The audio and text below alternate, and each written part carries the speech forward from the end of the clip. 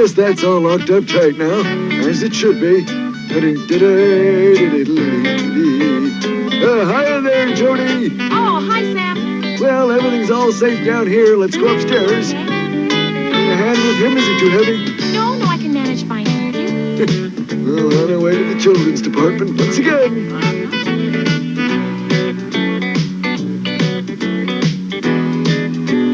Okay, it's clear. The customers have all gone home now.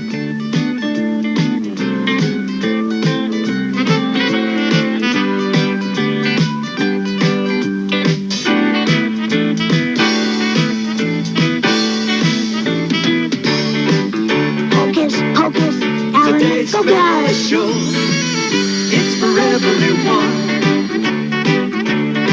Today's special, come join in the fun. With magic everywhere, a world for us to share. And friendly faces, hoping that you want to meet us there. For today's special, it's about to appear, it's about to appear. Today's special, shout it loud and clear. Today's special. Today's special is noses.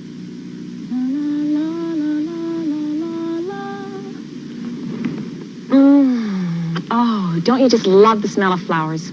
I do. You know what makes me glad I've got a nose? When I see a field of flowers or a touch a single rose, when I sniff a bunch of daisies, I'm so glad I've got a nose.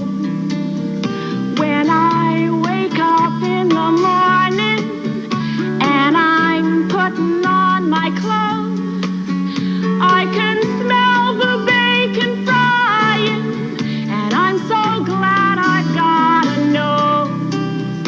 La la la la la la la la. La la la la la la la. La la la la la la la. I'm so glad I've got a nose. When I wander through the woodlands where the honeysuckle grows, and I smell the scent of pine trees, I'm so glad I've got a nose. When I see a field of flowers or just touch a single rose, when I sniff a bunch of daisies, I'm so glad I've got a nose. I'm so glad I've got a nose.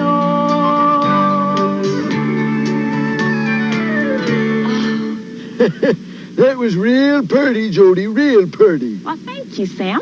And here's a daisy just for you. Oh, no, thank you, Jody. But daisies make me sneeze. Oh, no, don't tell me you're allergic to flowers, Sam. But the store's going to be filled with them by tomorrow morning. We're having a big sale. No, Jody. Not all flowers, just daisies. Anyway, I'll be all right as long as I don't go poking my face into the petals. Oh, I hope you're not allergic to daisies, too. Sorry, no time to talk. I have to find a rubber band right away. Huh? There has to be one here somewhere. Ah, here it is. Oh, I hope I'm not too late.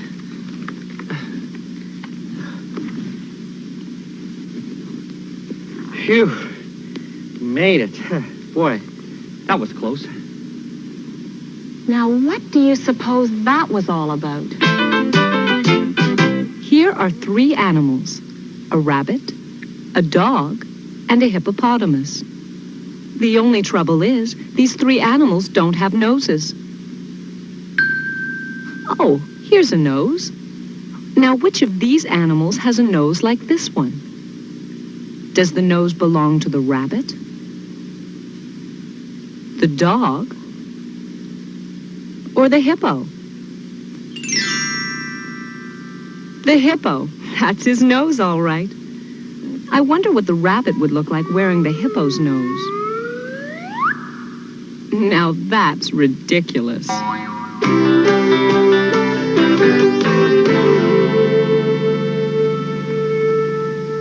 don't know why Jeff's walking around with that cup over his nose. Why don't you just ask him straight out?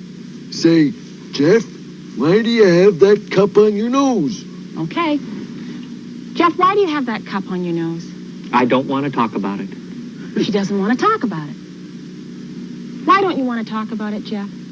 Did you hurt your nose? Is it bleeding?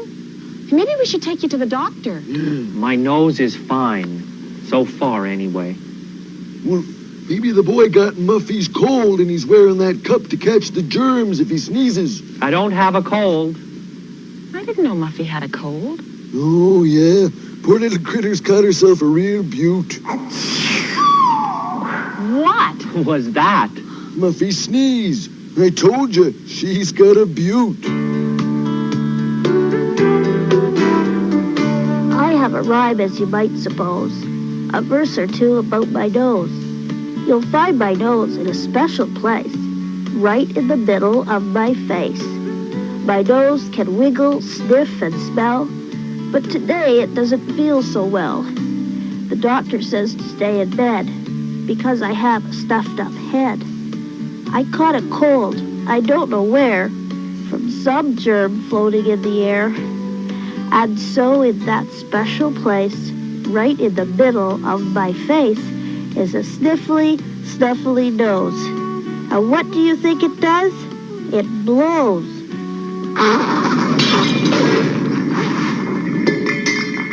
If we didn't have a nose, would a sneeze come out our ear? Did you ever wonder why you sneezed? Sneezing is your nose's way of getting rid of something that bothers it, like dust and cold germs. When you sneeze, it pushes air through your nose and carries out the dust and germs. Computers never sneeze. We don't have noses, of course. For something that doesn't have a nose, you sure can be awfully nosy. Always asking questions, why this and why that, why? I do not. Why is Jeff wearing that paper cup over his nose? See that? You see what I mean? Nosy. I heard that. I'm not nosy, just curious. What did you do on your day off yesterday? Oh, I spent part of the day with Jody. We had ourselves a real nice time. Real nice. Oh, isn't it just a beautiful day? Yeah, it surely is. You know what I like to do on my day off, Jody? No. I like to go for a walk and smell all the good smells in the air. Oh, yeah, like flowers. Yeah. They smell so good. Hey, and I can think of something else that smells good. Oh. And it's right over here.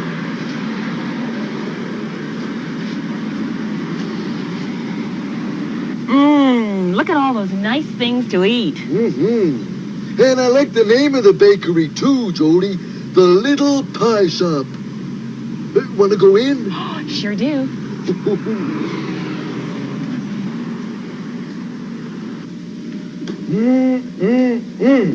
Smell that delicious pastry. Everything's so tempting. Cakes and jelly rolls and tarts. Oh, look at the wedding cakes. Oh, yeah.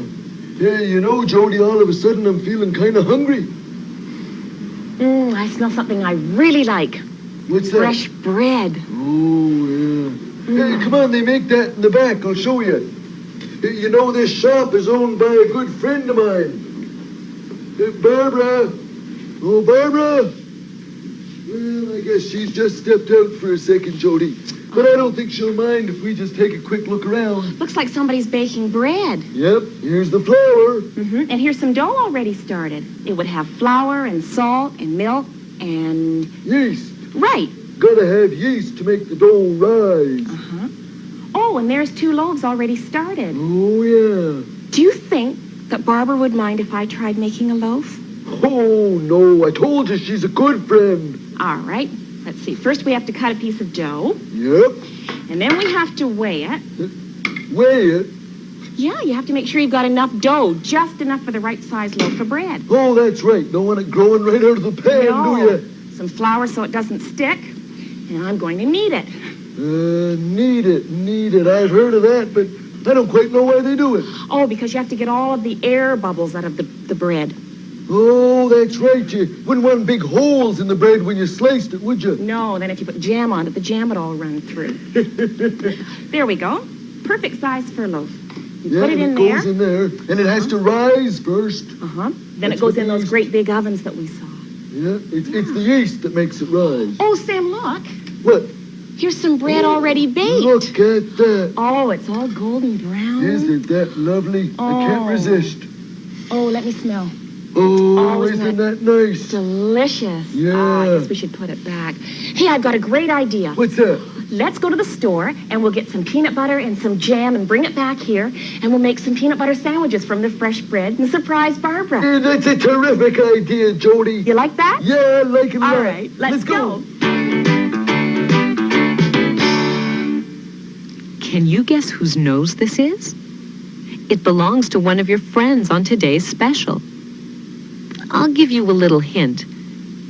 It belongs to someone who always speaks in rhyme. Now do you know whose nose this is? Muffy, of course.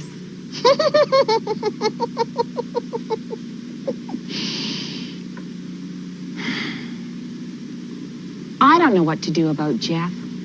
He's still sitting over there with that silly cup over his nose, and he won't take it off, and he won't tell me why either. Do you have any idea why he has that on his face? Well, I know he didn't hurt his nose, and I know he doesn't have a cold.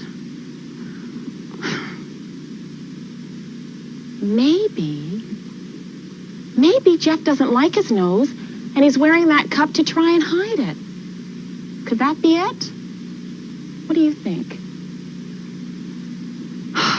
Oh, we've got to find a way to make Jeff like his nose. I've got an idea. Will you help me? All right, sit up nice and straight and point to your nose. Go on, point to it. Perfect. Now hold it there and don't move. Keep your fingers there. Jeff, come here. I want to show you something. What is it? I want you to look out there and tell me what you see. I see a bunch of kids with fingers on their noses. Why are they doing that? Well, to point something out to you. You see, every one of those kids out there, every last one of them has got a nose. Now, they come in different shapes and sizes, some black, white, or brown. Some have freckles and some don't, but every last one of those kids has got a nose. Oh, the rest of you can put your fingers down now, and thanks a lot. See, Jeff, everyone's got a nose.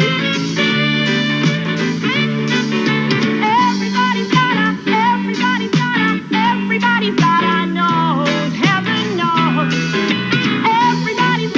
Everybody's got a nose.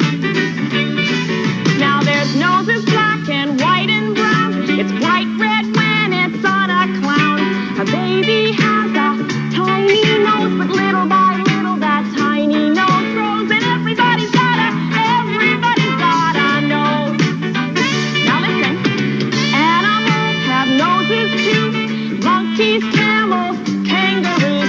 Some of them look like a snout, but all of those noses breathe in and out, and everybody's got a nose. Now a pig's nose is rather flat, and a hippo's nose is downright fat. This chap's nose looks like an arm, but that's part of an elephant's charms, and everybody's got a nose. You know that's true, but only one belongs to you. So you see, Jeff, everybody's got a nose, and you don't have to feel funny about yours. Come on, won't you take off the cup? I don't feel funny about my nose. I think it's a very nice nose, and I'm going to keep it. And I'm never going to take off this cup. Never. Oh, I give up. Here. You know what that is? It's my nose. Yep. It's a beauty, isn't it? Not one of your cute little prairie dog noses either. No sirree. The Crenshaw nose comes in large economy size. I call it the Crenshaw nose because everyone in the Crenshaw family has one just like it. See this picture of me with my two sisters? 3 different people, but the exact same nose. Do you know that the Crenshaw nose has 2 holes in it? Come on, TX. Of course I know that. They're called nostrils. And the air that I breathe and the smells that I smell go right through those holes. But do you know that there is more to your nose than the part that sticks out of your face? Well, no, I guess I didn't know that. Behind your nose, inside your head, is a large tunnel, and that's part of your nose, too. When you smell something, your nose sends a message to your brain, and your brain tells you what you are smelling. Right now, my brain is telling me that I smell a liverwurst and onion sandwich, and a chocolate chip cookie, and an orange. And my tummy is telling me that it's time for lunch. So, there we are.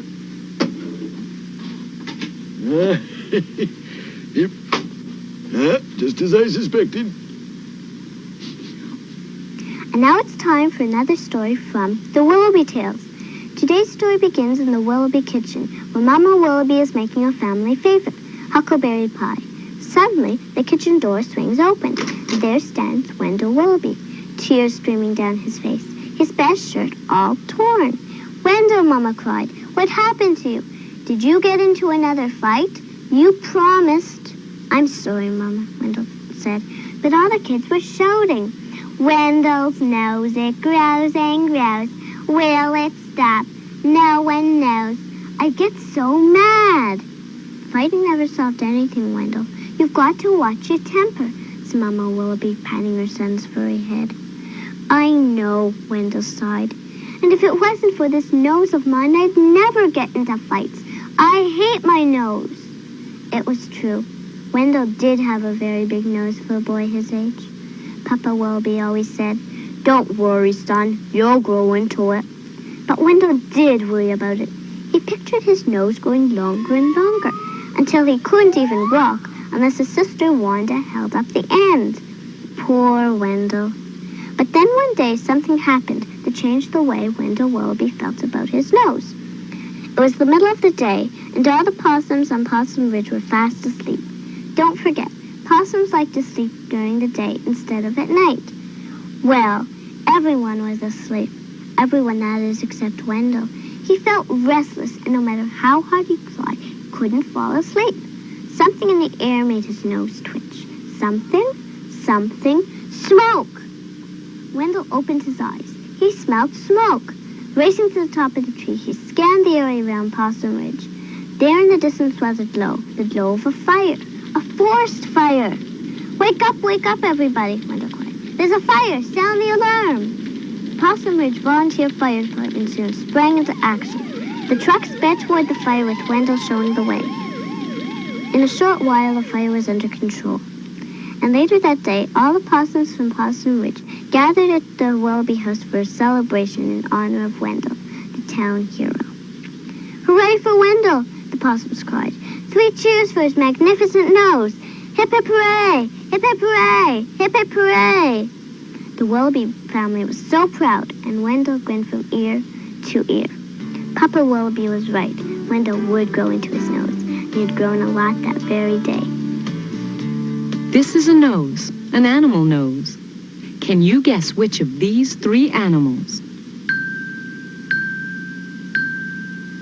has a nose like this? We'll give you a hint. Listen.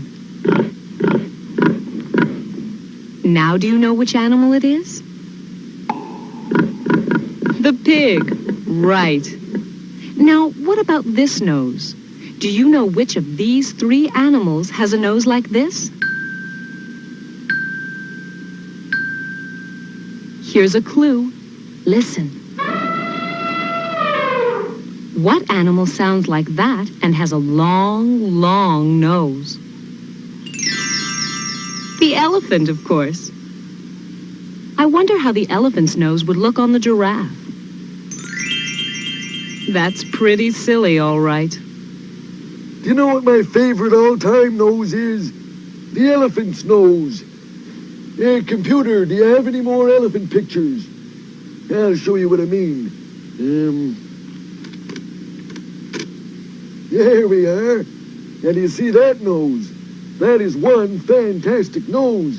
I mean, it can do all sorts of things. Now, our noses breathe and smell and sneeze, and that's about it. But now the elephant's nose, which is usually called a trunk, by the way, now he can pick things up with that nose just like a hand does. And the trunk can suck up water and spray it into his mouth for a drink, or he can spray the water over his back, just like a shower nozzle. How'd you like to try that with your nose? And do you know what's the nicest thing about an elephant's nose? It can give loving pets to a baby elephant. I have an elephant joke for you. I didn't know computers told jokes. When an elephant goes on vacation, why doesn't it ever take a suitcase? Because it already has a trunk. Oh. And that's why computers should never tell jokes. Hey, Jeff, I found your backpack. Jeff? Oh, well, I guess I'll give it to him later. He wouldn't want to lose this toy soldier. That's his favorite. Oh, it looks like the nose has fallen off.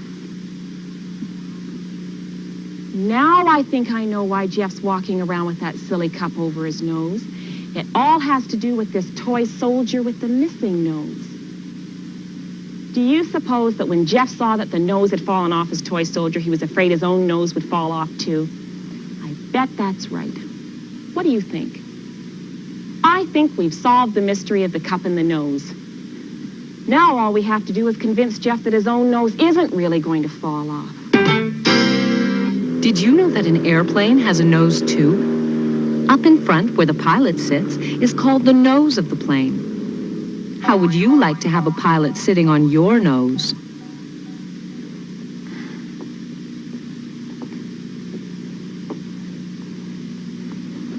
Hi, Jeff. Hi. I found your toy soldier. It's too bad about the nose. It was such a nice nose, too. Is that the reason you're wearing that cup? Because you're afraid your own nose might fall off, too? Well, why didn't you tell me that in the first place? Because I was afraid you'd laugh at me and think I was silly. But it's not silly to be afraid, and I would never laugh at something that scared you. You wouldn't? No, of course not. But, Jeff, you really don't have to worry about your own nose falling off. It can't. It won't. Believe me.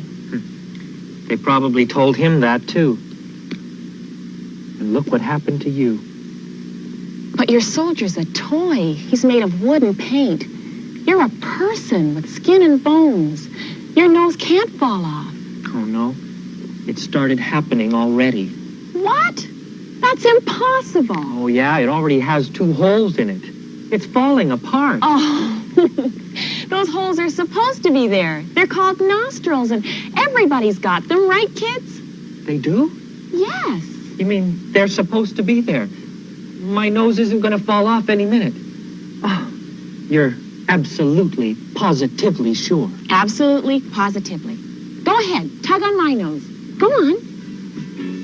Hey, it's stuck on tight. See, I told you so. Hey, come on, let's go check out Sam's nose. There was an old man on whose nose most birds of the air could repose. But they all flew away at the closing of day, which greatly relieved that old man and his nose. There's something wrong in this picture of a face. Do you see what's wrong? It's the nose. It's upside down. We can fix that. There we go. Oops. Now the nose looks right, but the rest of the face is wrong. Now we've got it all together. Everybody knows that you smell with your nose. But did you know that you have a special smell too? If you were lost, a bloodhound might be able to find you by following the scent you leave behind on the ground as you walk. Nobody looks exactly like you, and nobody smells exactly like you either. Hey, Sam, could we borrow your nose? My clothes? Oh, I don't think they fit you, Jody. Not your clothes, Sam, your nose. My nose? Yeah. Well, what do you want my nose for? Well, so we can show Jeff that noses won't fall off. What? Go on, Jeff, tug on Sam's nose. Fall off. And of course it won't fall off. Stuck to my face. Has been since I was born. Thunderation. It's true. Noses won't come off. What a relief. I was really scared there for a while. You know, Jeff, I really do like you, but sometimes you're just a teensy-weensy bit weird. Do you feel better about things now? Better. I feel fantastic. And I love my nose. And I love your nose. And your nose, too. And wherever you are, Muffy, I love your nose. Oh, bless you. When I see a field of flowers or touch a single rose, when I sniff a bunch of daisies, I'm so glad I've got a nose. When I wake up in the morning and I'm putting on my clothes, I can smell the bacon frying, and I'm so glad I've got a nose. La la la la la la la la la la la la la la la la la. I'm so glad I've got a nose. When I wander through the woodlands where the honeysuckle grows, and I smell the scent of pine trees, I'm so glad I've got a nose. When I see a field of flowers, or I touch a single rose, when I sniff a bunch of flowers, I'm so glad I've got a nose. I'm so glad I've got a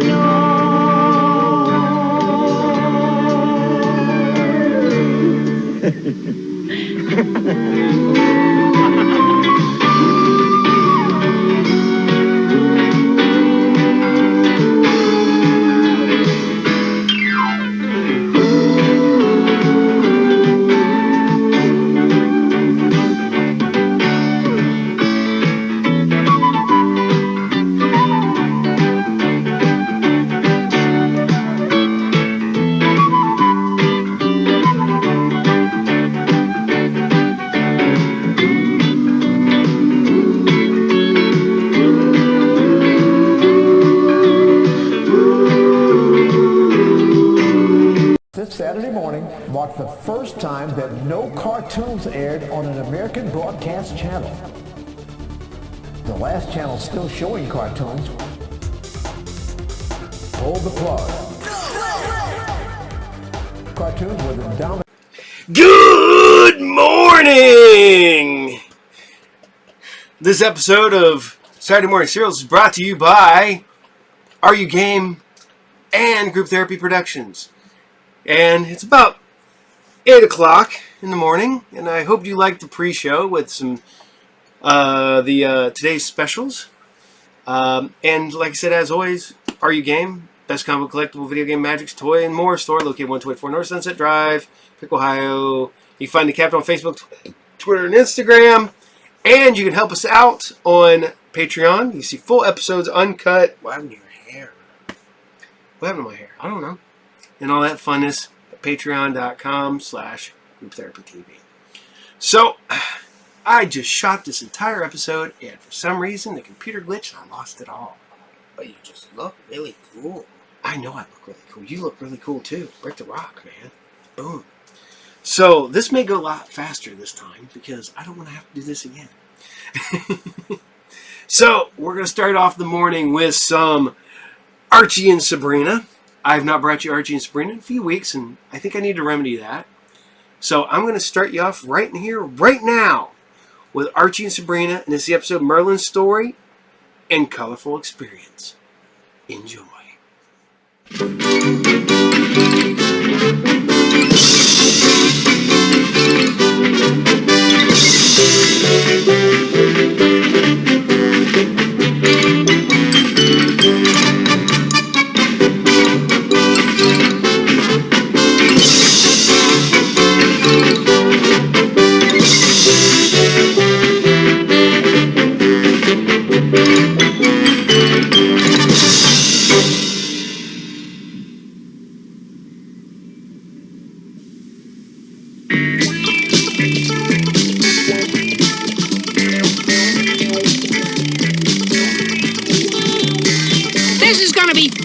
Spending the day at the medieval fair.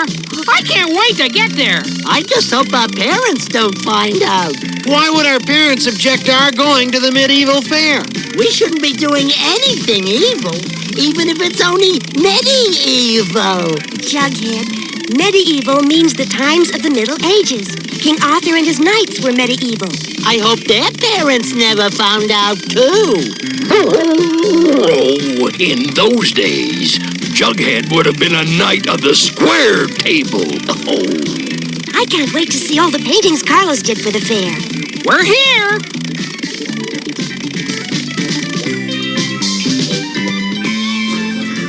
Look at the costumes! It's almost like going back in time! Gosh, look! They look just like the horses knights used to ride. Huh, this is all kid stuff.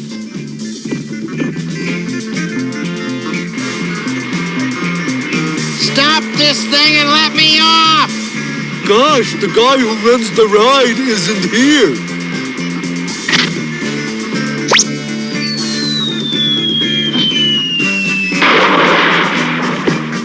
I don't know how you can eat pizza after a ride like that. I'd love to see the paintings you did, Carlos. They're in the main hall of King's Castle. Gosh, they're great, Carlos. There's King Arthur, and Sir Galahad, and Lady Guinevere, and Sir Lancelot. The only one I didn't paint a picture of was King Arthur's sorcerer, Merlin. I don't really think he ever existed. Oh, if Merlin was here to hear Carlos say that. All right. Now, who stole my laboratory? Oh, my goodness. I brought Merlin back from the Middle Ages. Hi, Chihuahua. Well, I see Guinevere's been decorating the castle again. The least she could have done was put up a picture of me, you know.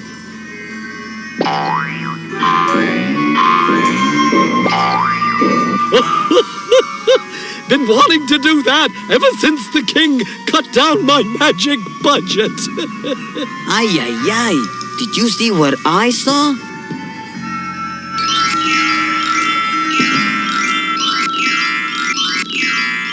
Ay, caramba. I think maybe I need some air. Merlin, I think... Oh, he's gone. I've got to find him before he gets into mischief.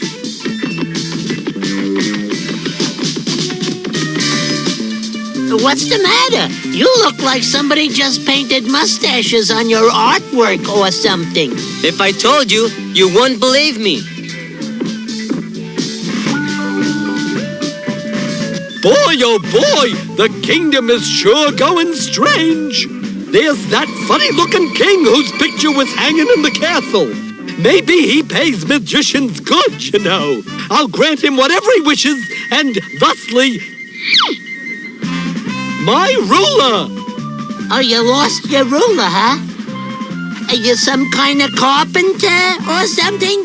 Sorry we couldn't find your ruler. You are my ruler, you know. You must recognize me. You see, I am Merlin. The magic guy?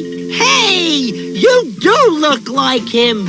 Good costume, boy. I am the real Merlin. If you're the real Merlin, I'm a monkey's uncle.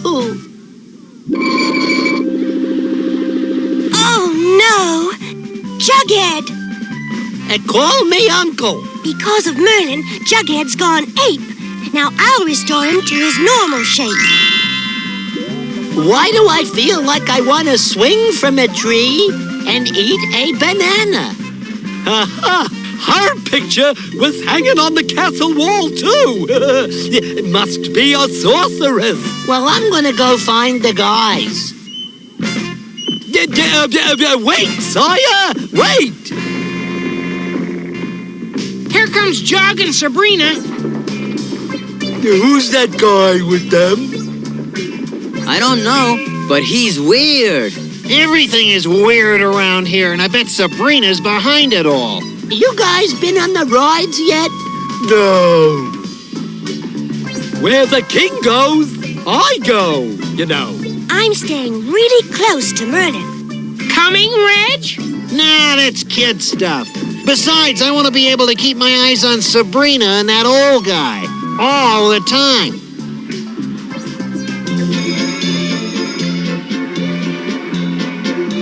Gosh, Reggie's missing all the fun. No, that's kid stuff. Sometimes Reggie should go soak his head. As you wish, sire, as you wish.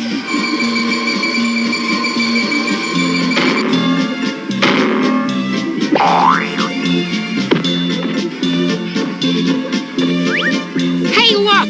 Reggie's going on the whip ride again. Yeah, and this time he's so scared, he's wearing a bucket to cover his eyes. Yeah, he can have that ride.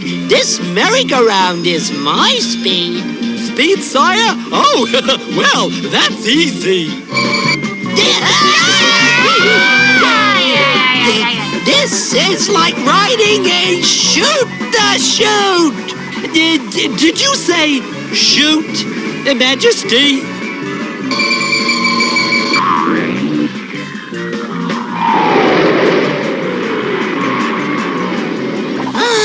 I'm getting dizzy. I wish this thing would slow down. Boy, these are the wildest rides I've ever seen. Oh my, I think I'm dizzy. I know he is. I have to find a way to send him back to his own time. If he keeps this up, we'll all be dragging. Dragon? Where? Where's the dragon? There it is.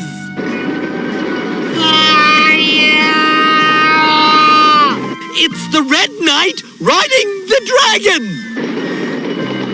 I'll get him! Merlin, no!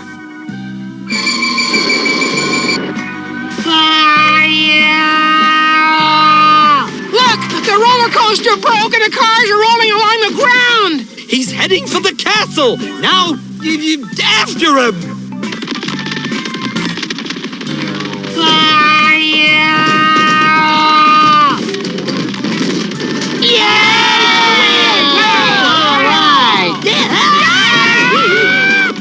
Hi, Chihuahua. How do they make this ride do this? It must be computerized or something. I've got to stop the dragon before he enters the castle.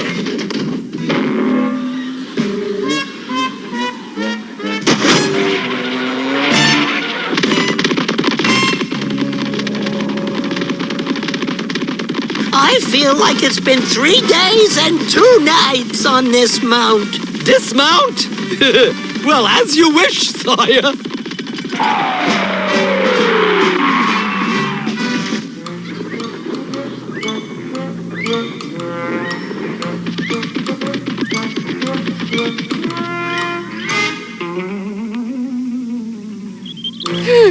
There's Merlin, but where are the boys?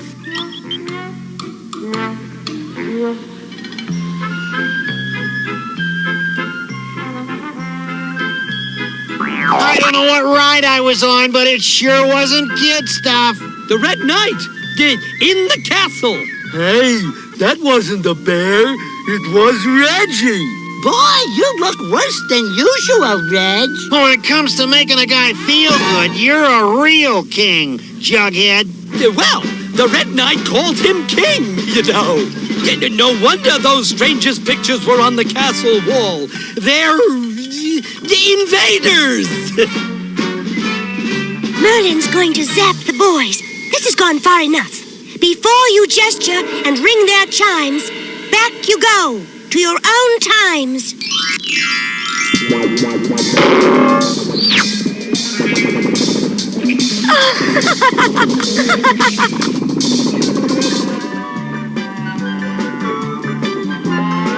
This sure was some fair. I never want to ride any of those computerized rides again. I wonder what happened to the wacko who thought he was Merlin. Oh, I think he went home. Hey, anybody hungry?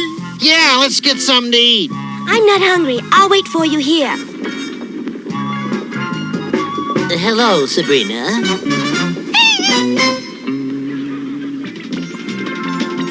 Really, Sabrina?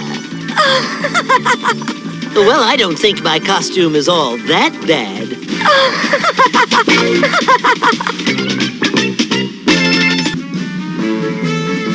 Today's art lesson is on abstract art. We, as a class, will create an abstract painting on this canvas. You mean all of us will paint together?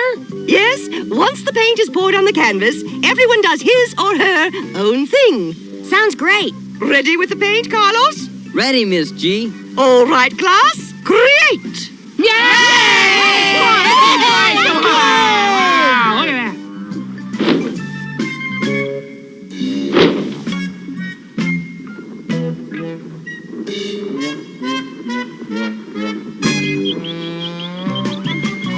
I never knew art could be such fun.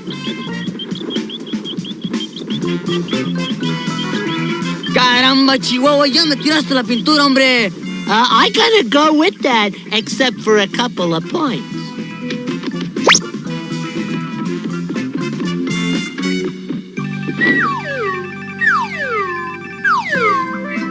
Hey, that looks like fun. I bet Picasso never started like this. And now, your class painting.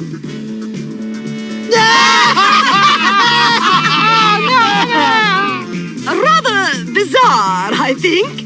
Do you think we could sell it on the open market? Who knows? Now, if you people would like to earn some money, my house can use a painting. What do you say? Yay! You betcha. Very good. I'll be going out of town for the weekend, but I'll give you my address and instructions. I don't get it, Reg. If this is supposed to be a class project, how come we're getting here 4 hours before everyone else? Don't you see? We get here early, do a great job on Miss Grundy's house, and then take all the credit when she gets back. Oh, like we tell her we did it all by ourselves? Exactly. Think of the points we'll make with Grundy. Our grades are sure to go up. Yeah, I might even start pulling D's. Well, let's not expect miracles overnight. This is it. Boy, have we got our work cut out for us.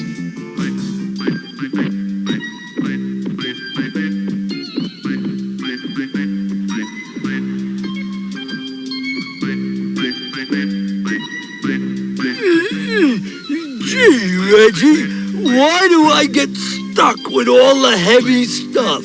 Are you kidding? These brushes are heavier than they look. Whoa!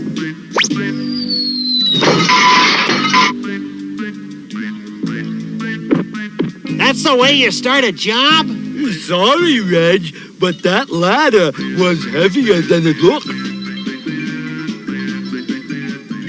Before the painting begins, the surface must be prepared. Now, here's a small hole caused by weathering. Now, here's what we do with holes.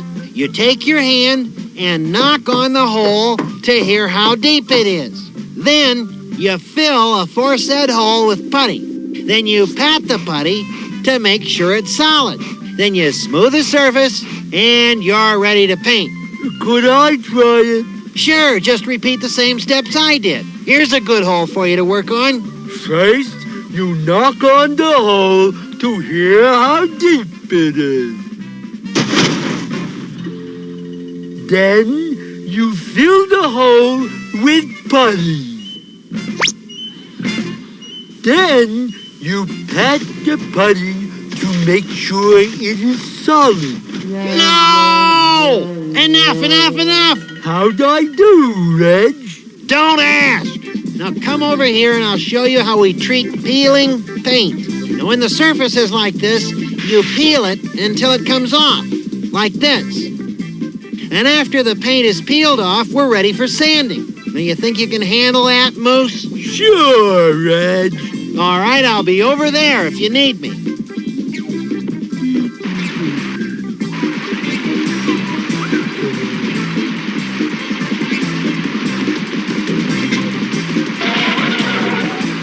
What on earth are you doing? I'm peeling the paint, Reg, just like you said.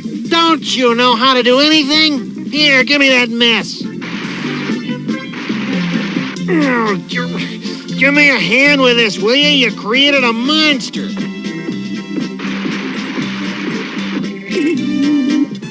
Whoa! Boy, I'm glad that's over.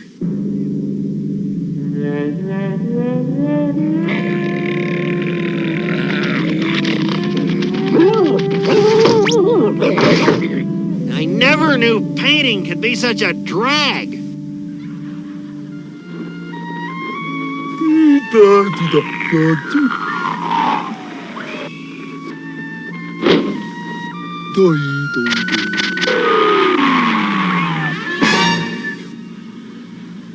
Mouse!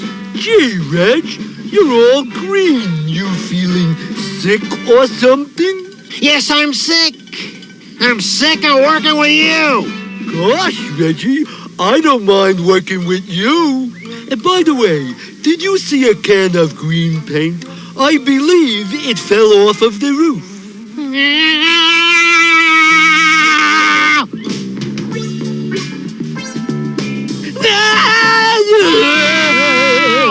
It's you!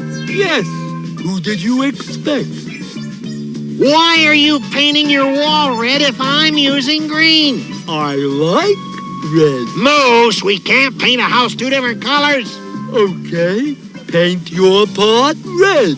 Green it is. Red. Green. Red. Green. Red. Green. Red. I green. Red. Green. Red. Green. Green. Red. Boys! Painting got you down? Tired of all those brush strokes? Well, no need to be tired anymore. With Super Roller, painting is a snap. You hold your hand still, and the battery-operated roller does all the work. Hey, that does look easy. As that's only the lowest speed. Watch what happens when I put it on high. Wow, what an invention. Tell me, how much does something like that cost? You happen to be in luck. Today and today only, Super Roller is on sale for only $2.99. Oh, that's great. Give us one each. Hey, that guy was right. These Super Rollers are terrific.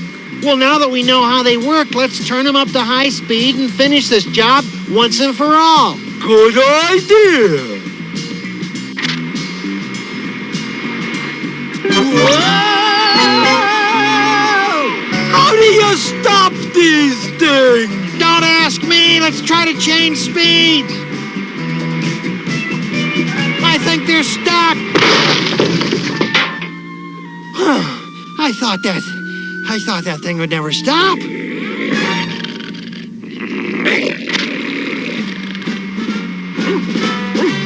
Well, at least these things are good for something.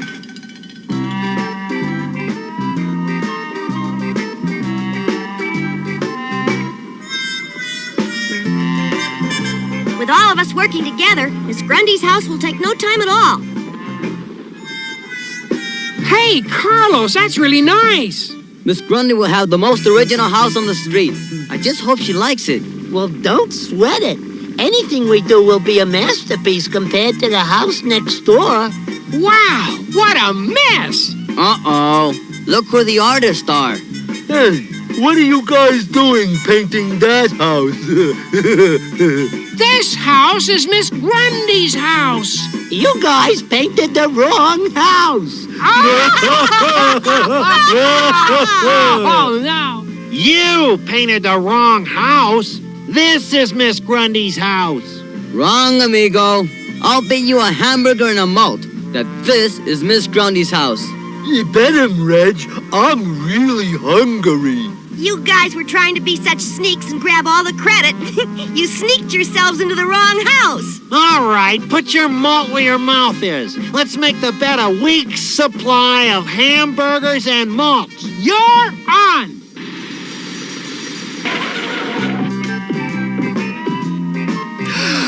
Who's responsible for this mess? Who did this to my beautiful house? This is your house? You wouldn't happen to be Miss Grundy, would you? Oh!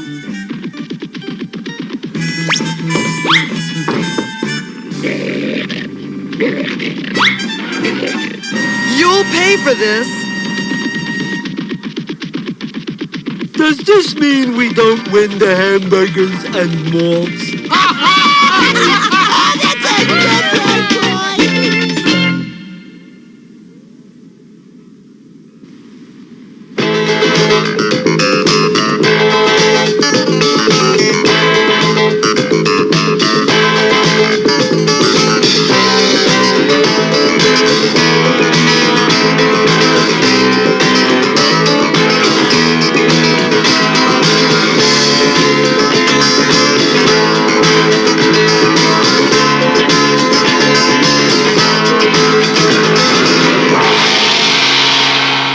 Well, I went to the movie and what did I see? I saw lots of legs sitting next to me.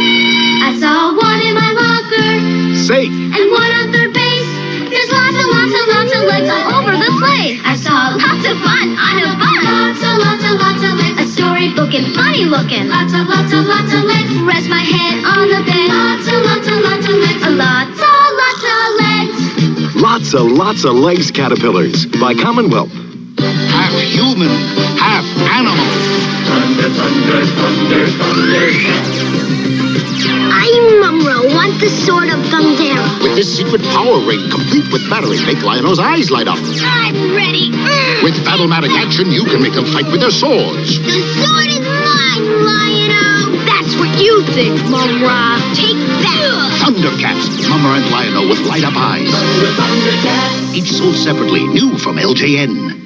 And now, back to our show. All right. I hope you guys still dig Archie and Sabrina. And, cool ass bike. I got a bike almost exactly like that in my shed. So, I went on a spree last year and I bought a bunch of 80s BMX bicycles. So I have several 80s BMX bicycles in my shed.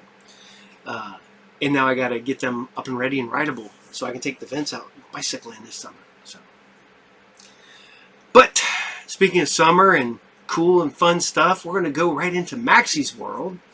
One of the programs that definitely wanted you to really think California was awesome back in the day. So this is Maxie's World episode 4, and this is To Be or Not to Be Freddy. Enjoy.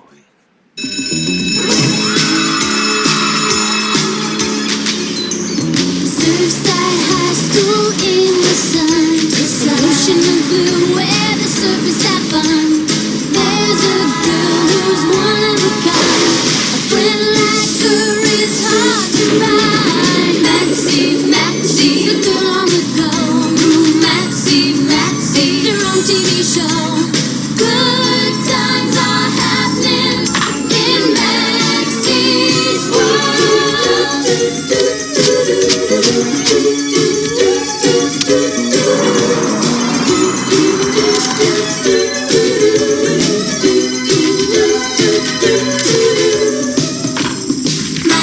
Maxie's their own TV show. Good times are happening in Maxie's world.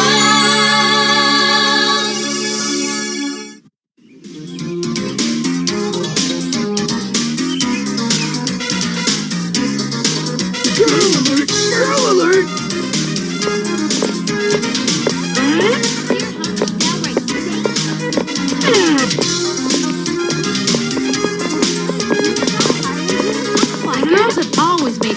Ferdy a little crazy, and Jerry has always made them insane. You boys are totally disgusting. Thank you. Wow, it's the teen suffrage dance contest. The girls ask the boys. What a bodacious break. Here I am, Jerry. You might as well ask me now. Ask you? No way. Hey, lots of femmes dig me. I'm prize date material. Yeah, the booby prize. I don't think she's gonna ask you to the dance, Ferdy. Of course she is, dude. She just doesn't know it yet.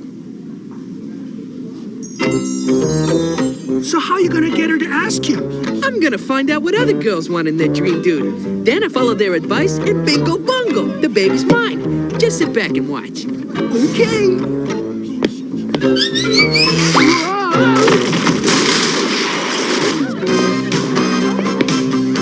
We can't let Jerry win the dance contest again. Excuse me.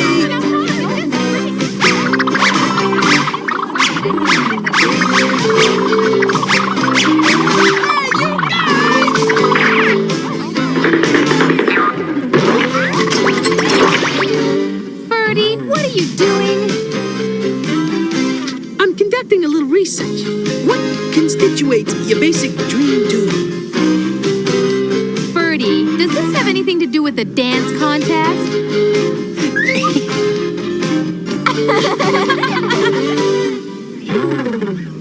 Well, let's see. My dream guy. First of all, he's glamorous. Oh, and funny.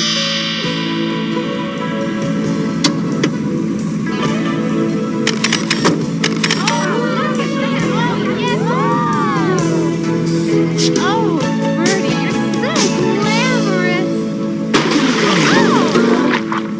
Oh, and funny.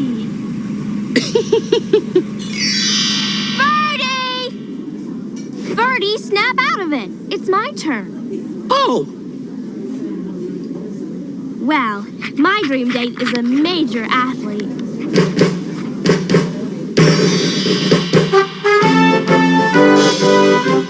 Hit a home run for me,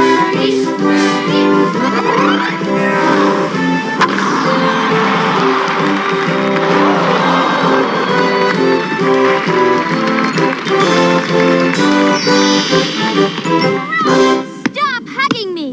Oops. Okay, Ashley? I thought you'd never ask. My leading man has fire in his eyes.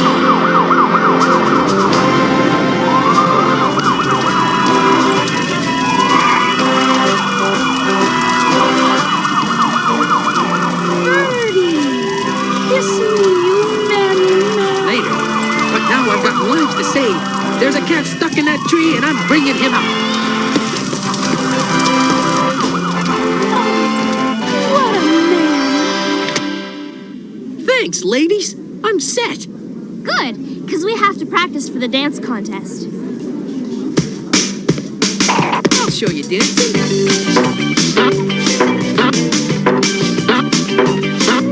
This here's the Surfside Shuffle.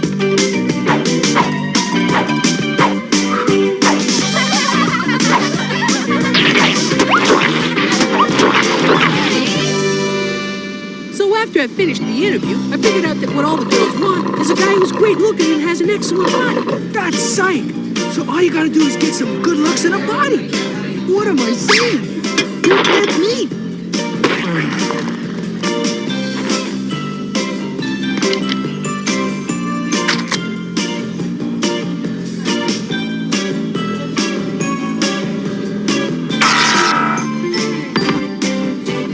Hey, Whip, you looking for a new you? Of course you are, you bag of bean dip. Get my official makeover kit. It'll make a new man out of you. Here, snap out of it. Go and get my kit.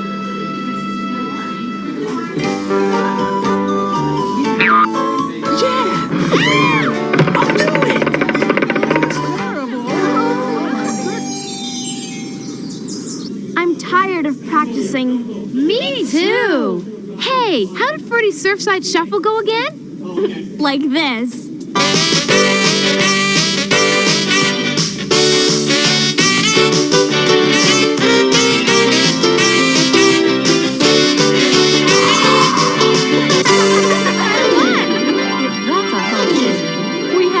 anything to worry about. Come on, Denny. This is rad, Ferdy. I've always wanted to be a coach. Okay, Ferdy, time to pump some iron.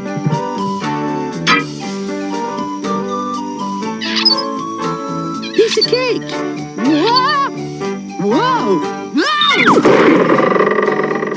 You think that's too much weight? Nah, dude. Good set. Jerry's gonna love your pecs.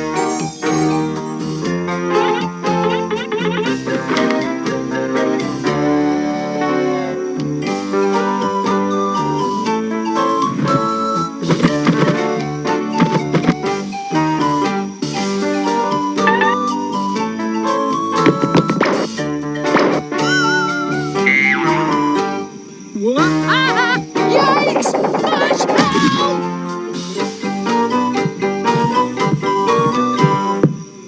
Watch out, Jerry. Your dream date's ready.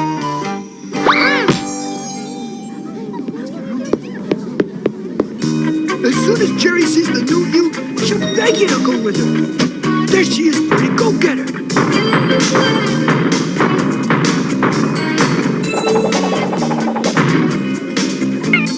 Hi, Jerry.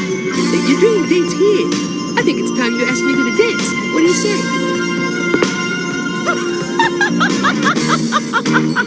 Poor Bertie. He felt so humiliated, and he'd been trying so hard to impress Jerry.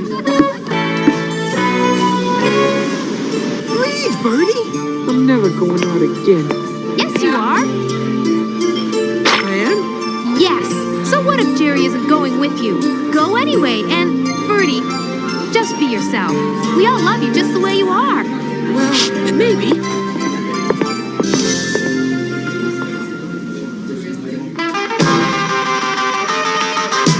I had a feeling Jerry wouldn't win a dance contest this year, but I never guessed who would.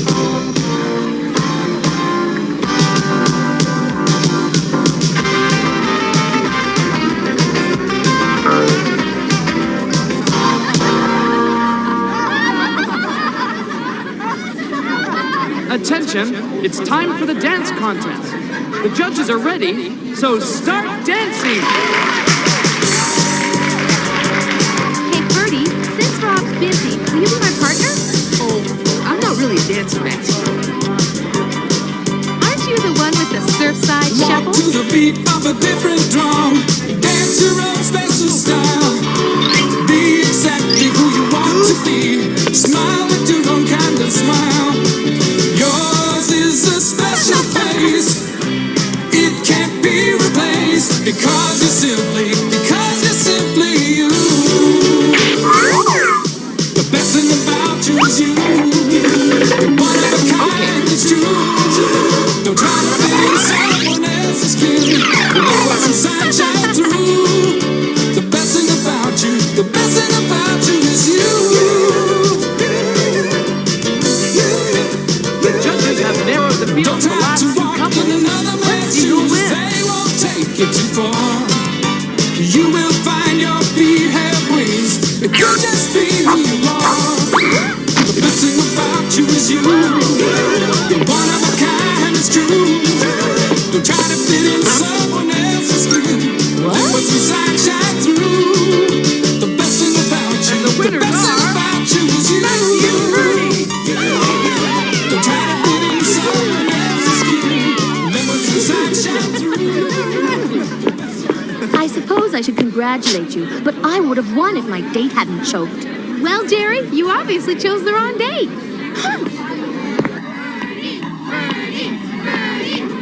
See? What'd I tell ya? From now on, I'll just be myself. Come on, Maxie. Let's shuffle. The best thing about you is you. You're one of a kind, it's true.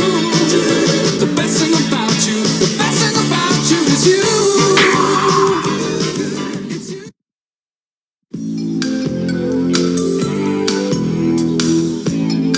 What a bizarro day. It felt like we were in an old cartoon. It all started when my cousin Margie dumped her little sweetheart Norman in my arms.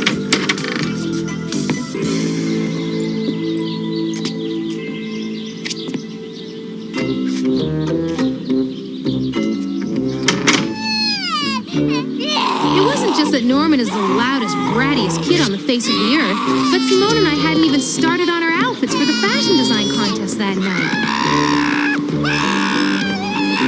Please, Norman, don't cry.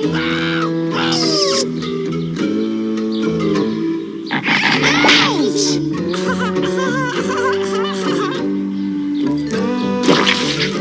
And that was only the beginning.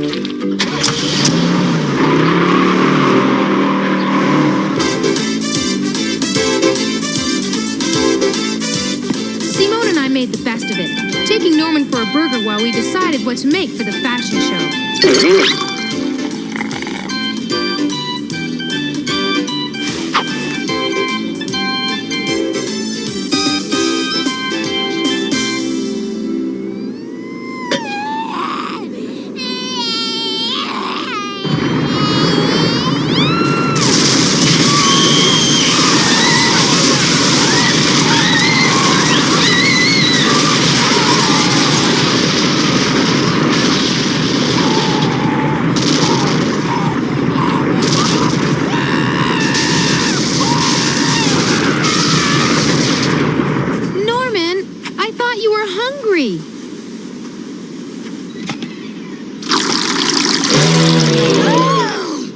Why, you bratty little... Norman! I'm sure he didn't do it on purpose.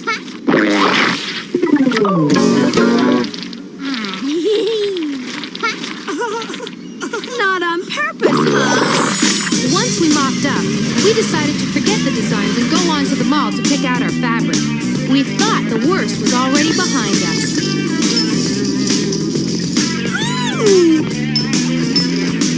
This is hot! Oh, but look at this one! This is my absolute fave! No, maybe this one. Ooh, but this is perfect! This is the best!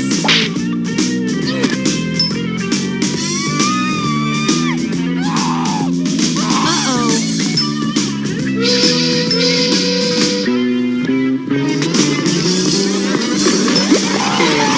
What do you think you're doing?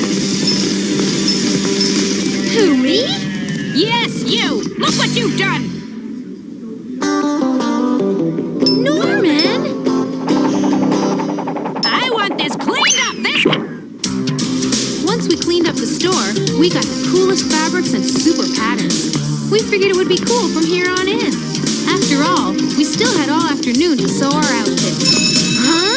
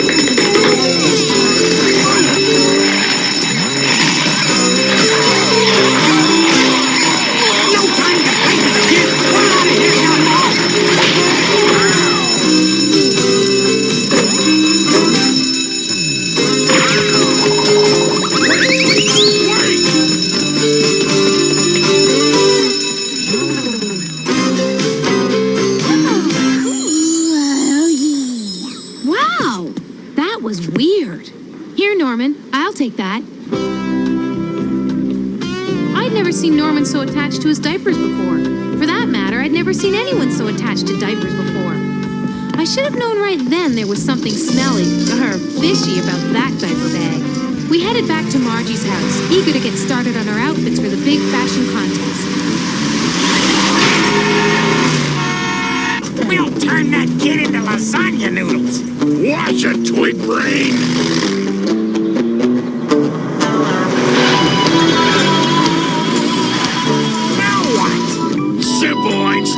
You sneak in and nab the bag.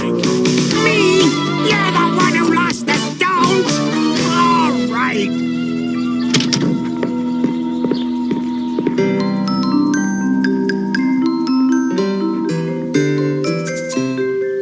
There, Norman. Now you can play and we can get our outfits made.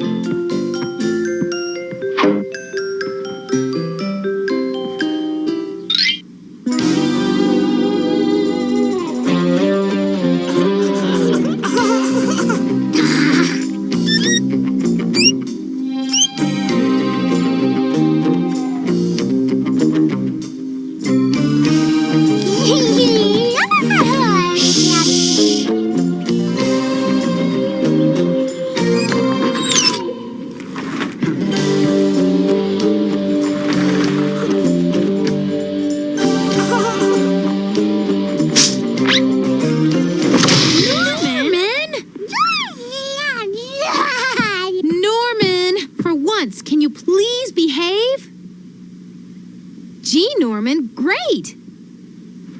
Measure 20 centimeters and cut in diagonal.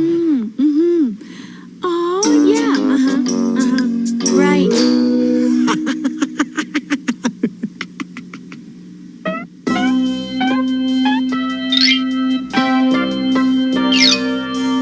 Bingo, the bag!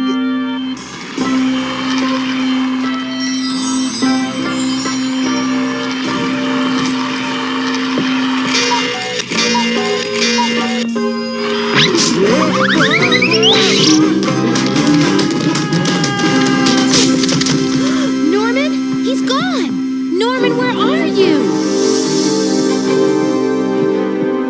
Norman, thank goodness, there you are! Hey, Twix, where'd you go?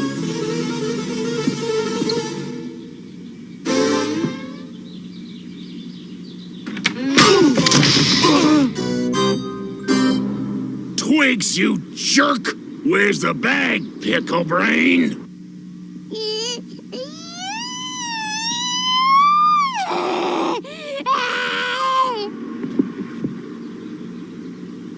In here! Don't you dare lay a hand on him! You can have him. All we want is that bag. Idiot! Like this! Run, Vern! What happened? It was those two creeps from the mall! Look, an earring! Of course! They hid the loot in the diaper bag! Come on, after them!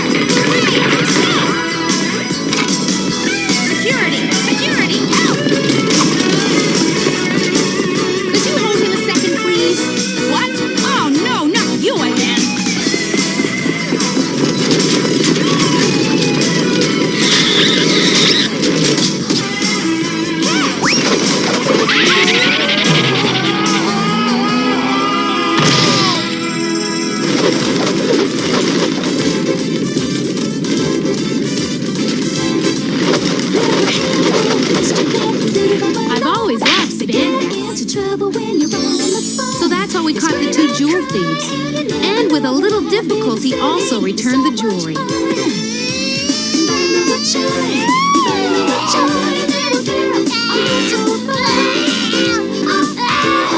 And as for the fashion contest, well, we didn't win, but we got an excellent idea for our outfits from Gumball and Twigs. Surfside High School in the sun, an ocean of blue where the surfers have fun. There's a girl who's one of a kind. A friend like her is hard to find. Maxie, Maxie's the girl on the go.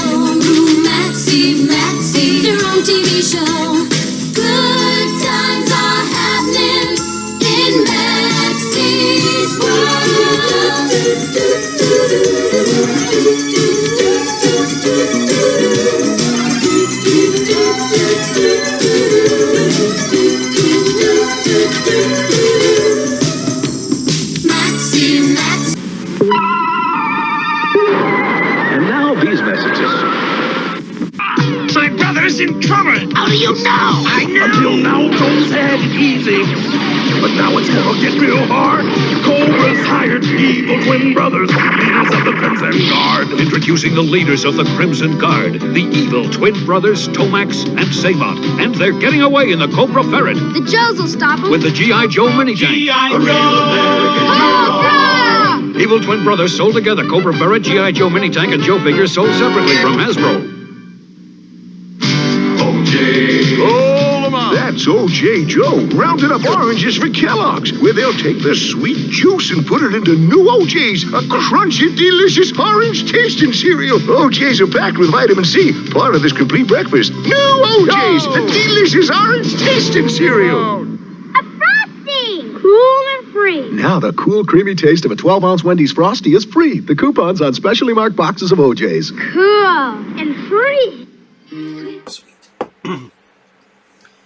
All right, so I hope you guys dig Maxie's World, but we're going to go directly into some Gem and holograms.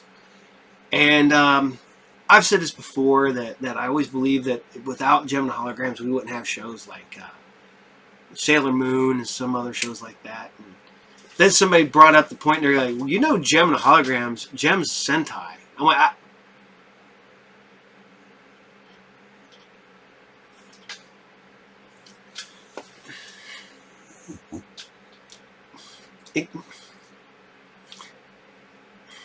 you're not wrong. Because, you know, she transforms. She goes from Jericho to Gem. And she transforms. She uses her abilities. And I'm like...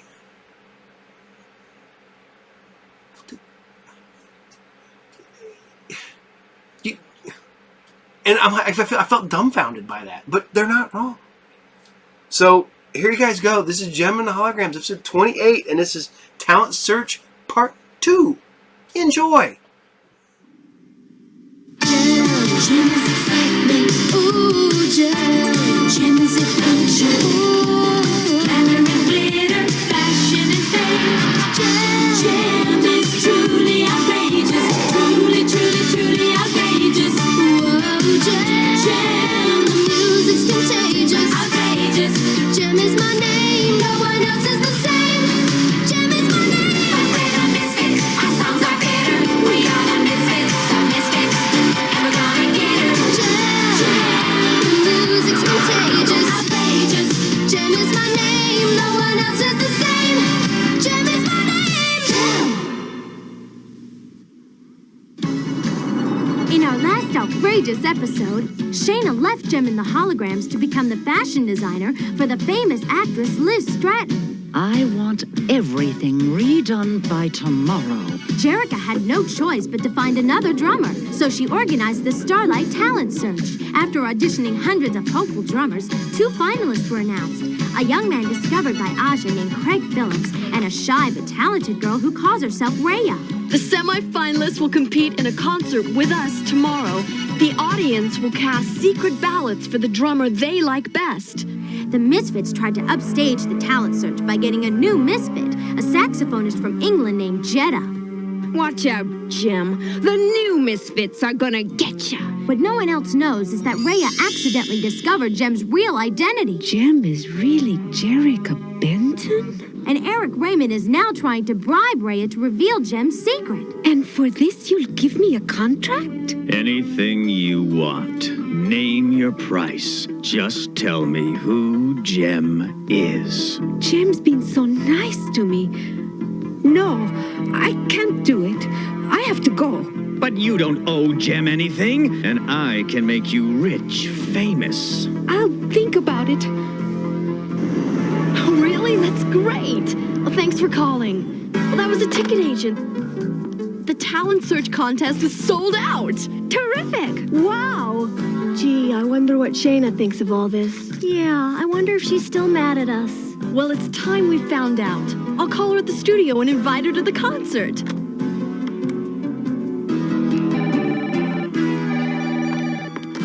Hello? Jerica! How wonderful to... how nice to hear from you. Shayna, it's about the concert. Hold on. That one. Yes, Jerica? Wait. How deep a hem? 3 inches. Love you to come if... Shayna, I must talk to you. What did you say, Jerica? No, Sheena. Sorry, I've gotta go. Bye. That was quick. She was very busy. She must be having a wonderful time. These designs for the other lead actress, they're gorgeous. Thanks. No, you don't understand. They're more gorgeous than mine. I'm the star. No one is supposed to look better than me. My designs. Oh. Remember that when you redo them. What have I gotten myself into? I keep running in circles, never know where I stand. Nothing seems to work exactly as I planned. Show me the way. Whoa, show me the way. I want somebody. Show me the way. The right direction. Show me the way. The right connection. Show me the way. Oh, show me the way. Show me. I fall into danger, seems I never win. I think I'm safe, then I see the mess I'm in. Show me the way. Whoa, where in all this madness do I go, baby, baby? If you know, whoa, show me the way. I want somebody. Show me the way. The right direction. Show me the way. The right connection. Show me the way. Oh, show me the way. Show me the way. Oh, show me the way. Show me the way. Oh, show me the way. The way. I thought Rhea would be easy to bribe. So, the little twerp's too honest. There's always the other guy. What's his name? Craig Phillips. Phillips? I know that name. Hi, everybody. I want you to meet Craig Phillips, my brother. That guy? The other semi-finalist? Is your brother? Why, you've been holding out on us, Stoma. You're working for the wrong side, handsome. Jem's a loser. I didn't know anything about your rivalry with Jem until Mary? Stormer. Until Stormer told me about it. This is perfect. Craig, my friend, how would you like to help us destroy Jem?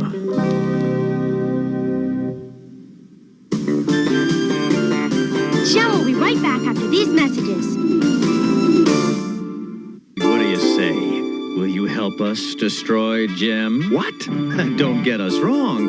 All we want to do is find out who Jem really is. You see, what's good for Jem is bad for the Misfits. And what's bad for Jem is good for the Misfits.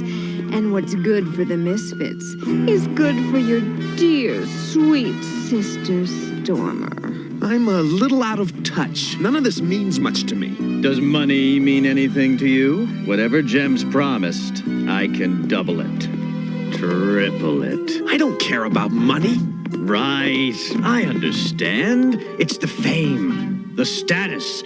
I can put your name on everyone's lips. Come on. What do you say? Forget it. You're barking up the wrong tree. Okay. So what do you want? What I want is none of your business. Don't stand there like a lump. He's your brother. Do something. But I wouldn't let Pizzazz down. She might kick you out on your ear. Yeah, change his mind or you're out of the Misfits. Craig, you told me if I ever needed help, I could count on you. You promised. Please help us, Craig. You want me to do this? Yes. All right. For Stormer's sake, I'll do what I can.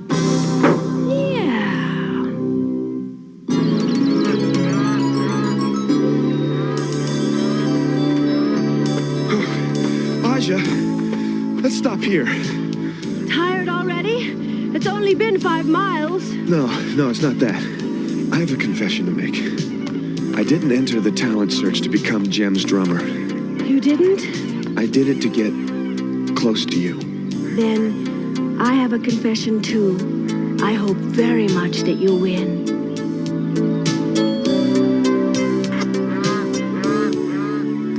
There's just one thing I have to know. What's that? Who is Jem? I can't tell you that. So, I'm good Good enough to become your drummer, but not good enough to trust. Maybe I should drop out of the competition. Jem keeps her identity secret for good reasons. No matter how I feel about you, I won't betray Jem's trust in me. Aja, wait, I'm sorry. I'll never ask you again. Aja, I swear. I trust you, Craig, but Jem's secret is hers to reveal, not mine. Jem who?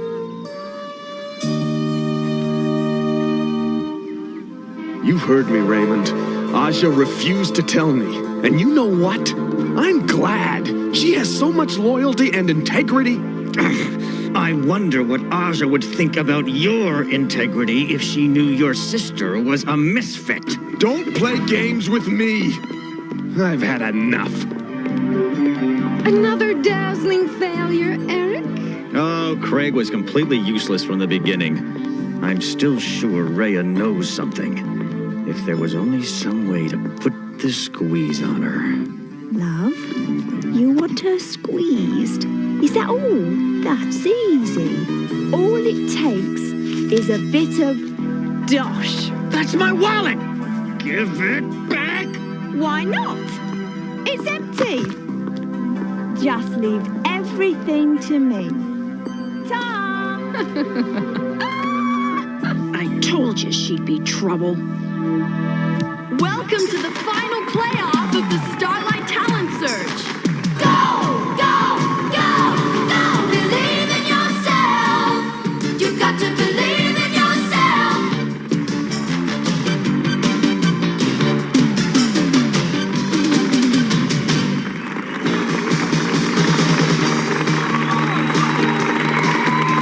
And now, to end the Talent Search concert, a drum duel between Craig and Rhea.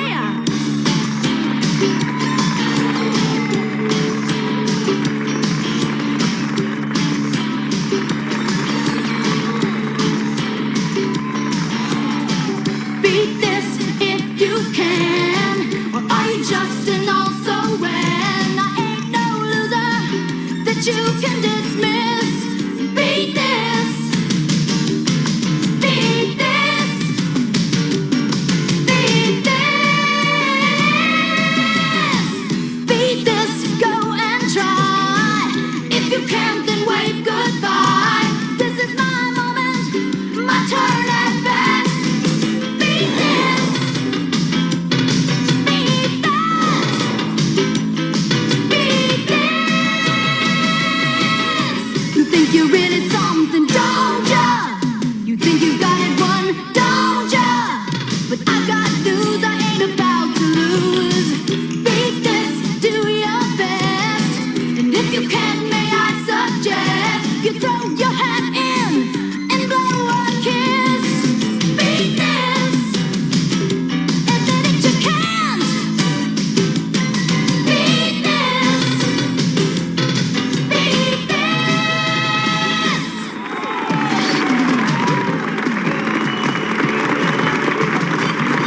As you exit, be sure to cast your vote for the drummer you like the best. An independent company will count the ballots, and the winner will be announced tomorrow. All right. Here's half the money now. You'll get the other half when the job's done.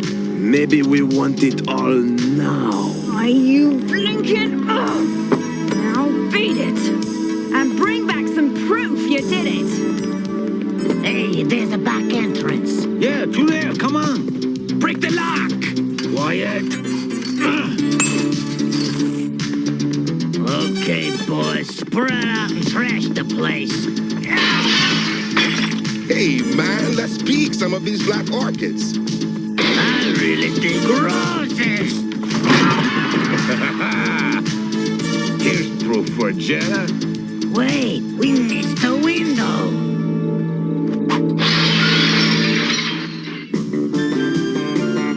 Jem will be right back after these messages.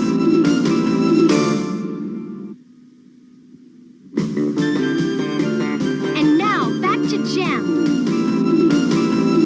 Savings you just can't beat. Oh, this orange is gross. Ay, ay, ay. Oh, My flowers, my greenhouse. Who would do this? Why? Papa, it'll take a lot of money to fix this. Yes, much money. Yeah, my beautiful orchids. Papa, I have to go somewhere. Rhea, wait. What about your press conference? Aren't you going? It doesn't matter. Craig will win. If you win, maybe Jem herself will tell you who she is. We don't have to let her know you told us. Come on, Mary. You know this wouldn't make any difference. Yeah, I know. You're too good for the Misfits, Mary. No, I'd be nothing without the Misfits. And if you don't help them, they'll They'll what? They'll kick me out of the group. That does it. Where are you going? What are you going to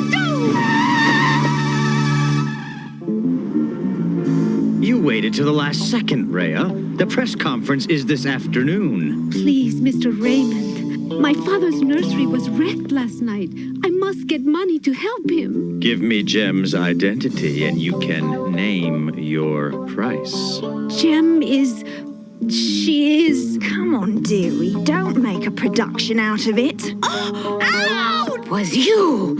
You sent someone to wreck my father's business, so I would come begging to you. I had nothing to do with it. He's lying! He paid for it! Smart work, Jetta. If I didn't have a penny in the world, I wouldn't take money from you. To think I would consider betraying someone as good and kind and decent as Jem to a pack of jackals like you. You'll never learn Jem's secret from me. Never! I've got a score to settle with you. It can wait. I've got 2 scores to settle. First, you're gonna make an anonymous donation to Rhea's father. You can't threaten me. Oh? My lamp. I am not scared of... Oh, Craig, old buddy. Perhaps I've been a little insensitive.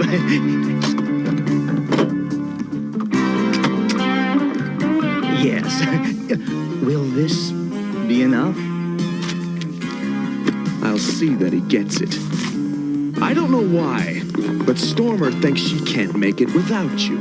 So treat her right, because if you toss her out of the Misfits, you'll answer to me. Personally.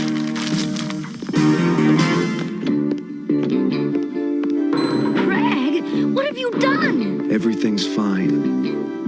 Isn't it? Why, yes, Craig. Take care of yourself, Mary.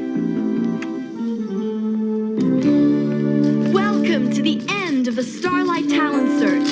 I'm pleased to welcome you all here. The result of the concert ballots was delivered to me earlier today. You're withdrawing from the contest? But why? I'm caught in the middle of something personal.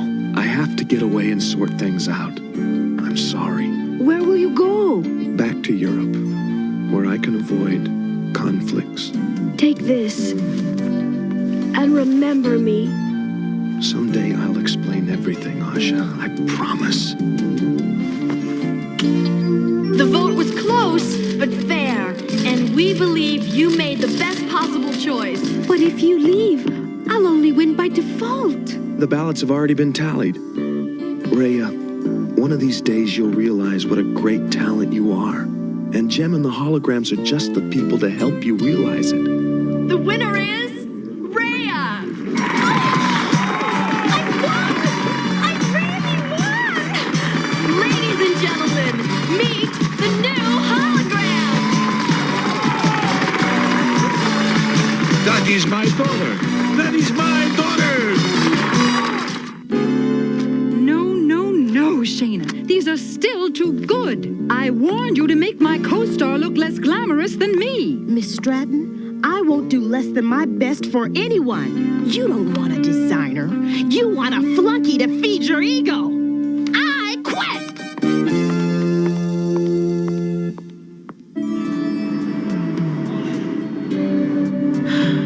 What will I do now? Go back to Jim and the holograms. They have a new drummer by now, and besides, they don't want me back. Thank you all for coming. Excuse me.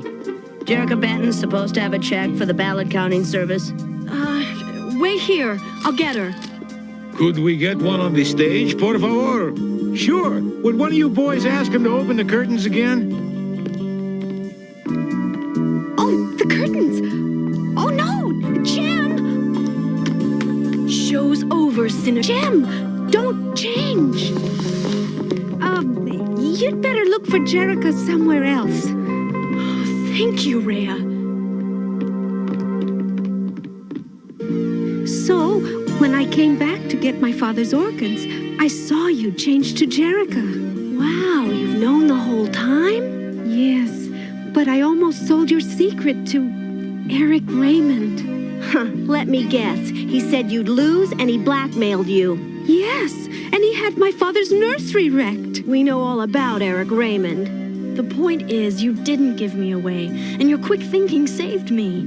We're proud to have you in our group. Oh, come on! I can't wait for Rhea to meet Synergy!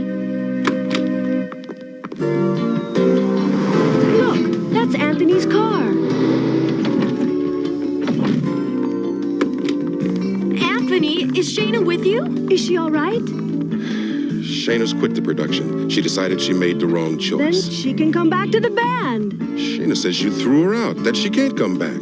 But we thought it was her big chance to make it as a designer, so we pretended we wanted her to go. We love Shayna. We miss her. We give anything to have her back. What did I tell you? Oh, how could I ever doubt that you were my best friends? Why did you quit the show? I guess I just wasn't cut out for it. Oh, terrible fun. You must meet Rhea. You'll love her. Rhea? Rhea? Rhea! Look what came. Enough money to fix all the damage. From a friend, he says. That's wonderful, Papa. What's wrong? Why aren't you with Jem and the holograms? Shayna came back, so they don't need me anymore. But we do! Since our drummer won't come to us, we decided to come to our drummer. We want you on drums, Rhea. But Shayna? With you on drums, I can play my guitar. Are we ready to rock? We're ready! All's right with the world. Everything is in sync.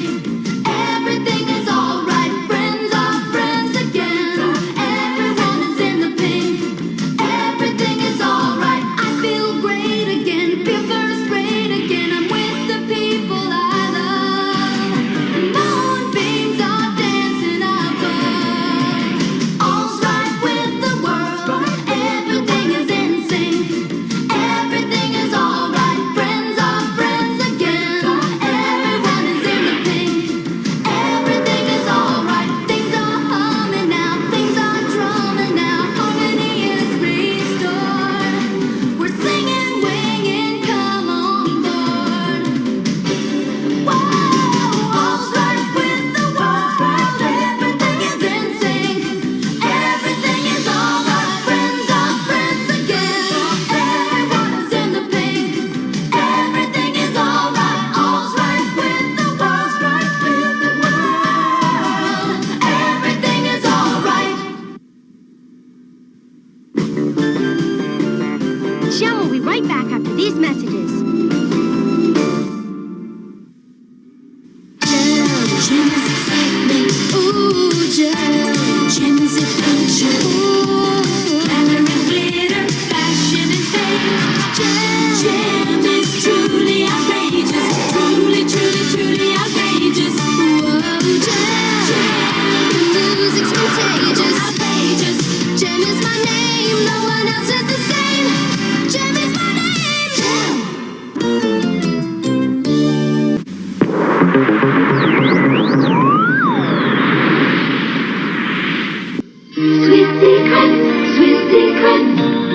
on, sis, hurry! It's beautiful jewelry to everyone else, but it turns into playthings when you're by yourself. A Sweet Secrets comb becomes a bed where Sweet Secrets can rest her head.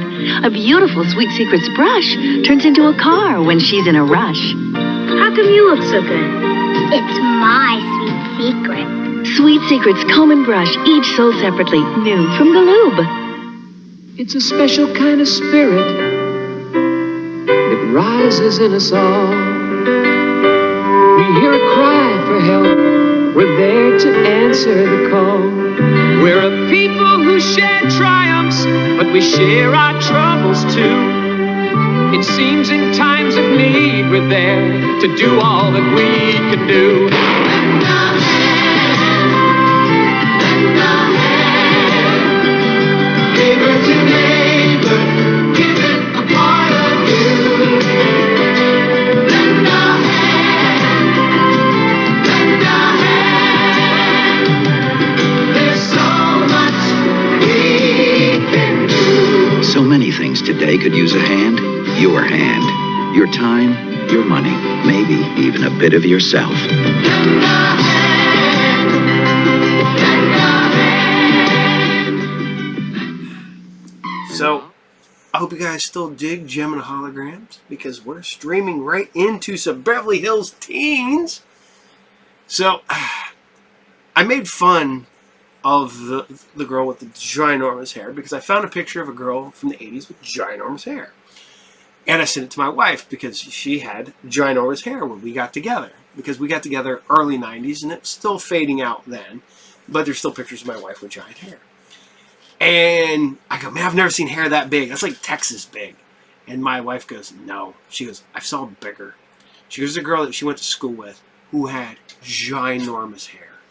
She goes, she would use almost a whole can of Aquanet hairspray every day. And I believe that girl is personally responsible for the hair, the hole in the ozone layer. I blame her. But no, for those of you that remember, do you know how much hold there is in a can of Aquanet hairspray? You could probably I could probably spray it to the ceiling, put my hands on there, and just let go, and my hands would stay stuck to the ceiling. It's like super glue, but for your hair. So, I'm going to bring you Beverly Hills Teens, episode 3, and this is the makeover. Enjoy.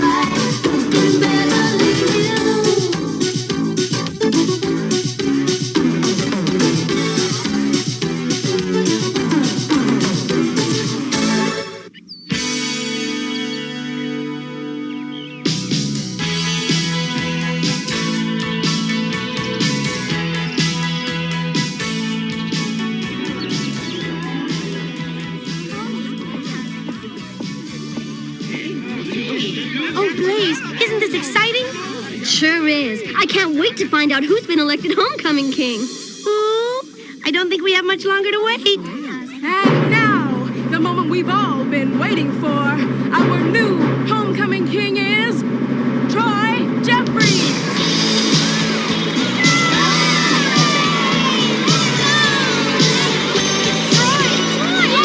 Troy!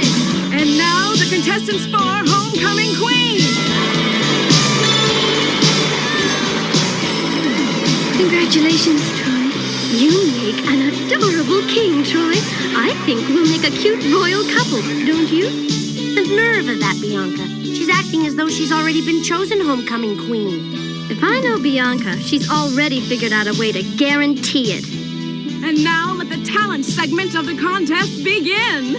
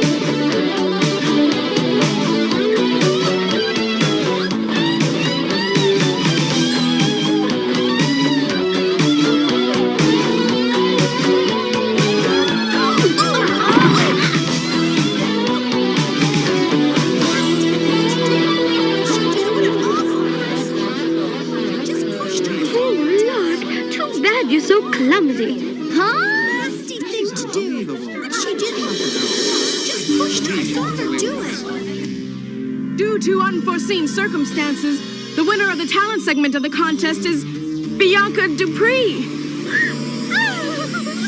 That's not fair. Bianca tricked that girl. I saw her. Don't sweat it, Blaze. Just wait till the scholastic portion of the judging. Bianca won't stand a chance against Lark.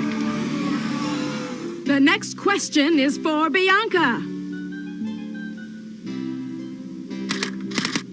What was the Louisiana purchase? Oh, good. A question about shopping. I repeat, what was the Louisiana purchase? That's easy. It's when Daddy bought me the New Orleans Superdome for my birthday. That answer does not compute. May I have the next contestant, please?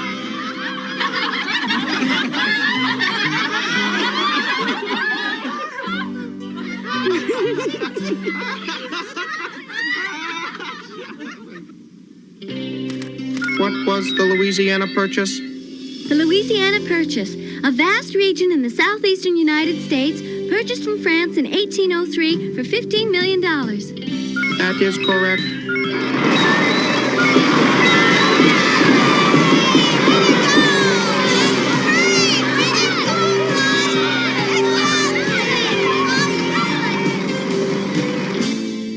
The votes have been tallied, and we have a tie between Lark and Bianca.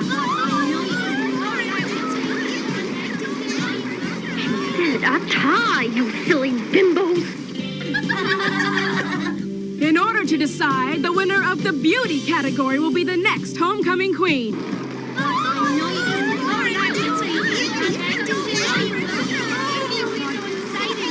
Beauty category, This should be a pushover. She loves me. She loves me not. She loves me. She loves me not. She loves me. Did you hear that, Empress? Bianca loves me. I knew you'd be excited about that.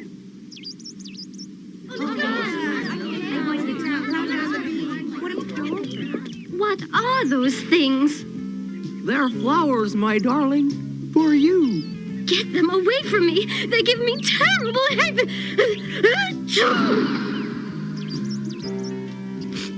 Goes on tight. Oh. Enough of this nonsense. We have serious work to do. Yes, my sweet. Hello, my little sugar plum. Where to, Bianca? First, take me home to pack, then to Fifi's spa for a beauty treatment. Yes, my precious. We'll get you a beauty treatment, too. Well, why do you need a beauty treatment? You're perfect just the way you are. That's quite true, Wilshire, but I can't leave anything to chance. I simply must win the title of homecoming queen.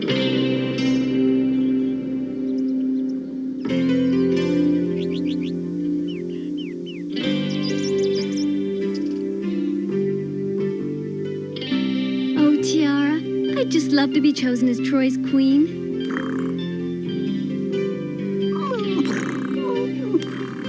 You should have seen him today. He looked so cute in that crown. That reminds me.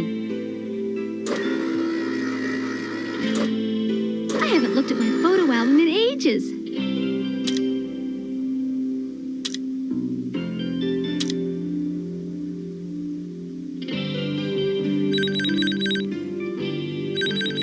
I wonder who that could be. Hello? Hi, Lark. It's Nikki. Blaze and I were just working on our homework, and we had a great idea. Yeah, we think you should go to Fifi's for a beauty makeover. Huh? Just to be sure you win that homecoming queen title. But wouldn't that be sort of cheating? Hey, all's fair in love and beauty contests. Well, gee, I don't know, guys. I'll have to think about it. Maybe I could stand a visit to the beauty salon. After all, Bianca is so gorgeous. All right, I'll do it. Yes, Tiara, you can come too.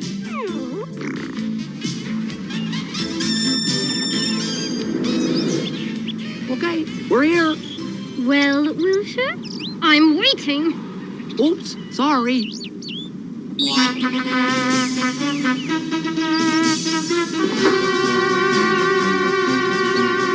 I told you to have those trumpets tuned. I'll take care of it first thing tomorrow.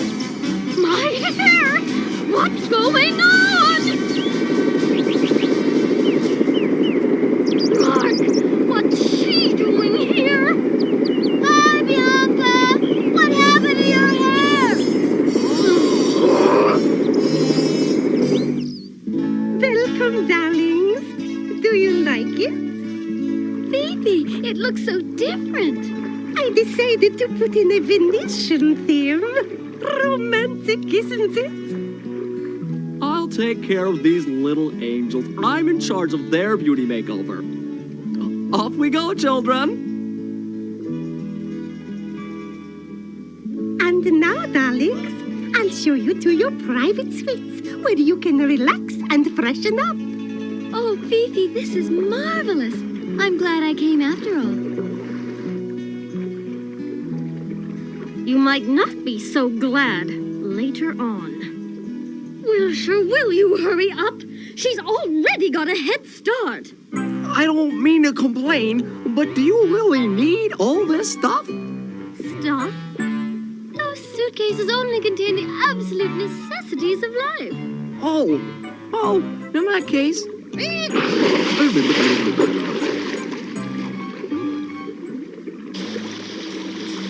Ooh, how elegant. A strawberry frizz bubble bath. I'm glad that Bianca's decided to come to Fifi's salon, too.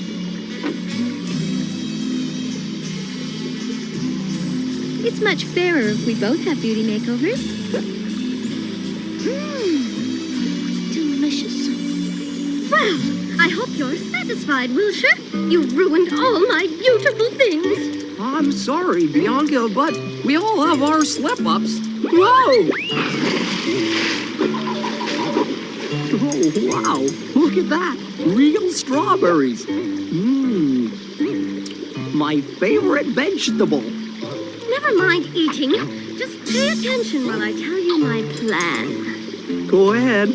I just love it when you get crafty. Your eyes turn into such cute little narrow slits. I'm going to make sure that Lark's beauty makeover is a disaster. How are you going to do that? You'll see. When I'm through with little Miss Goody Two-Shoes, she'll be sorry she ever thought of running for homecoming queen.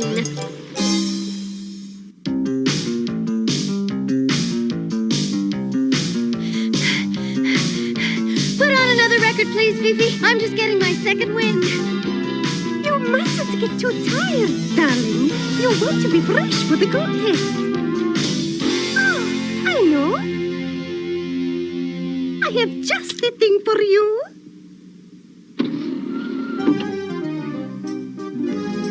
Ah, lovely. So relaxing. Enjoy yourself, darling. I'll be back soon. I don't know about Fifi's taste in exercise music. I could use something a little more upbeat. I'll take care of that for you, darling. Wow!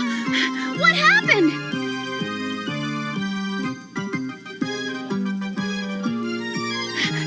I thought Fifi didn't want me to get too tired.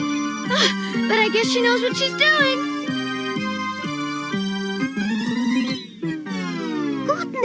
What is going on here?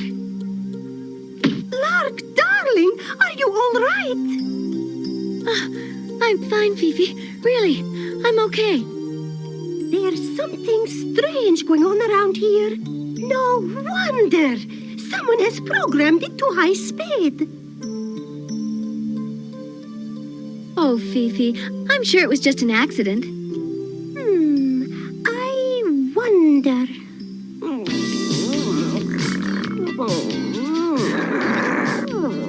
Oh, hush up, you mutt. You too, you alley cat.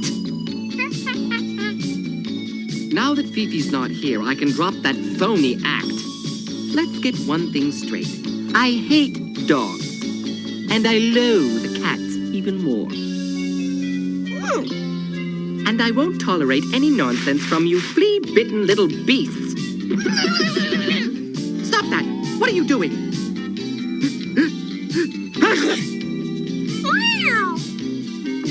Oh. Wait! No! Stop!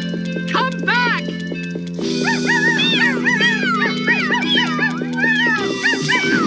Oh, Mommy sent me to hairdresser college for this. No! Help! Stop this thing!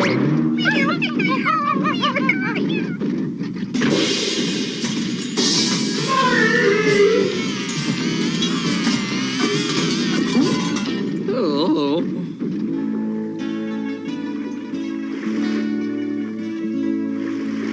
Now it's time to pick out a gown for your contest. You may choose any one you'd like. It's all part of your makeover. They're all so beautiful. I don't know how I'll ever make up my mind. Bother! I'm wanted in the lobby. I'll be right back, darling. Ha! That's a lucky break. Now that Fifi's out of the way, I'll use the dummy to help Lark choose the perfect gown. Me? But I don't know anything about fashion. Not you, dummy. That dummy. These controls make the dummies move. Yoo-hoo, Lark. Who said that? My gown is the prettiest. Please choose it for your contest. No. Mine is much, much prettier. Choose mine for your contest. Fifi, choose my gown. No, mine. No, mine. Choose mine. My dress is the prettiest. No, choose mine. No, I think you'd look nice in mine. Choose mine. Fifi, where are you? Choose my dress. No, mine. No, mine. No, mine. I don't know what's wrong with that girl. She just can't seem to make up her mind. But Fifi, they honestly did come to life. Really, darling, come to life. There must have been a short circuit somewhere. But how come they spoke? Spoke? No, darling, that's impossible. I guess I'm just nervous about the contest. My imagination must be getting the best of me. Then this is the perfect place for you to relax. It's called the Cave of Perfume. Wow, this is the ultimate. And it smells heavenly. You're right, Fifi. I feel better already. How silly of Lark. All that perfume and she just uses one little dab. I think she ought to increase the dosage. Fifi, what's happening? What's going on? Fifi! Help! Are you feeling better, darling? I thought I'd never get dry again. I must be a mess. Trust me, you look gorgeous. Especially in that gown I picked out for you. Psst. Fifi. Yes? Yes, what is it? In the parking lot, someone just ripped off your car. My brand new red Ferrari with the solid gold mag wheels? Why must they always pick on us poor working people? She swallowed the bait. Did you follow my instructions and park her car in the, low red district? Yes, Bianca. Just like you told me to. Good. By the time she finds it, I'll be the new homecoming queen. Fifi, where are you? I'm right here, darling. What can I do for you? Can you please fix my hair? It's such a mess from that perfume bath. Don't worry, darling. I'll fix it all right. Oh, Fifi, you're so good to me. How can I ever thank you for all you've done? The look on your face when I'm finished will be thanks enough for me, darling. Now, just relax and put yourself into my hands. Oh, that's cold. Yes, it's to, stimulate the hair follicles. What are you doing to my hair, Fifi? It feels so strange. It's a surprise, darling. real surprise.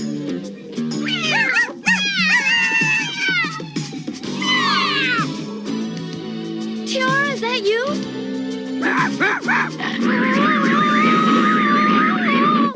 Oh, now I've got you. You little darlings, you. What's going on here? Bianca, what are you doing here? I came in to admire your hair, and I must say I'm green with envy. Oh! What happened to me? I look like an absolute freak. Who am I to argue? Now I'll never win that competition. You will if you go as the bride of Frankenstein.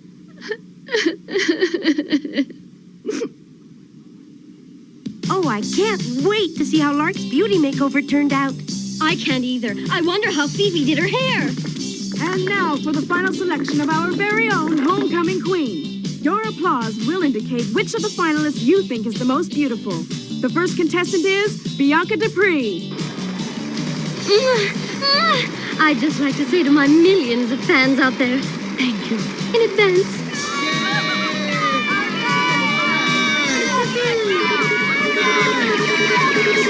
It feels so good to be envied. And now for the other contestant, Lark Tanner.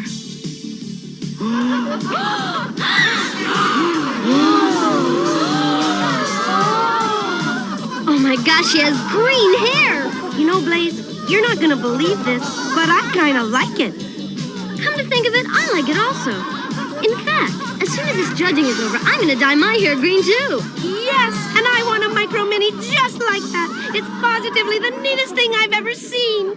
Yay, Lark!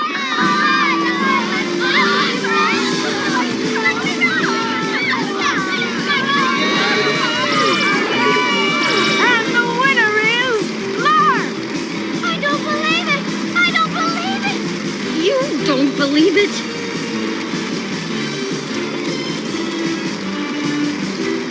Congratulations, Lark. You're the most beautiful queen a king could ever have. That crown should be mine. Look at it this way, Bianca. You still have something that Lark doesn't. Really? What's that? Me!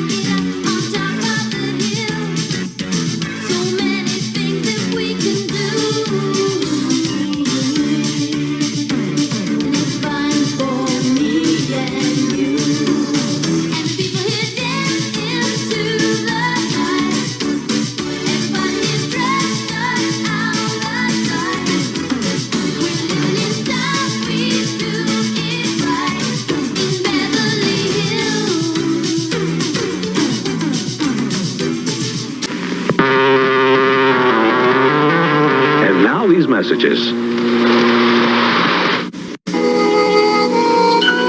can smile America with Chuck E. Cheese. You can get a taste of pizza time theater with Chuck E. Cheese. Food and games and all kinds of features for a taste of pizza time theater. You can smile America. Smile America. Smile. Smile. You can smile America with Chuck E. Cheese. Clap on, clap off, clap on, clap off. The clapper lets you turn things on or off from anywhere in the room. Just plug in the clapper and a television, lamp, stereo, almost anything you want to clap on and off. Clap on, clap off, clap on, clap off. The clapper. Clapper is available at Meijer, Perry, Hills, and Osco. Get yours today. Clutch poppers are always revving to go. You're looking at clutch poppers from Tonka, each sold separately. There's the new 4x4 Power Wagon with powerful four-wheel drive, the Turbo Racer with racy chrome trim, and the Scrambler Cycle, scrambling to win. Tonka clutch poppers are always revving, always revving, always Turbo Racer, Scrambler Cycle, and new 4x4 Power Wagon, each sold separately from Tonka. Alright, hope you guys loved Beverly Hills Teens, because we're going over into Bot Masters. Ah, man. I want to find, and I will own, the Ninja Robot from Bot Masters. I love that design. I love the multiple arms on one side. It was so cool, and that predates Cyberforce. And because you had the guy with 3 arms on one side and the 1 human arm, you had robot arm, yeah. So definitely cool. And you know, it technically is this a Marvel? Because Avi Arad worked on this. Just think about it. So this is Bot Masters episode 14, and this is Climb the Mountain. Enjoy.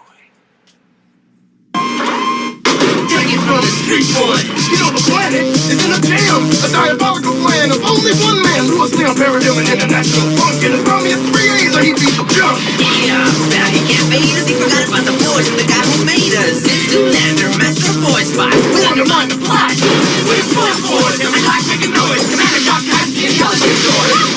And let's keep the heat, but don't forget, you're what you eat. Joey Watson, let me swivel and say, I rock to the dock and I save the day. Yeah, the nerd is the name and the brain is the game. I'm getting it. Any problem I can fix. My name's Hinges, the battle hinges. How I use my sword and what it hinges. I'm Ziv Zoolander, ZZ for short, you know I fight the corp, I'm the boss master. Listen up, you all, you're the boys brigade. When it's laser time, put on the 3D shade. Laser time, boys!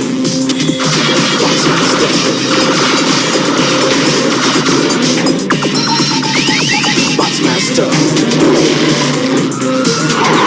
Boss master.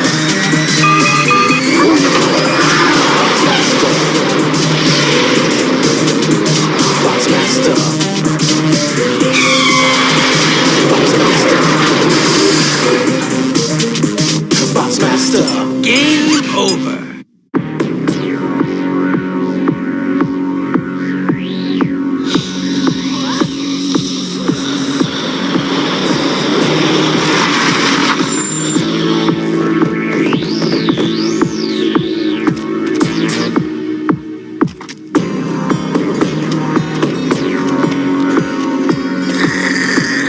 Hiss, it is good to see you again. Thank you, Mr. President. It's good of you to come.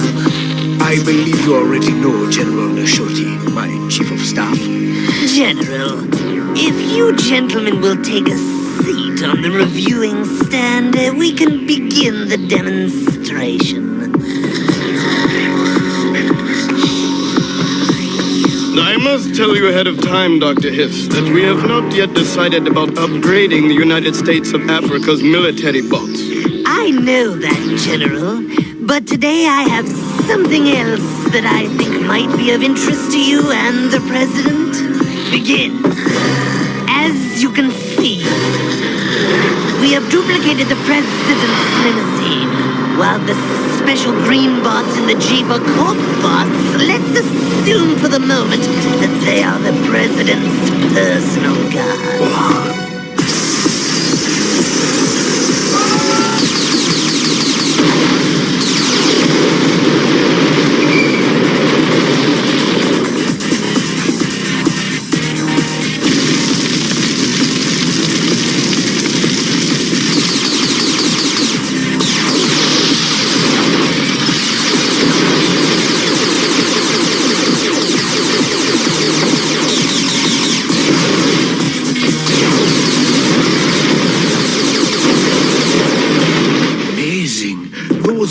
Took a direct hit and they didn't even slow down. Because they're made of a special indestructible metal alloy we've developed.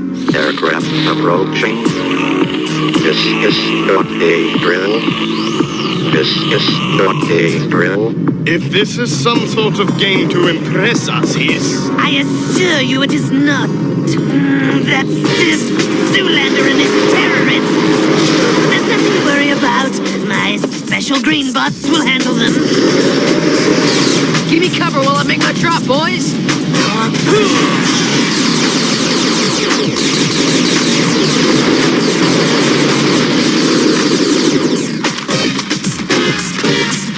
Those look President, for your own safety. What? Mr. President, you are being used by the Corp. If you let them upgrade your 3As, they will take over Africa. Nice try, Zoolander. They're getting my range. Ace Bogey, it's laser time. What's holding you up? Sorry, ZZ, I had a tough time finding the tea. Well, now that you've found it, will you please tee off and get some of these green bots off my back? Relax, ZZ. We're here to serve you. Get it?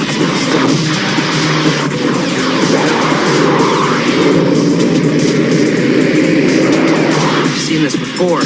Those bots are made from the new metal alloy the Corp's been experimenting with. Pull back! I gotta work on my serve when we get home. It's not your serve that's the problem, Ace. It's those bots. Game over.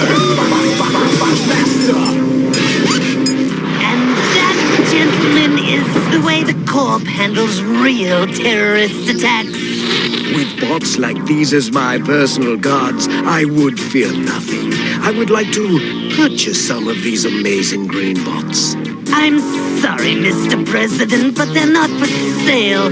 However, I'm sure the Corp would be happy to make a present to you of, let's say, 4 of them. As soon as we've completed the crank chip upgrading of all African military bots. Well, I can't deny it's a very attractive offer. Just give me a week to think about it.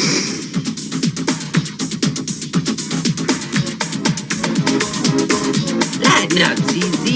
You can't win them all.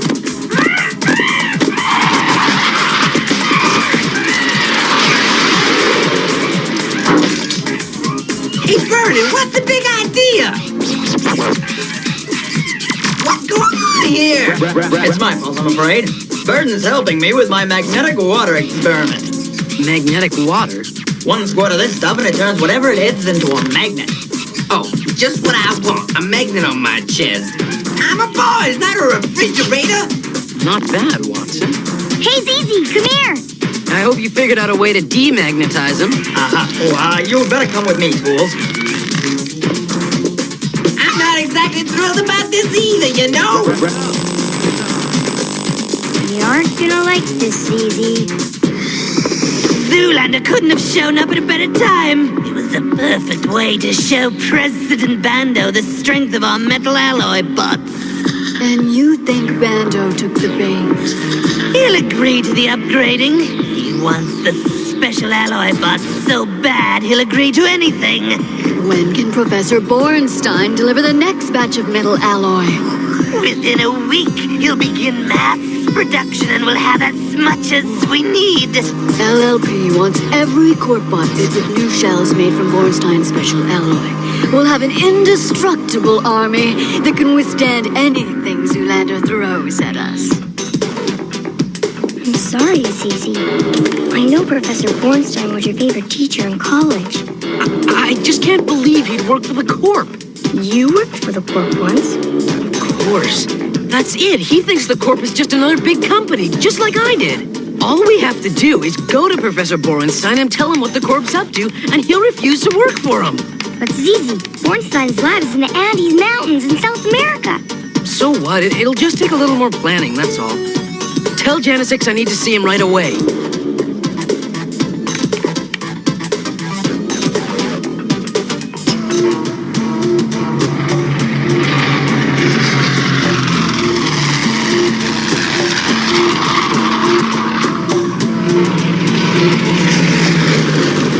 We're on final approach to Lima, Peru, Mr. Baker. Thank you, Captain. You're welcome, sir. I'm telling you, ZZ, I don't like the way this guy looks at us. He should have worn masks. On a 5,000-mile flight? No thanks. Now stop worrying and let's go over what we got. The nerd's files are pretty complete. Professor Bornstein's lab is here, in the ruins of an Inca city in the mountains. The lab itself is in this ancient temple. Pretty interesting, huh? Why? Because old Incan temples always had secret access tunnels for their high priests. While you make a diversionary attack with jungle fiber and BAS, my plan is to take a few of the boys and use the tunnel to get into the lab. But you still gotta find the entrance to the secret tunnel. No problem. Genesix will find it for us with his thermoscope. Right, Genesix? Just as soon as you get me out of this packing crate!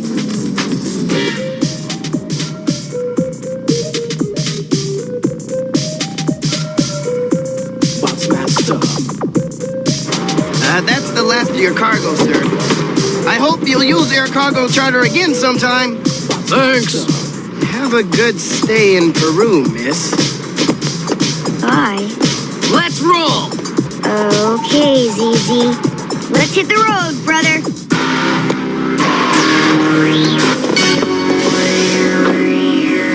You're absolutely certain it was Zoolander? Absolutely.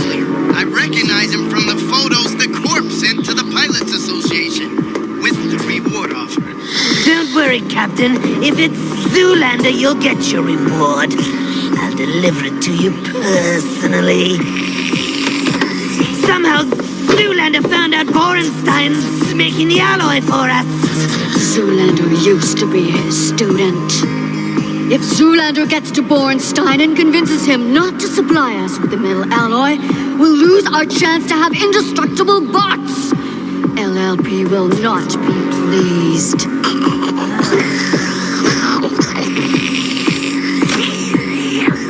Have a rapid deployment transport jet fueled and waiting at the airport. I'm leaving for South America with a platoon of green bots. Stay tuned for more Bots Master.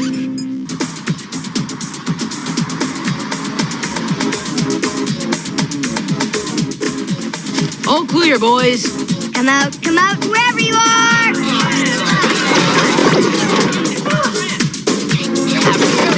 Where's Ninjas?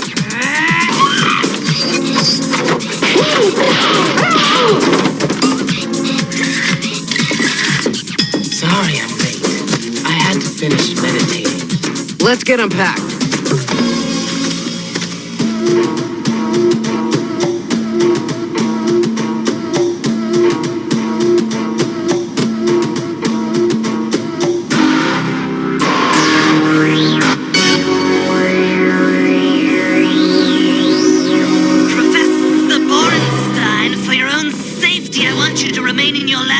Until I arrive. You needn't worry, miss. I haven't gone out of my lab in years, and I don't intend on starting now. These terrorists mean business. The green bots we have stationed outside should be sufficient to turn back any attack. But I'm bringing another platoon just in case. Security is your concern, Hiss. Mine is finding a way of getting my metal alloy into mass production. You mean you haven't found the solution yet? It's close, but I'm not going to get anywhere talking on the phone with you. People.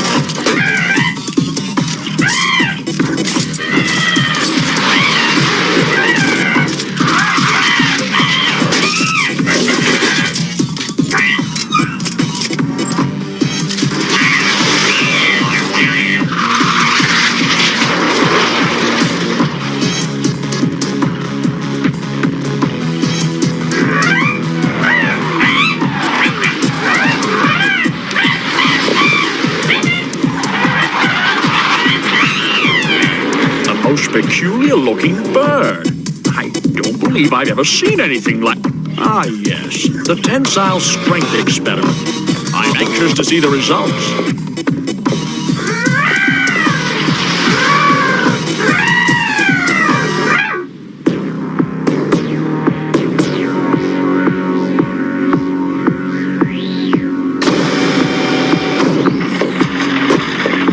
We move out immediately.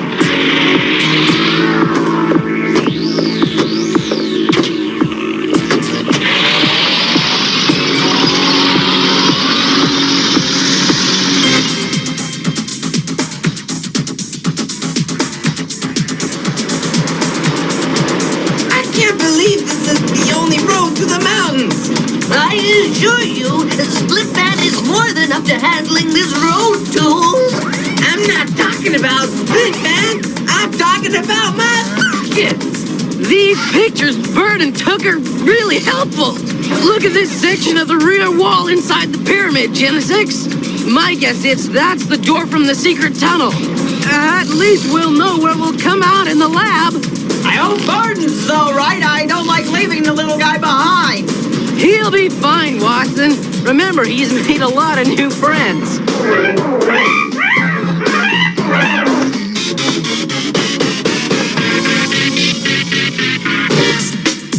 There it is, ZZ! The thermoscope indicates it's an area approximately 10 feet wide, 10 feet high, and 300 feet long. A good description of a tunnel if ever I heard one. Let's go for it.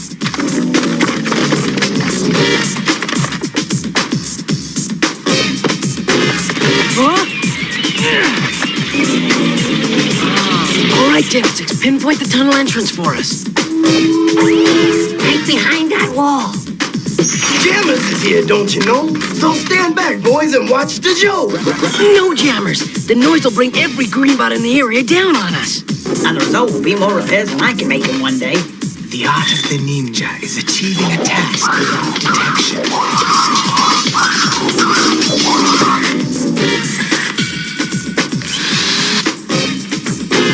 Good work, ninjas.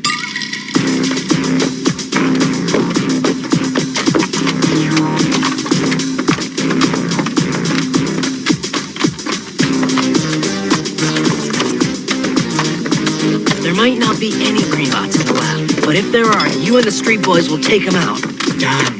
The rest of us will make straight for Professor Borenstein. Set up defenses around me while I tell him what's Booby trap! Denerd, are you okay? No, I'm Denerd. Okay is a noun meaning approval or agreement. Can also be an interjection used to express approval or agreement. Watson. Hey, Denerd, would you like a hand? I'll patch it so you won't lose it. But don't try playing tennis. Now, why would I want to play this? Never mind. Lindsay, come in. I'm with you, ZZ. We're in position. Start your diversionary attack. With pleasure, ZZ.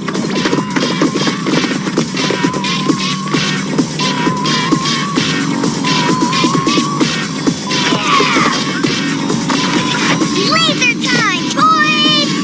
Jungle Fibers, combine!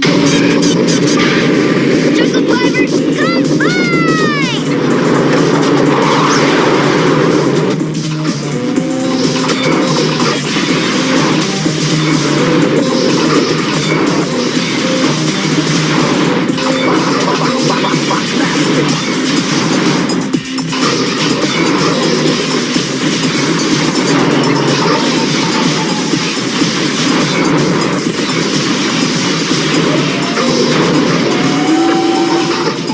Let's take it to the court, boys!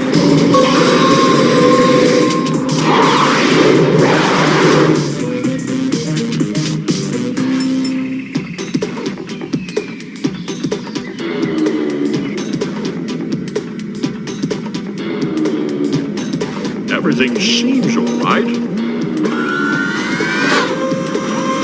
What's the meaning of this?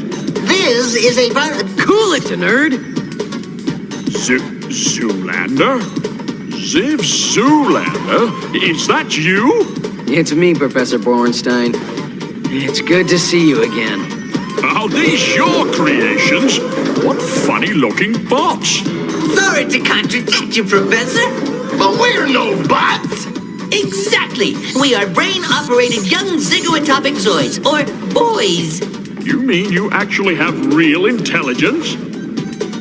This is incredible, Ziv. I always knew you were a bright student, but this... I'm sorry, Professor, but we gotta talk.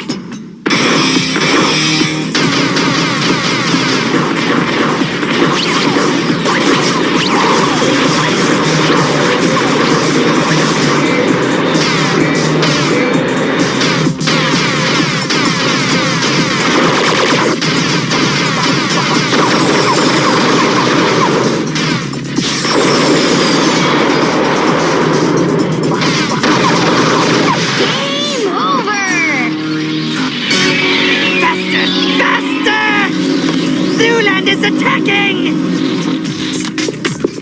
I can't believe it. I'm stunned, Zip. But Paradigm is already the richest man in the world. What else does he need?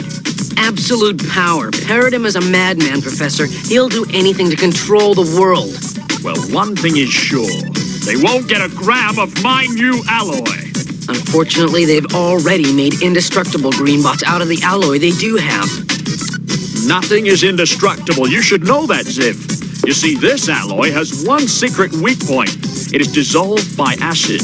Citric acid, that is. The kind you find in a simple lab. Well, nothing's perfect, ZZ.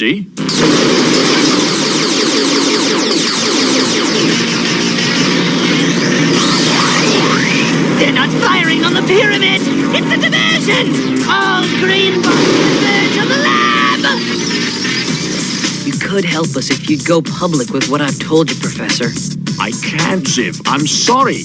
Since my Nobel Prize, I swore not to appear in public anymore. I'm too old for that. But I promise you, I won't let the Corp mass-produce my alloy. That's good enough for me, sir. We've got to go now, Professor. It was good seeing you again. Blitzy, retreat! We're on our way! Okay, ZZ! I'm proud of you, ZZ. The world is lucky to have you.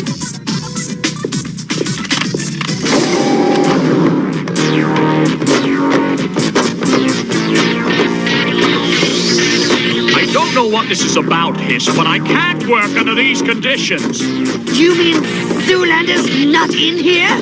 Zoolander. Well, the name is familiar. Never mind. The situation is under control. When can we begin mass-producing the alloy? Never, I'm afraid. I can't find a way to stabilize it. Well, who would be interested in a so-called indestructible alloy which can melt so easily? As for me, the game is over.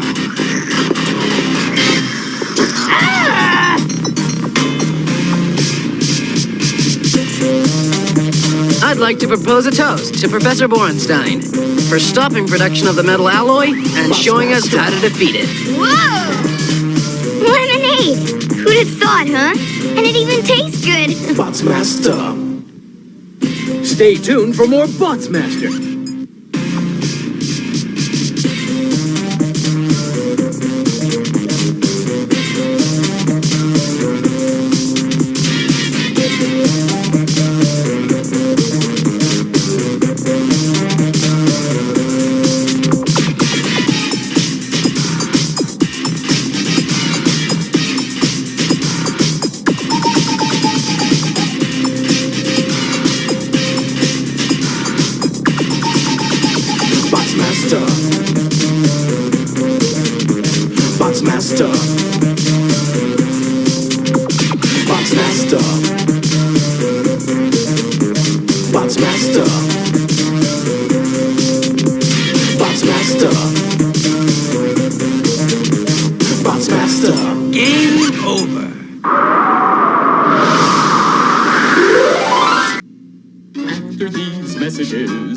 We'll be right back. On some Atari Lynx games, you can link up 4 players. But there's only ever one winner. Atari Lynx, the portable video arcade.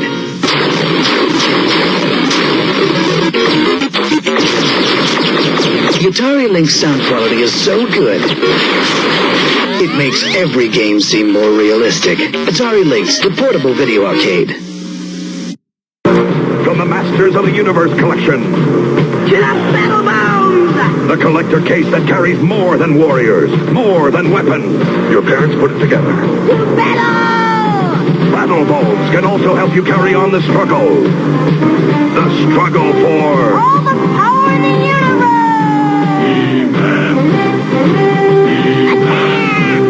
The Battle Bones collector carry case from Mattel. Each toy sold separately. So I hope you dig the Bot Masters, because now we're going directly to another little robot boy. It's not Astro Boy, and that's Megaman.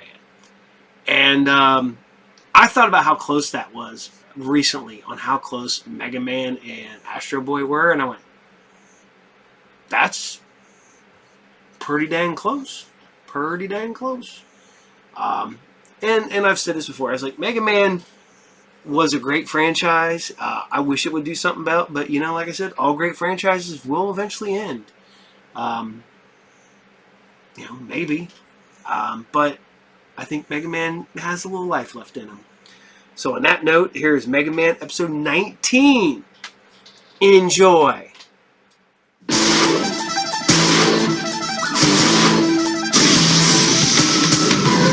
Super fighting robot, Megaman. Super fighting robot, Megaman. Super fighting robot, Megaman.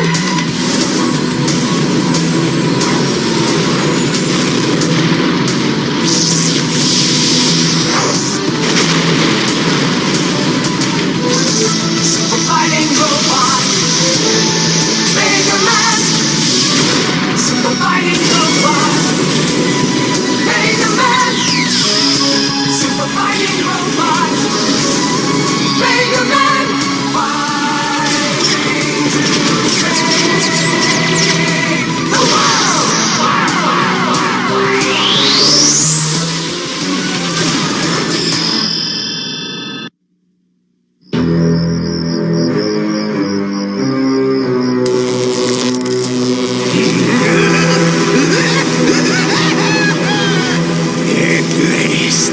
Greatest creation ever is nearly complete. The world may call me insane, Proto. Sounds right to me. But when they see the power of my creations, they will fall to their knees in terror. It's time for my spine-tingling special shipment to arrive. Now, who in his right mind would be making a delivery to the British Museum in the dead of night? What's all this then?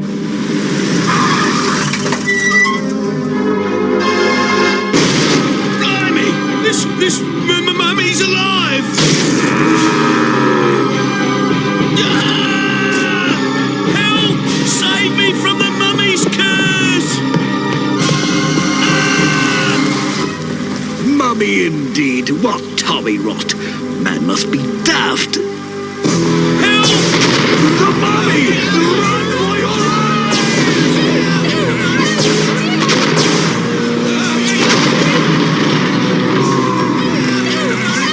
That's it. Keep the camera rolling, Catchaman. Perfect. Look at the fools run. And this is just the beginning, Proto.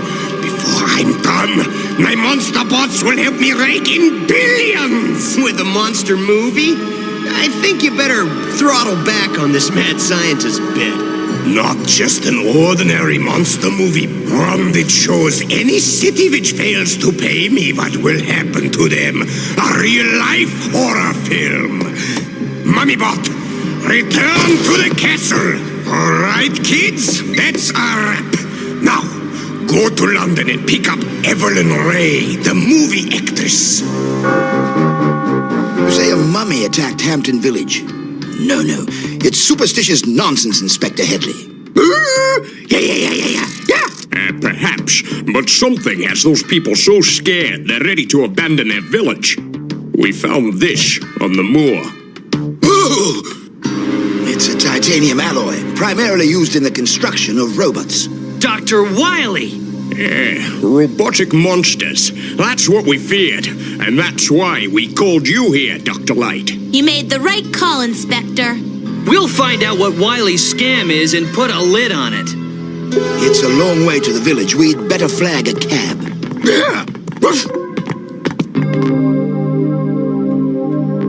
Step on it, Catchaman. We're late to pick her up. Oh, that's her. Hit the brakes.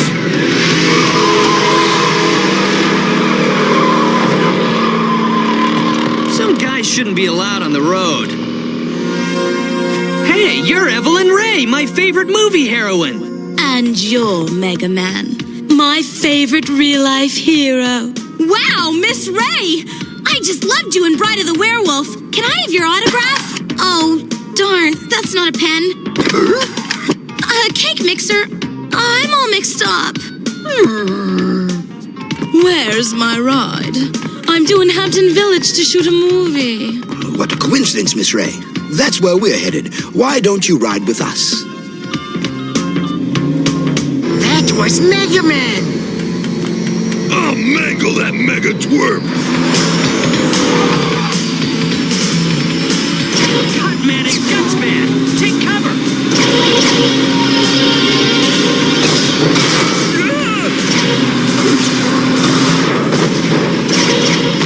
Okay, enough fun and games.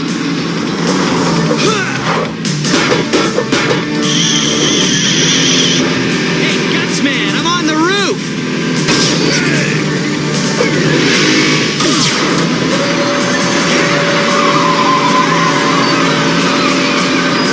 See you later, fellas! I'll get you, Megaman! That was a close call with Gutsman and Cutman. Yeah, Wily must have known we were onto him and sent his goons to knock us off. Sorry for the trouble, Miss Ray. No trouble at all. I'm headed up to the castle to see the film's director. I can walk from here.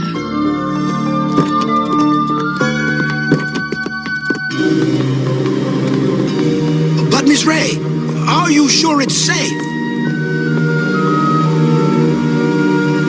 Look! I don't think they're going on a picnic. We better check it out. Look! There's the monster! Let's get it! Yes, that's it, Cutman. Keep your camera on the mummy bot.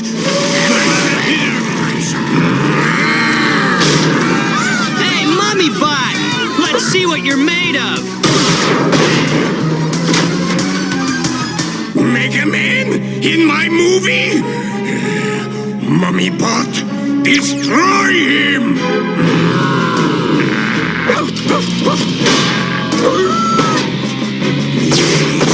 Last! Megaman blasted to micro dust. Don't count him out so easy, Doc. I hate show-offs.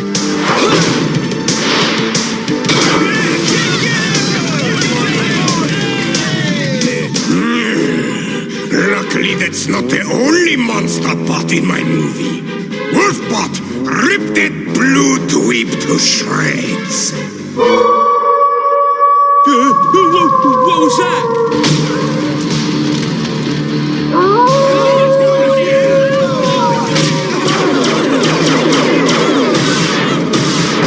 You got the werewolf! Nice going! Where'd it go? Dr. Light, look out!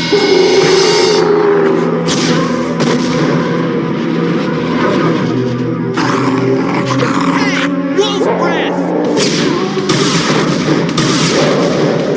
Mega, behind you! Megaman against my mummy bot. He doesn't stand a chance. What an unexpected happy ending to my monster movie.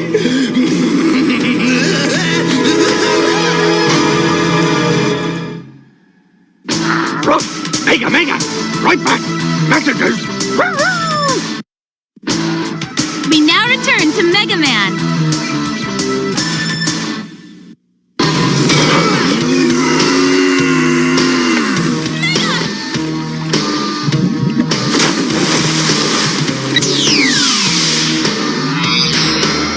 Now to give you a taste of your own medicine, Mummy Bot.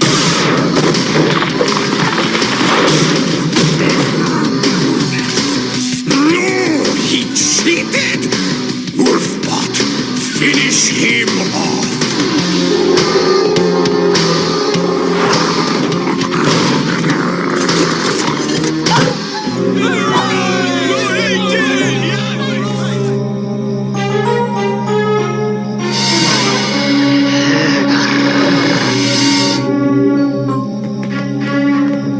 Guess he chickened out.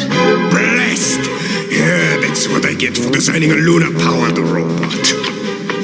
I'll show Wily who's the real monster bot around here. Film this, Catman.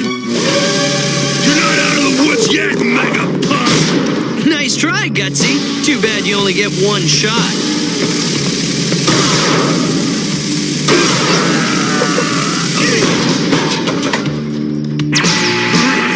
I've lost transmission. I'm running over budget. Megaman is ruining everything.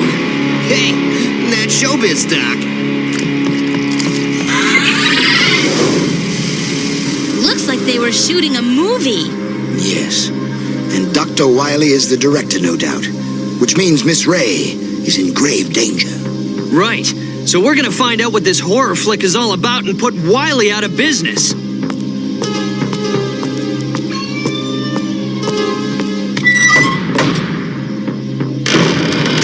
Excuse me.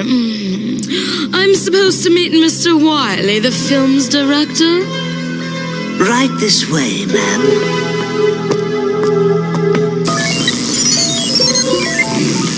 Let's just see Megaman try to stop my blockbuster monster bot.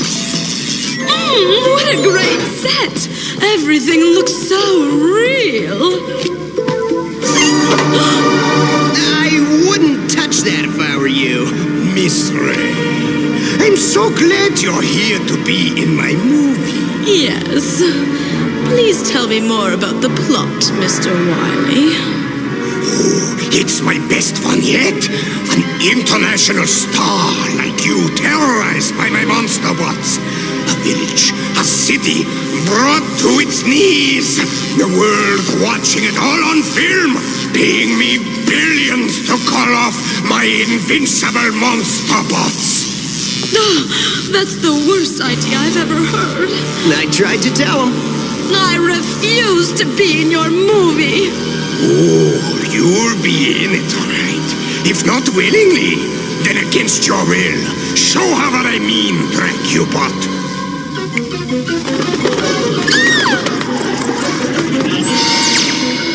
You are a vampire just like me.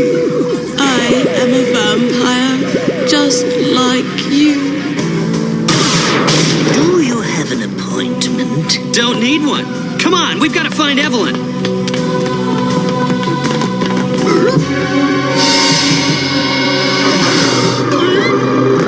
Megaman, here in my castle? Hey, don't bust a blood vessel, Doc. He'll never find your secret lab. He's come to rescue your movie star. Make sure he doesn't find her. Hide her away. Hey! Wait! No! Yeah!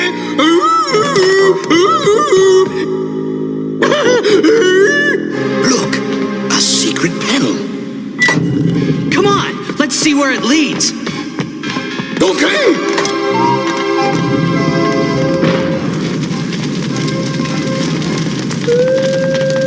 Maybe Evelyn's in here. Rush, come back here. I better keep an eye on him. Rush!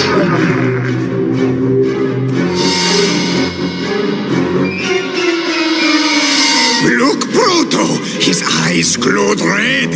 Dr. Light has the mark of the wolf bot. Now the moon will turn him into a raging robo-beast. Oh, this plot is getting more interesting by the minute. Still seems more like a cheap B movie to me. Yuck. Looks like a burial vault. I'm so glad you come to see me, Megaman. Miss Ray, you look different. Wow, she's the real thing. She's turned into a vampire. Nice, Miss Ray. Very convincing. What are we gonna do, Mega? Leave that to me. Over here. You missed me again.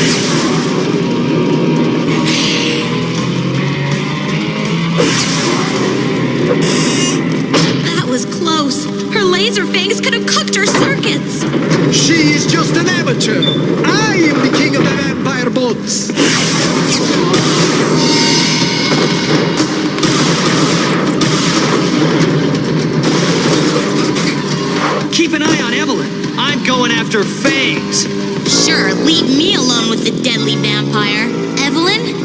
You okay in there? Ah! She's a vampire bat! I can't let her get away! Evelyn! Come back!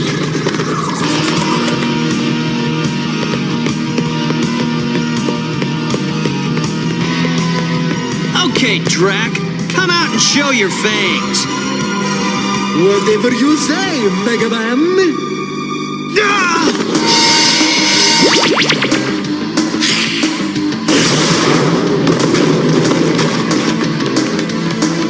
Mega?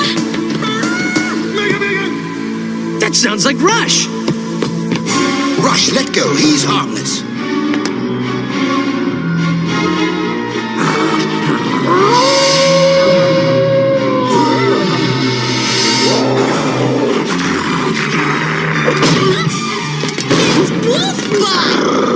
Watch out, Doc, or you'll get zapped and turned into a wolf bot!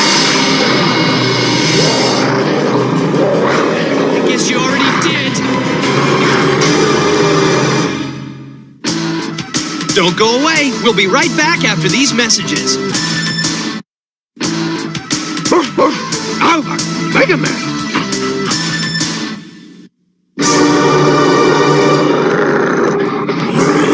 Just the twist my story needed. The great Dr. Light, turned into a mindless beast, destroys his own creation. Megaman. I love it.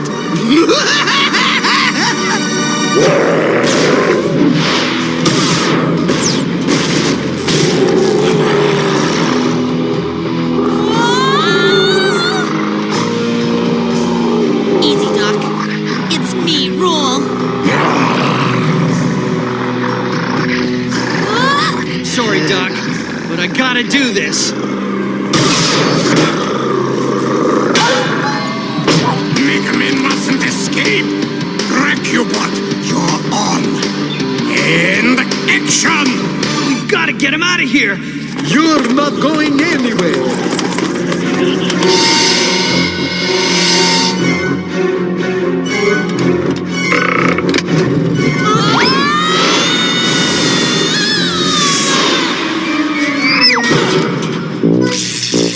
Guess we're not blasting out of here just yet, Rush.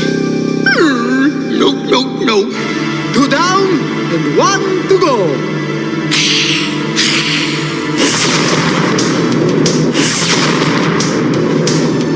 Going somewhere, Mega Twerp? Yeah, too bad you're not invited.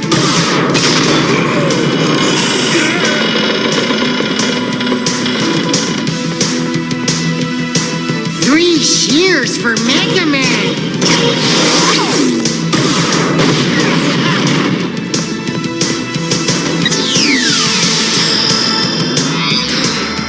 You're mine now, Blue Dweeb.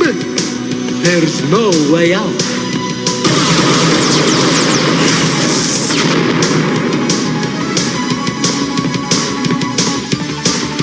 Hold on, Doc, we're going for a ride.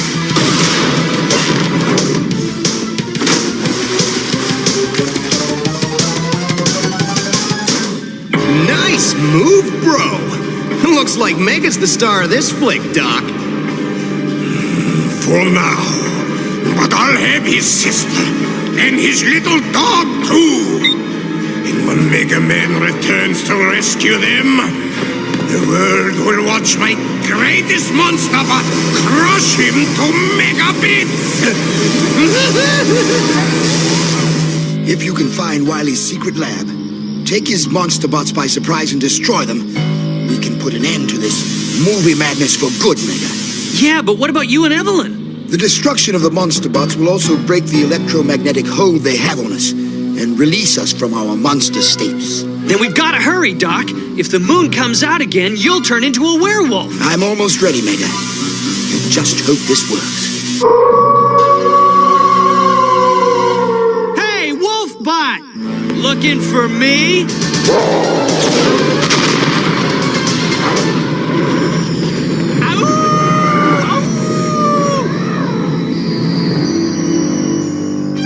Any moment now, when my ultimate monster bot will be ready to destroy Megaman.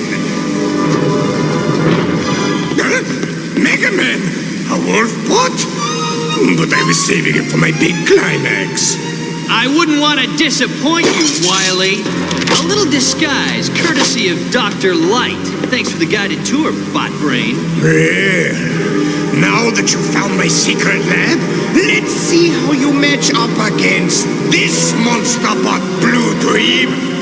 Ready and action! Behold Frankenbot, the most powerful robot in the world!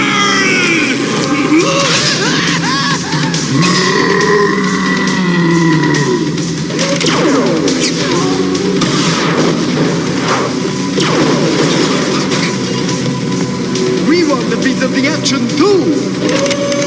No, you fool! Don't fire!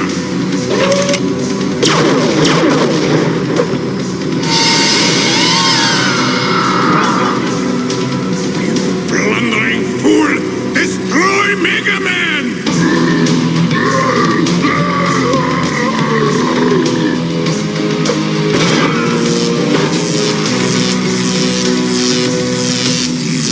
So much for Megaman.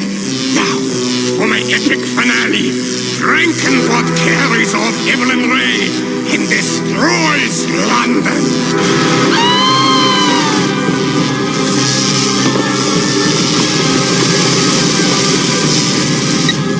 This place is gonna blow! But getting out is a piece of cake! With my handy-dandy cake mixer! I may be down, but I'm not out.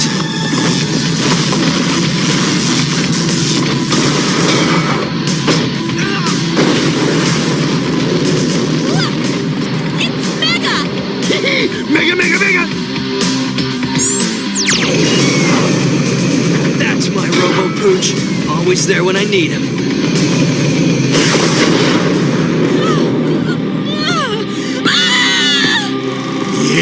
Yes, that's it. Excellent, Miss Ray. Very dramatic.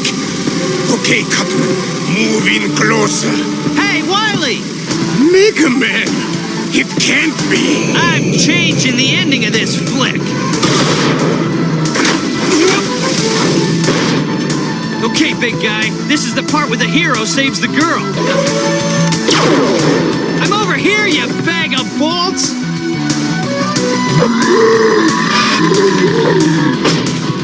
Hey, Frankie! Give me your best shot!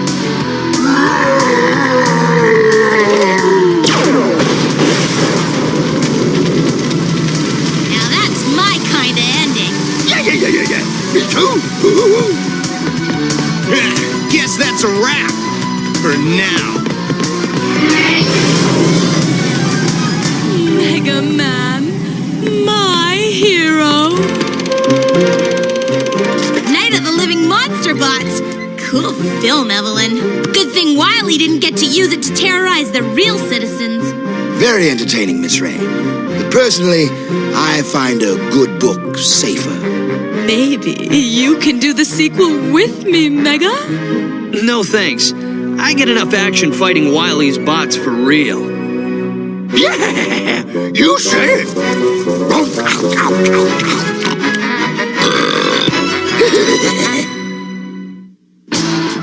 Don't go away. We'll be right back after these messages.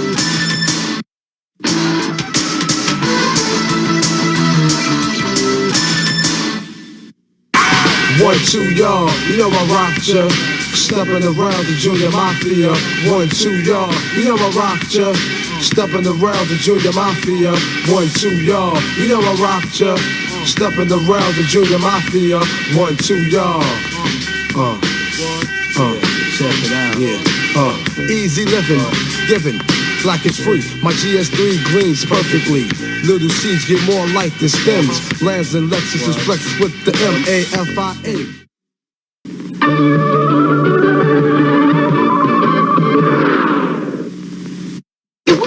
Hard to have some fun and yum it up with a new kind of bubble yum. Lemon and lime at the same time. Two flavors in one. Strawberry and banana combined in one bubble yum. You're working hard, now have some fun.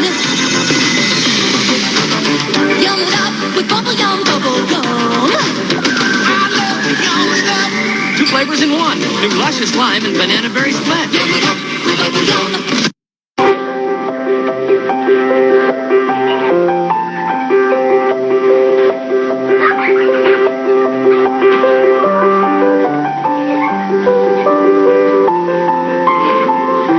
More children in this country are killed and crippled from car crashes than any disease. We have a cure. Seatbelts.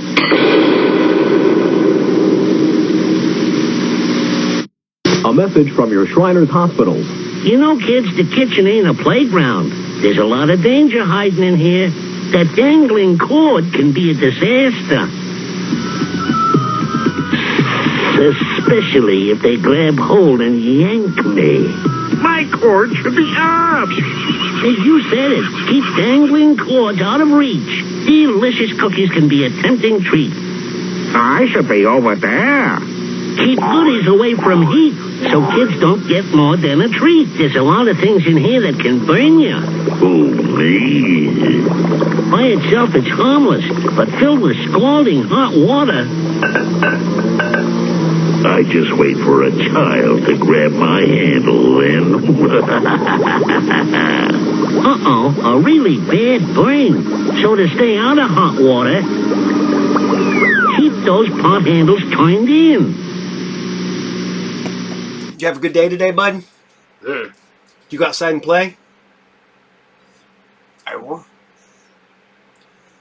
Looking for...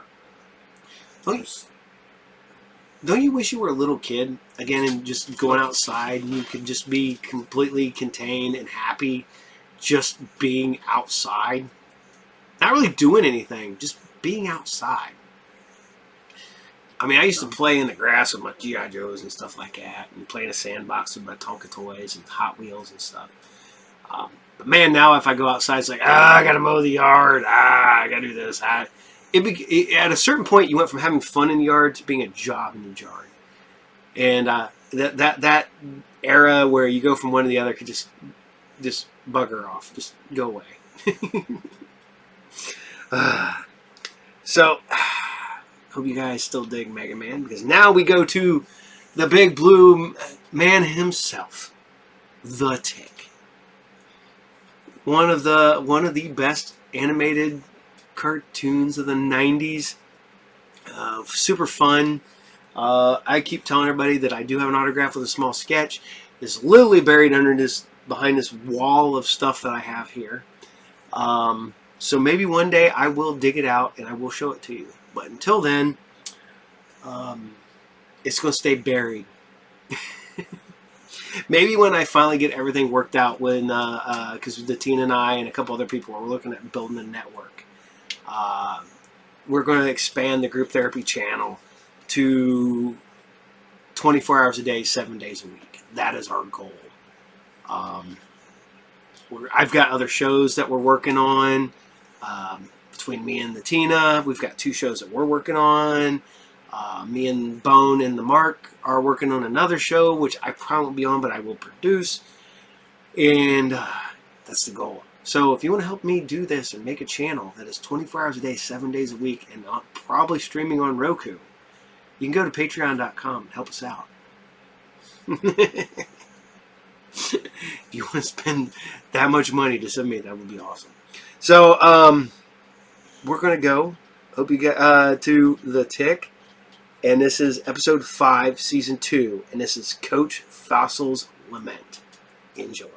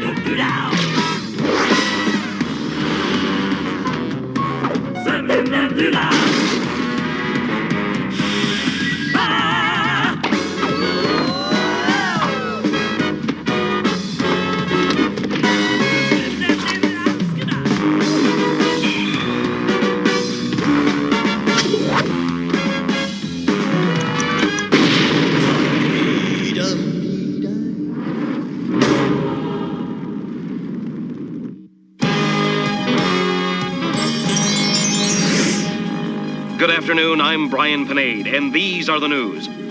Day 4 of the Mad Nanny crisis. Officials have identified the so-called Mad Nanny as 54-year-old Miriam Brunch, an employee of the highly regarded Miss Muffet Babysitting Agency. The city continues to be terrorized by this rampaging domestic, who only moments ago destroyed Earl McBain's old-time toy and memorabilia shop. Mr. McBain was heard to ask, quote, "What kind of nanny would do this?" unquote.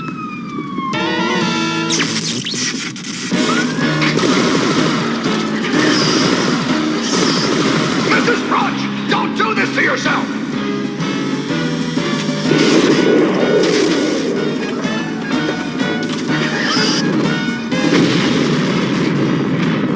Miriam, I know there's a sensitive child care professional in there somewhere! Any sign of her, Arthur? Not from here, Tick. That nefarious nanny has managed to elude us so far. But she's as good as in our heroic grasp. Because look what came in the mail today. It's the Fiend Finder tracking device, Arthur. I ordered it from the back of Leotard Legends Monthly. Oh, I told you before, Tick. Those things are a complete waste of... Quiet, chum. I'm trying to locate the proper frequency. Tick, I think you have to stick this thing on here first. Like this. Wait a minute. You're saying we have to find the Fiend before we can use the Fiend Finder? What a ripoff!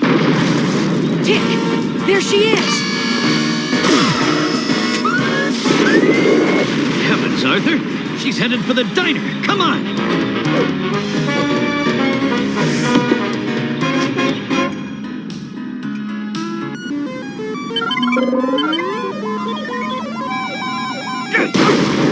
Mad Nanny! If you harm a hair on this greasy spoon's head, you'll have the Tick to answer to! You can't do that to the Tick!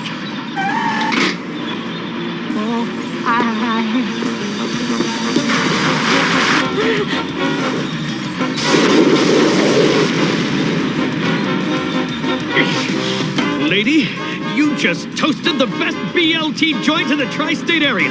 Prepare to pick up the tab.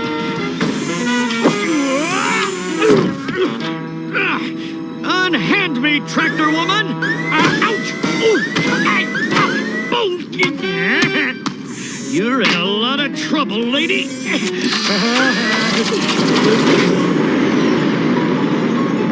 Tick! Tick! Check, please.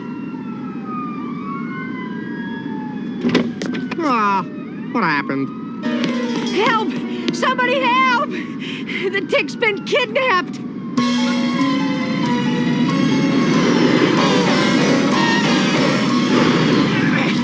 I want out!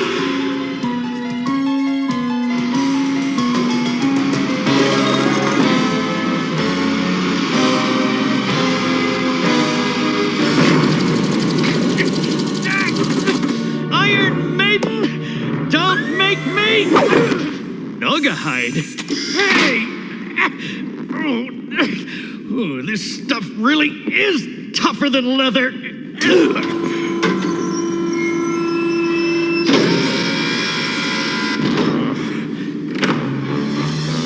Oh, for crying out loud.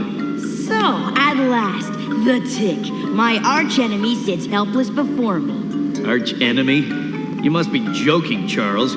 I mean, I don't like you and everything, but if I ever do have an archenemy, it's not going to be some creepy little brat with a glass head. Yes, well, when I get done with you, you'll know what creepy is. And then she just turned into a rocket and blasted off with him.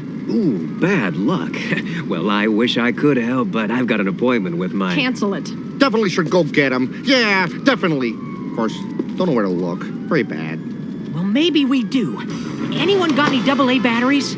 Charles, I thought we worked all this out. Weren't you supposed to outgrow your evil ways?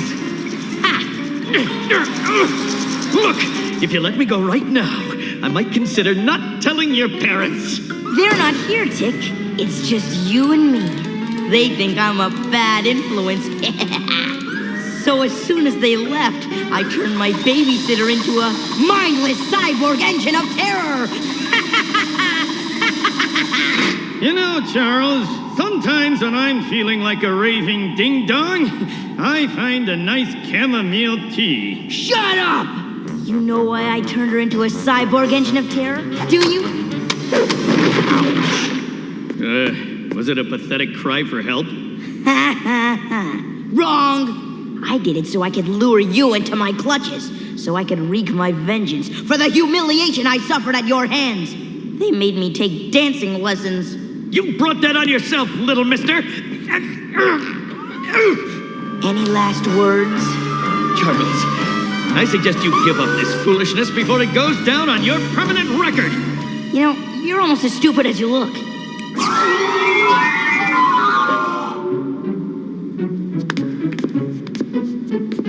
What the?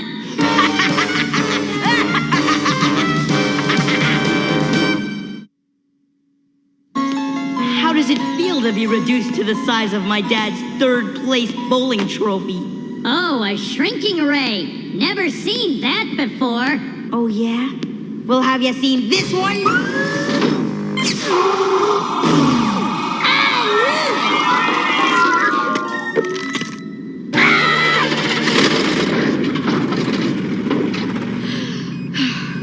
Of course, the Mouse-mobile comes loaded with options. Electric windows, 8-track, and cassette. Now, we want to stay on a south by southeast heading. Yeah. Oh, and this button over here inflates the pontoons. Doesn't this thing go any faster? I've made better time in funeral processions. Faster? Strap in, sweetie. This mouse is about to roar. Let's see. What should I do next? Return us to normal and let us go? Yeah. Interesting idea. But no! Normal? Ha! Whoever got anywhere by being normal? He should be thanking me for what I'm about to do.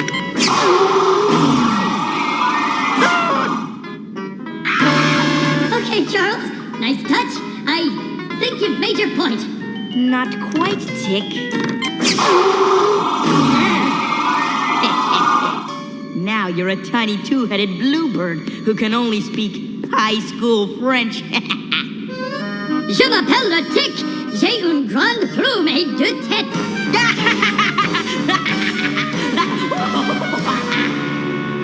Sorry, this should only take a minute. Pardon us if we don't wait. Stop that car! There you go. That'll be your special place from now on. And if you're very good, I might even feed you. Où est la tour Eiffel? You make me laugh. I bet a lot of people would like a little pet bird like you. Hey, meet your new neighbors. This used to be my gym class, but I turned them into earwigs. That one's Coach Fussel. Climb the rope! Climb the rope! Je ne vais pas si bien.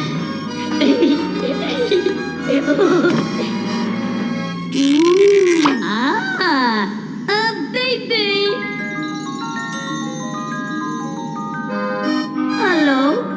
Salut? Comment vas-tu? Ça va bien? What? No, I don't understand. Speak up. Yes, that's the address.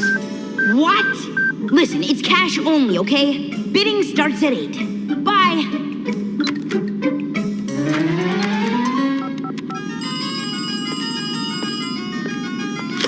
Yes? Mr. Chippendale? Hi. You don't know me, but I have something I think you'll be interested in. I've got a fix on him. He's nearby. Okay, citizen, let us off.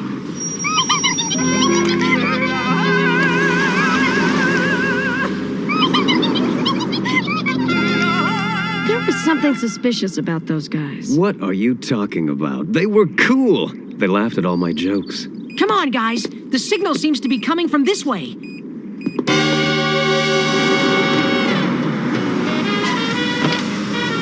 Chair-faced Chippendale and Chrome Dome. Aw, very bad, very bad. And look, the Idea Men. Where do they keep getting those blimps? Wait a second. I recognize that house. Come on. What sadism. Yeah, well, I don't know. When I was your age, kid, we didn't have all this high-tech hocus-pocus.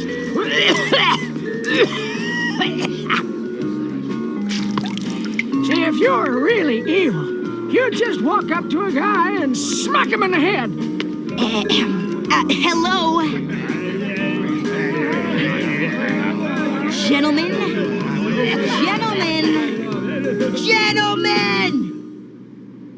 I just want to say that there's not one of you who I didn't idolize in my infancy.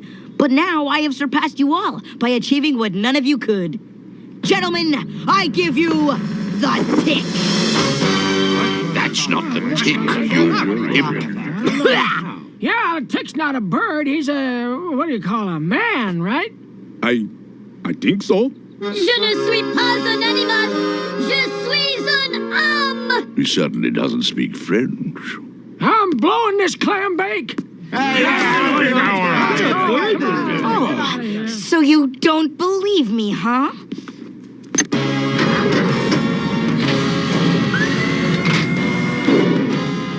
Okay, everyone. Watch the birdie. You'll never get away with... J'accuse.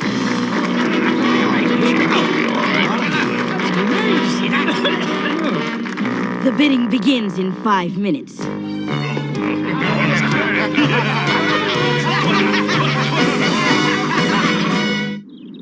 Ah, my chance at last. I've always wanted to own the tick. Not so fast, Chairface.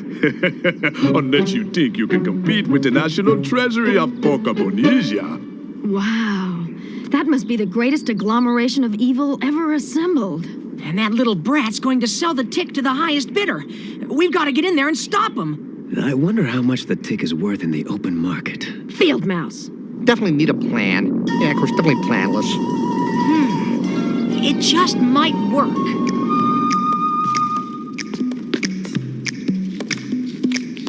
What do you think? Ooh, I'm terrified.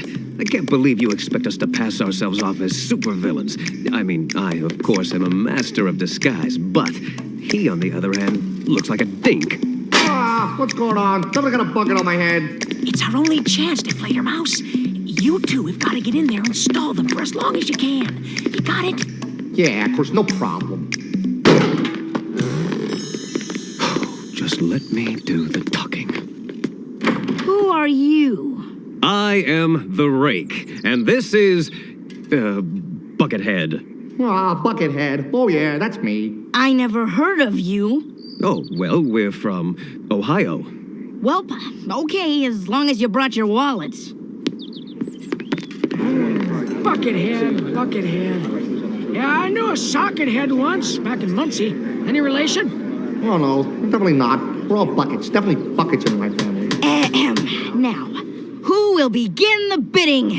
I bid $16. Gentlemen, please. We're talking about the Tick, the city's premier superhero. It's not like I'm trying to unload the Deflator Mouse here. Yeah, unload the Deflator Mouse. Yeah, very funny. $17. No, we can't just rescue the Tick. We need to get that device to change him back. Good point. So I'll sneak in, hook the line to the device, and you'll fly it out with the blimp. That's your plan? Yeah. Then in the commotion, you grab the Tick. $1 million. 1.5. $1.9 million. $2 million. And 24 cents. $2 million and 25 cents. 26 cents. 27. 28 cents. 29 cents. $2 million and $4. Good. Oh, bad. 3,000,004. Oh, that's a lot of pineapples. Oh, gotta know when to fold them. Too rich for my blood. $10 million and $4. Sold to the man with a rake on his head. Oh, thank you. Thank you very much. Sorry.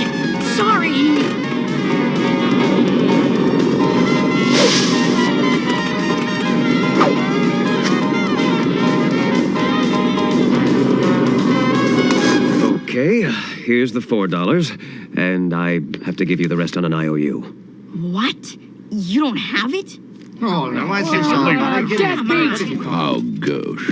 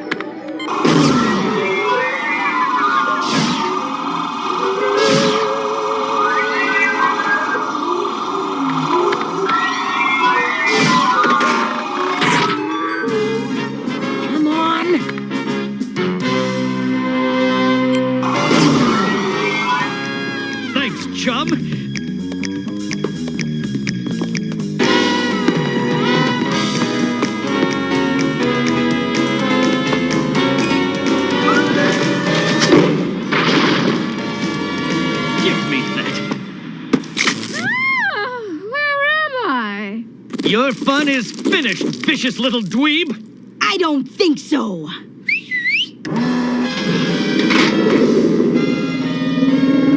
You remember Skippy? Well, guess what? I had him fixed!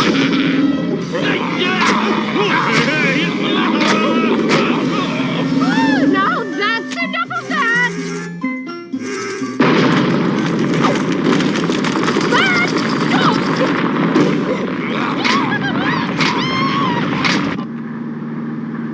I wonder if Charles missed this at all.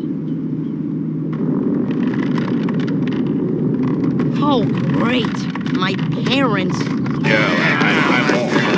putting it on.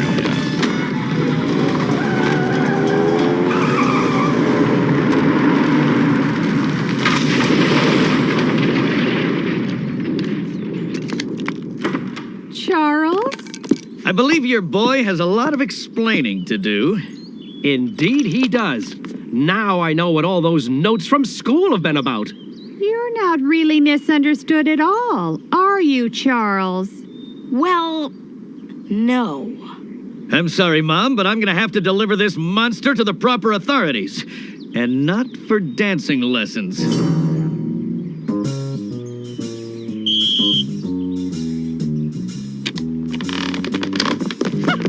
That's the worst babysitting job I've ever had. I'm sorry for all your trouble, ma'am. Now, what do we owe you? Well, evil has been rousted and the babysitter's been paid. Come, heroes, our work here is done. You know, even though today was the worst day of my life, I learned many things. First, the world looks a lot different when you're 6 inches tall and covered with feathers. Second, 2 heads are definitely not better than 1. And finally, you can lay an egg and still feel like a man. Oh no, my baby!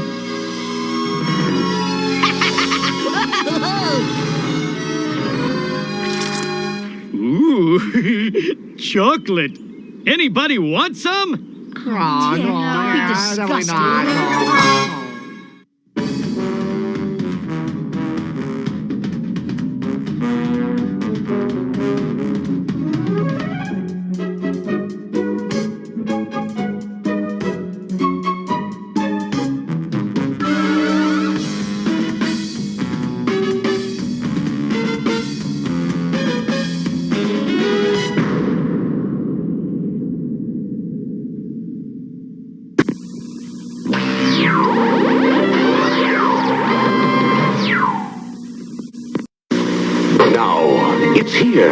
The excitement, the adventure of a new force at breakfast. We'll call them C-3POs. New C-3PO cereal from Kellogg's. Twin rings, placed together.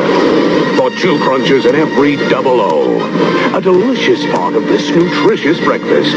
Now you can experience the taste of Kellogg's C-3POs. A crunchy new force at breakfast. May the force be with you. Honey,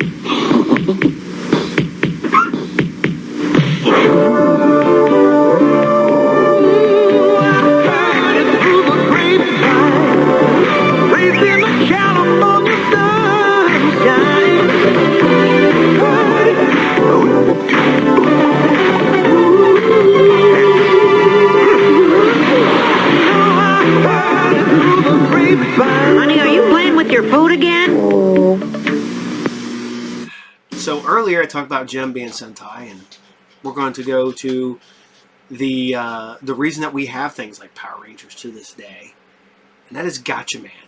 I will probably always like this cartoon. I'm reading the comics now. I still love watching the cartoon. I have some of the not the old toys, but some of the toys that were reissued in the 90s. And Catchaman was great because Catchaman was everywhere. I mean, in America, we had Battle of the Planets, Eagle Riders, G-Force. Yes, in Japan, we had Super Ninja Science Team Catchaman, Catchaman Fighter, Catchaman. We had a lot. And I love it to this day. Some of the best designed heroes ever. I love the suits. The suits are awesome. The helmets were fun. The ships and the vehicles were cool. The giant monsters were cool. The bad guy was great, especially if you get into the Japanese version. He is a lot cooler than the Americanized version. And actually, the Japanese version's way better, and that's why I show that on here.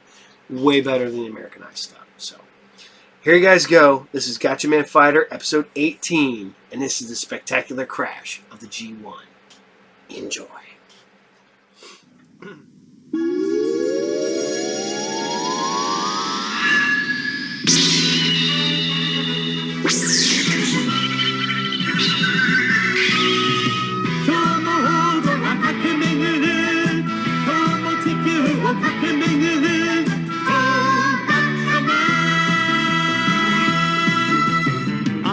と正義に燃えるやつ常にこの世を守るやつその名はガッチャマン科学忍者隊ガッチャマンファイター空を飛び地を駆け海を走り未来に輝く道開く頼むぜガッチャスパルタン我らの平和を取り返せ行け行け行けガッチャマン今日も大空駆け巡る今日も地球を駆け巡るおーガッチャマン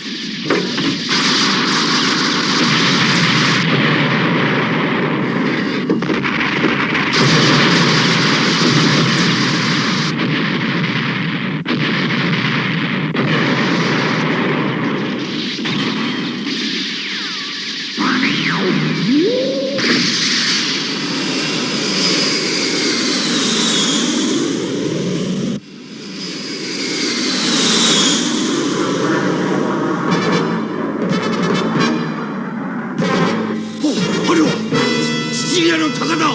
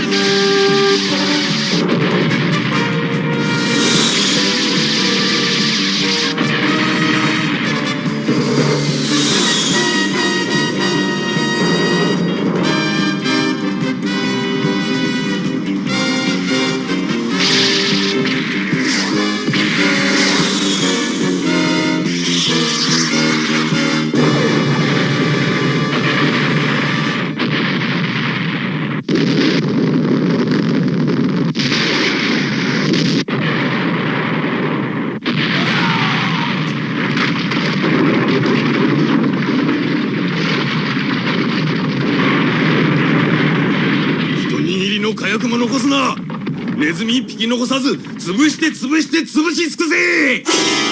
すでにこれより先第4、第9、第13方面の国連軍秘密武器庫はギャラクターによって壊滅させられていた。特に鉄獣頭部より発射される特殊戦闘機体のリーダーはシチリアの鷹と呼ばれ、相次ぐ武器庫襲撃の凄まじさは国連軍の兵士を震え上がらせていた。音もなく現れ風のごとく去るこのゲリラ軍の先陣を常に魔の翼シチリアの鷹が駆け抜けた。見たか我らギャラクターの力を。来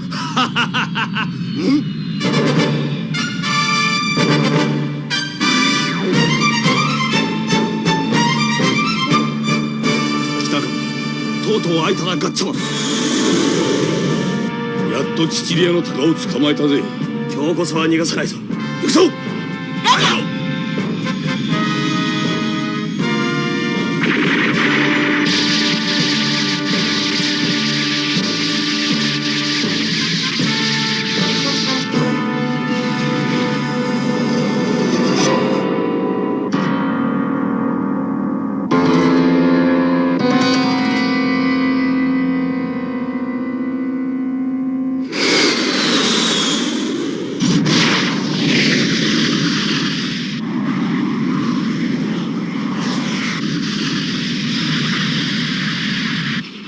行くぞガッチャマン。引けハインリッヒ。なんでです師団長、そんな。ガッチャマンと戦えという命令は出てはおらん。そんな、今こそ奴らを倒すチャンスです。ならん。エゴボスラー様に逆らうつもりか。それはしかし命令だ。くそ。あ、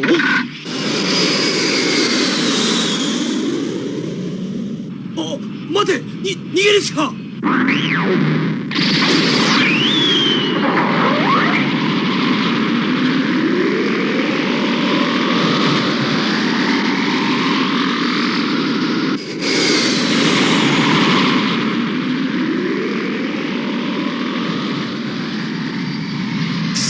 これじゃ何にも見えねえや。汚ねえぜギャラクター。シチリアの鷹ハインリッヒ。ケンの兄貴、またしても逃げられちまったじゃねえかよ。まったくだ、これじゃ忍者隊の名が泣くぜ。戦わずに逃げるとはどういうことだ。シチリアの鷹も見かけ倒しだってことか。いや違う、俺は奴の目を見た。奴は必ず挑戦してくる。でもこのままでは国連軍の武器庫はいつまたどこが襲撃されるかわからないわ。コンピューターで襲われそうな武器庫を弾き出したら6カ所も選んできよった。無理もないわ。国連軍の秘密武器庫の数はそれこそ星の数ほどあるわ。爺様、なんとか3カ所まで絞りきれないか。いや2カ所だ。確率を絞るには新しいデータがいるが、わしの資料でもう一度やってみよう。諸君、長官。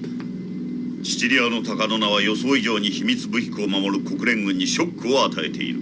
今や彼は実力以上の力で国連軍の兵士たちを脅かしていると言ってもいい。奴さえ撃ち落としてしまえば。そうだ、国連軍の士気を盛り返し、同時にギャラクターの戦意も衰えよう。長官、任せてください。奴は俺が必ず。諸君頼むぞ。これ以上武器庫を失うことはできぬ。何だ。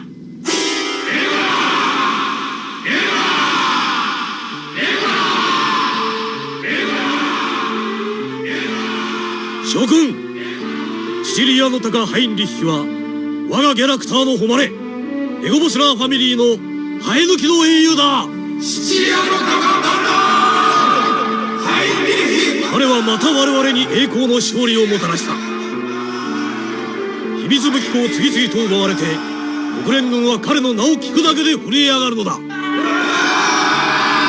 私はシチリアの鷹をたたえ、ここにエゴボスラー十字章を送ろうと思う。ギャラクターは不滅だ。彼に続け。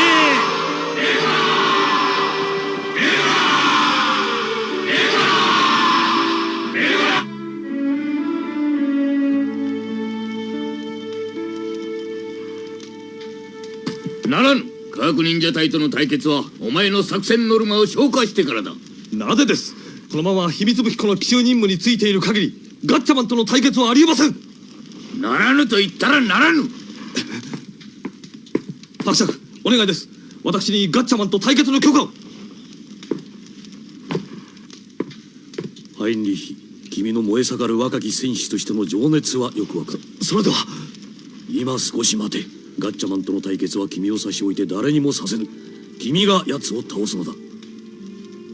分かったな、ハインリッヒ。はっ、失礼します。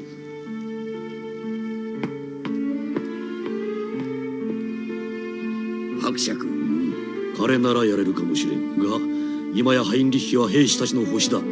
英雄を量産してもっと士気を煽れ。俺のために喜んで死ぬ英雄が何人いてもよい。はっ。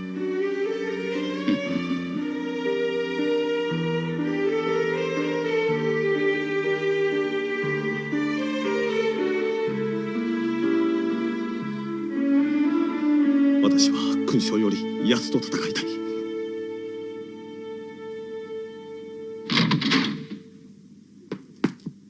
大佐、出撃命令です。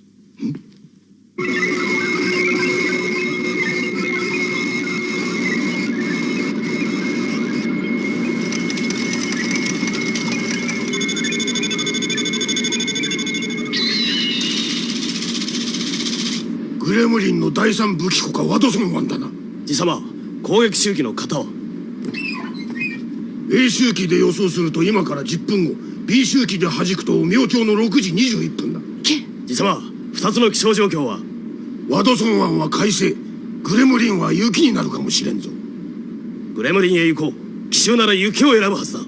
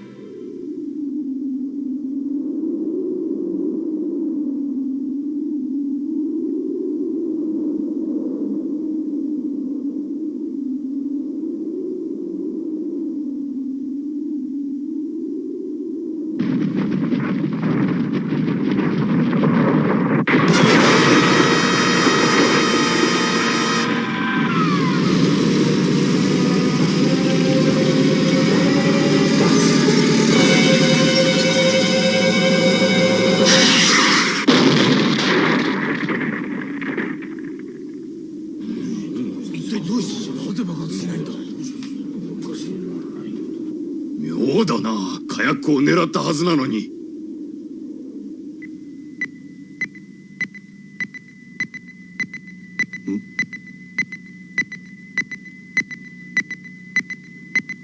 しまった、師団長、囲まれています。何？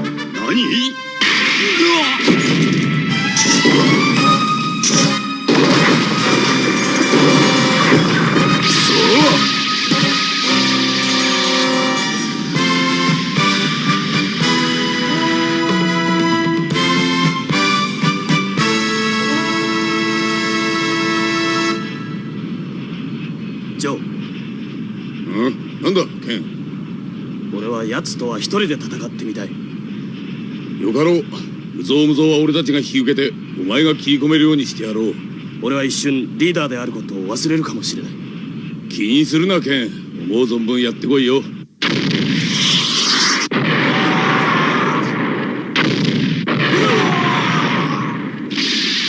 国連軍め、味なまねを。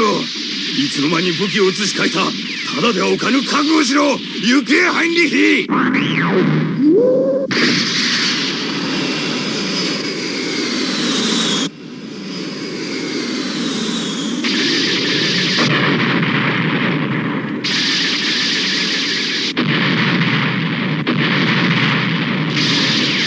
うだハインリヒ、いいぞやれやれ。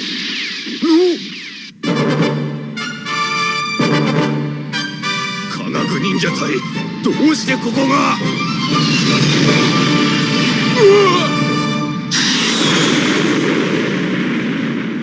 やつだ、ケン、行け。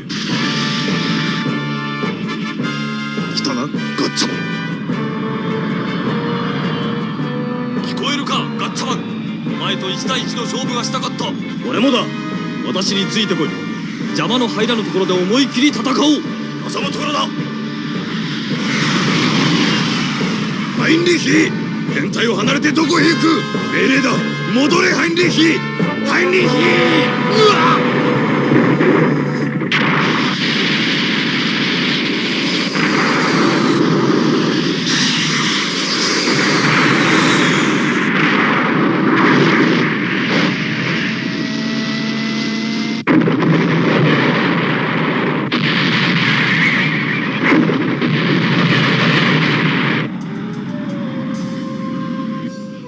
一つ聞きたいことがある。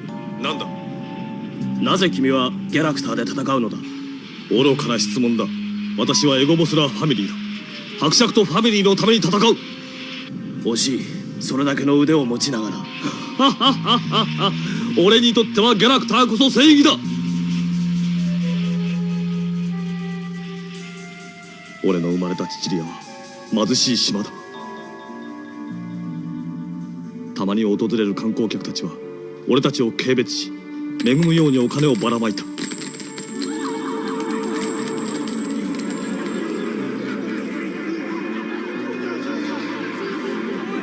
働きたくと誰もシチリア人には職を与えようとしなかった。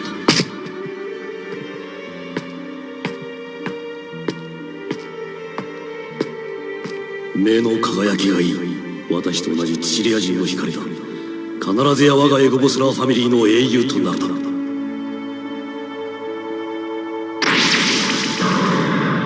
私は伯爵に忠誠を誓った。私にとってはシチリア人を笑った世界の人間どもを見返し、武力で叩き潰すのが正義だ。貴様もその片割れたガッチャマン。行くぞガッチャマン。おう。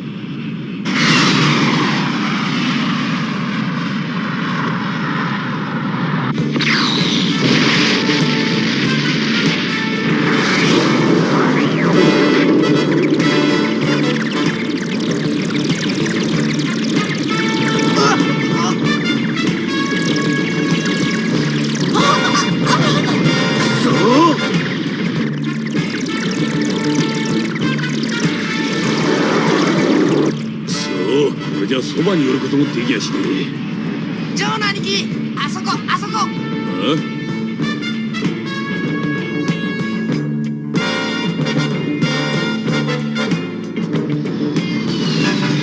閉めた。地雷原だ。よし、ここに奴をおびき寄せてやる。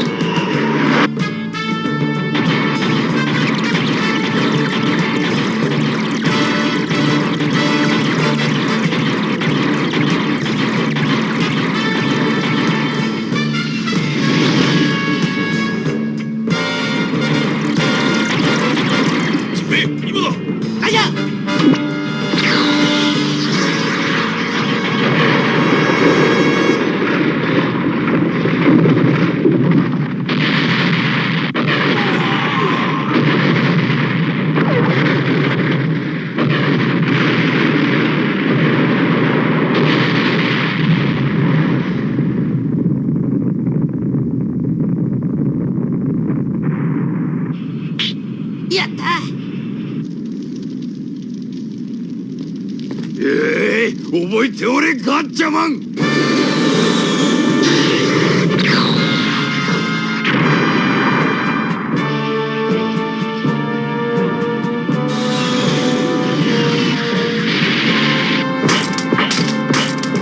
なガッチャマン。だが勝負はこれからだ。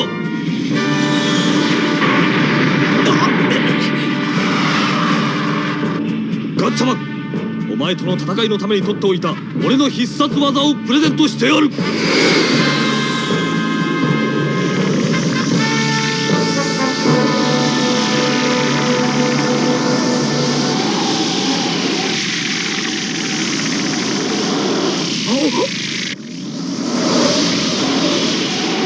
見たか、回転竜巻落としを。回転竜巻落とし。どうしたガッチャマン。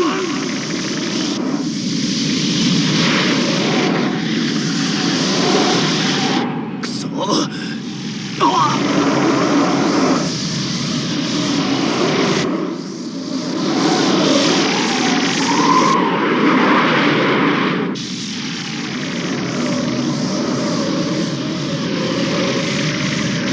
とどめだ。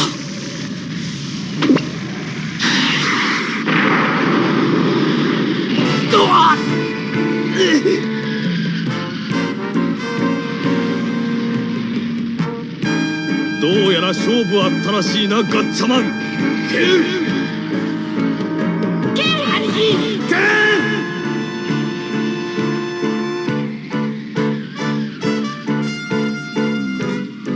ガッチャマン敗れたり。クソ、あの野郎。行くぜ。やめろ、ジョー。誰も手を出すな、ケン。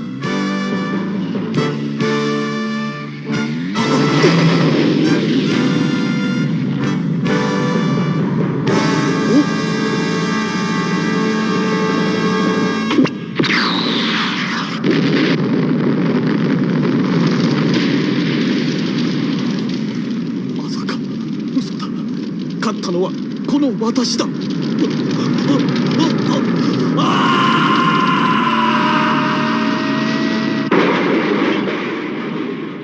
シチリアのタカ、それほどの腕を持ちながら君はなぜ。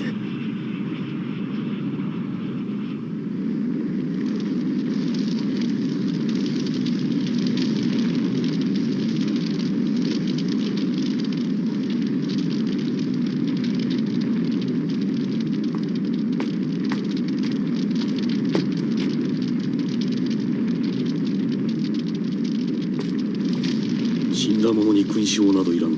新たな英雄が必要なのでな。やれ。はっ。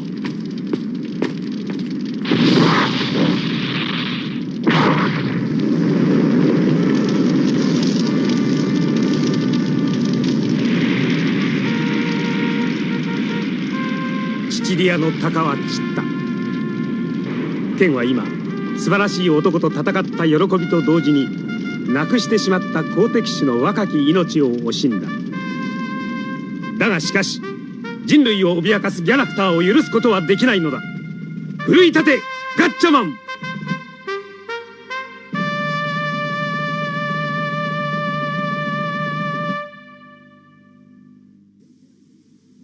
勝負室ネオフェライトが鉱山技師ゴードンによって作られた。ゴードンはテンペラーとガッチャマンを前に競りにかけた。ゴードンを懸命に説得するガッチャマンとテンペラーとの間に熾烈な火花が散る。次回ガッチャマンファイター勝負室に手を出すなをお楽しみに。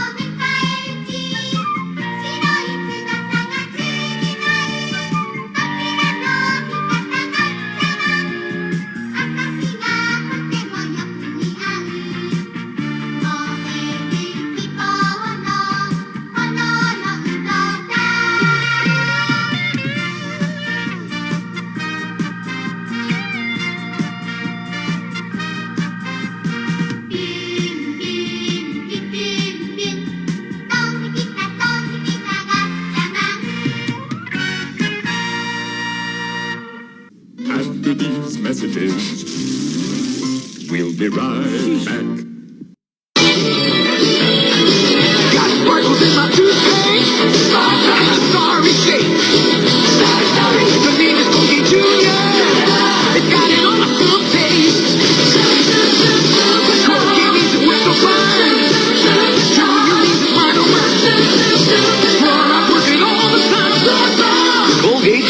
for superstars like you.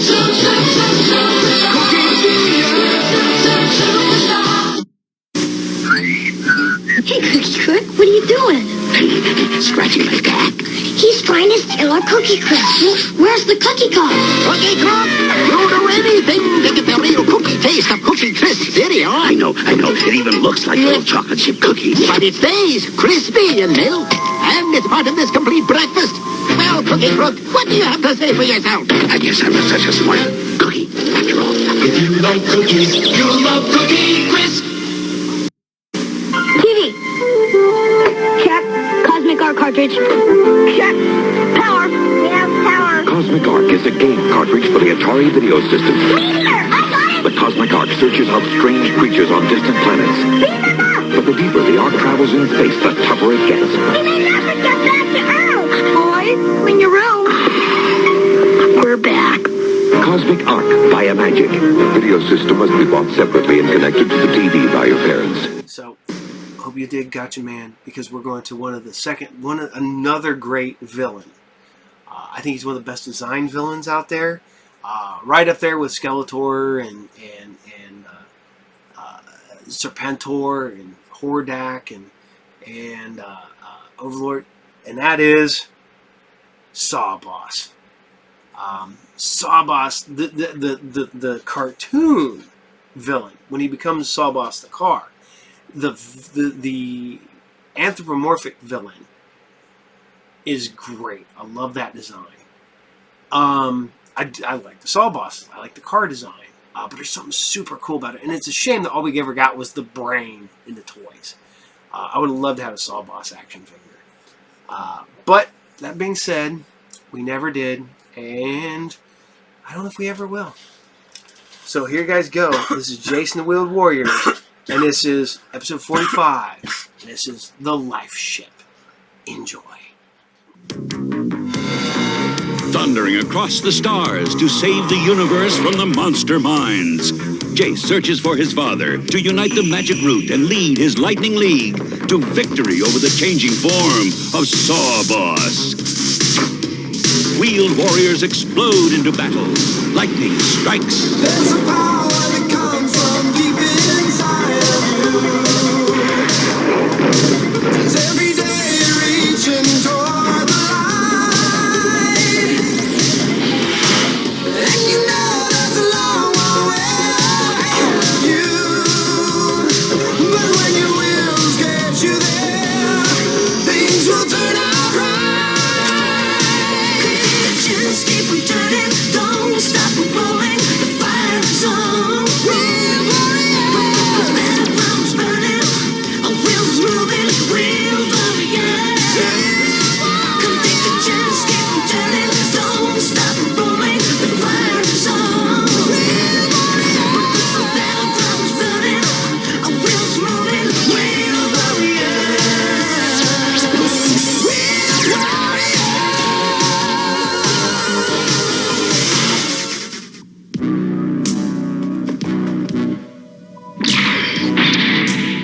Tell us where the boy is or we will destroy you. I know not of any boy.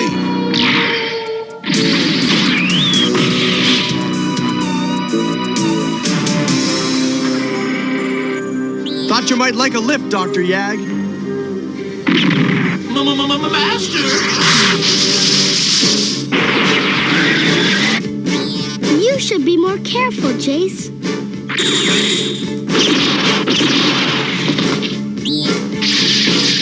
Those fool troopers almost ruined my plan. My orders were to let Yag and the boy meet. Plan, Excellency? For weeks, my agents have been planning a rumor among Audrey's friends. A rumor which will net me that boy, the root, and control of the Edro life ship. My father is trapped aboard the Edro life ship? Are you sure of this, Dr. Yag? I sure only that monster minds have Edro life ship. I see in Sector Andaris. Of Audric, only hear rumor. What's a life ship, Gillian? A ship that carries the people of an entire civilization to a new galaxy. The Edro ship has traveled in space almost 5,000 years. It's quite famous. I'll bet it's another trap. Indeed, it may well be. But Jayce, your father was very interested in that ship. I know. He studied it for months from the outside. And now Sawboss has the life ship. If Audric knew it, he would have found a way to get aboard. Right. He would have. I agree. And even if my father isn't aboard, we can't let Sawboss have that ship. It would carry him to new galaxies. Our troopers have still not broken into the life ship. It is beyond them. But the boy is clever. He will find a way. This is an info tape my father made about the Hydro life ship. Just let me increase the magnification. This is one of the life ship's thrusters. That's it. See? There's a clear path right through the center of the energy flow. Like the calm center of a hurricane. When the thruster fires, Her can fly the Pride right into the energy outlet. It's clear after the first surge. It might work. But I must say it's very, very dangerous. Dangerous? Gillian is right. Dangerous, very. That's why we're dropping you, Flora, and Noon off on Vega. Audric is like my father, too. I want to help save him. It's out of the question. This time you obey, young lady. Master, does this mean you don't need me anymore? Of course I do, Oon. I need you to look after Flora. Oh, I see. No way, kid. Andera sector's crawling with monster mines. We'll never get near the life ship. Gillian will disguise us with his magic. He's done it before. Sorry, kid. It's just too risky. Even if it's worth 50,000 credits? 50,000? That's what the Intergalactic Science Council has offered for more information about the Hydro. Now you're talking. Andera sector, here we come. Glad you're with us on this, Herc. Well, always happy to help the cause of science, kid. 50,000. Be careful, please. Take care of Flora, Oon. Leave it to me, Master.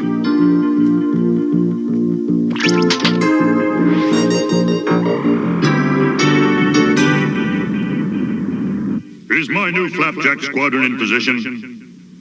Yes, Excellency. They will attempt to disguise their ship. We must be vigilant.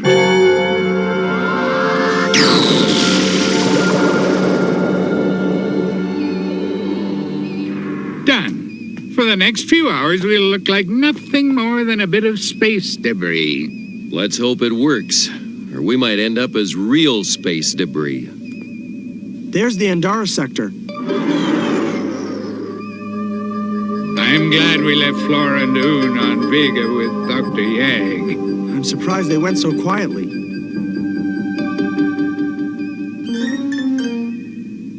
We're almost there, Oon. And as soon as we get inside the life ship, we can show ourselves. I'm not really tricking my master. He did say to look after you, and I am. Even if I do get inseminated. Incinerated, turned to ashes. Oh, who cares how you say it? The life ship. Head for one of her thrusters, Herc. Slowly. There, it's them. Excellency, we see nothing but a piece of space debris. Space debris that changes course? It's the Lightning League ship. You sure this is where we want to be, Jayce? If that thruster goes off... Trust me, Herc. Gillian, lock the data from my father's tape into the guidance system. Aha, so that's what the boy is up to. It's time to speed him up. Have all troopers open fire, but not too close.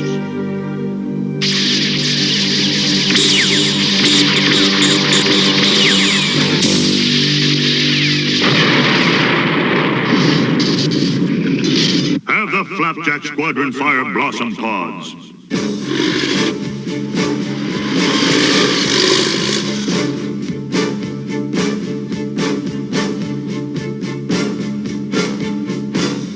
Yes, Excellency. Flapjacks, fire at will.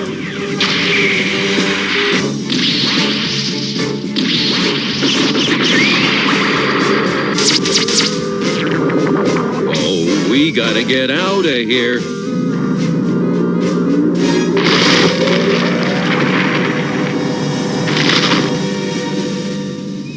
The energy outlet is opening. Into the thruster. The monster mines can't touch us there. Are you nuts? It's about to fire. No time to argue, Herc.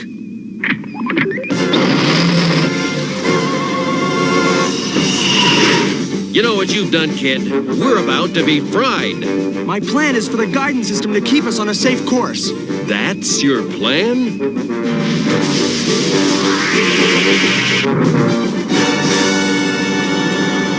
Excellency, they have destroyed themselves. No, the boy is too clever for that. He has planned this.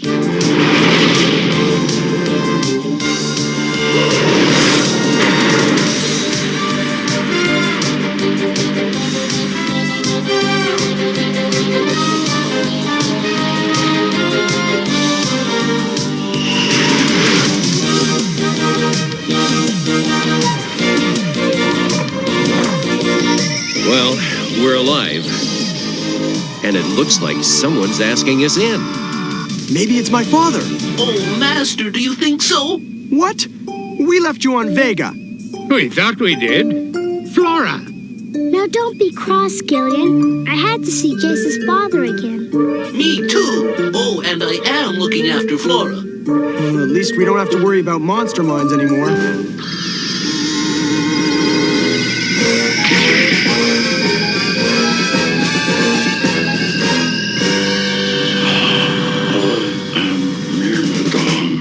Defender of the Hydro. You must depart this ship immediately. Contact with Hydro is not permitted. Myrmidon, we mean no harm. We're looking for my father. Scanners confirm you are the only aliens aboard. And you must go. Contact is not permitted.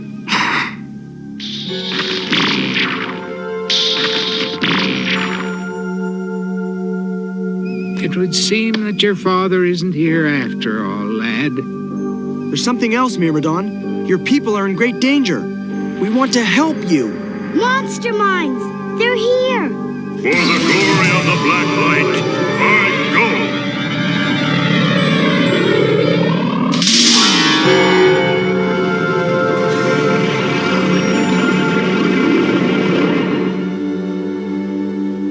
go! I think we've been tricked, kid.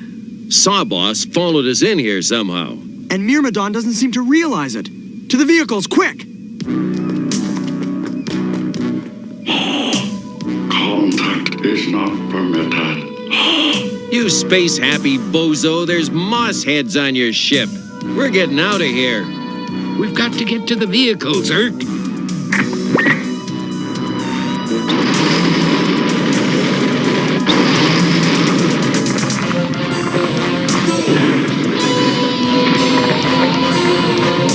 Let's get out of here. Do not leave your ship, or I will be forced to act against you.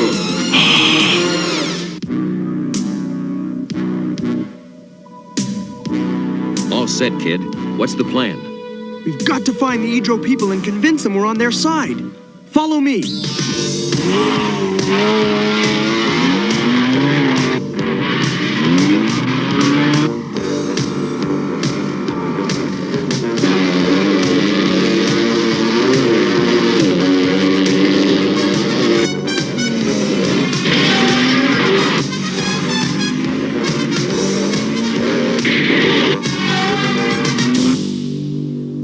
Follow them. There is nowhere they can go. Victory is ours.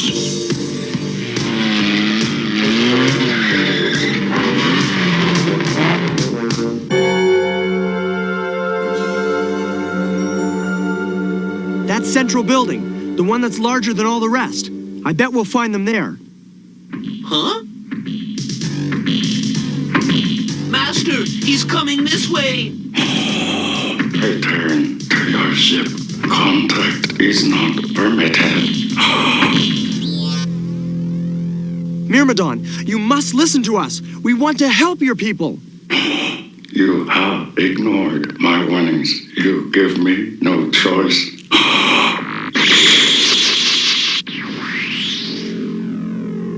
Master, what did he do?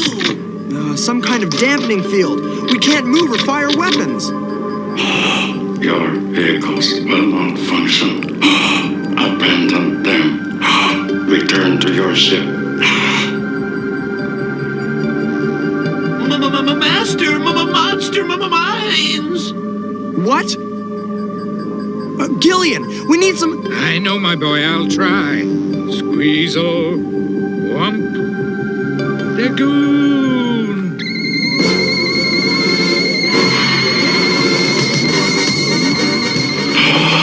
This vehicle should not function.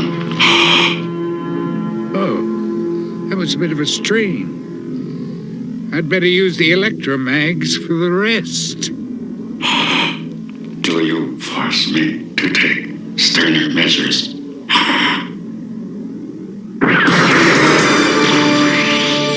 Thanks, Gillian. Everybody defense mode.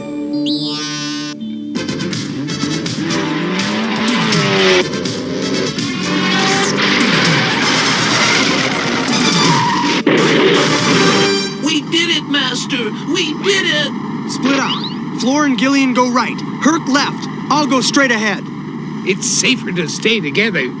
It'll be harder for Myrmidon or the Monster Minds to stop 3 groups. One of us should be able to reach the Hydro people.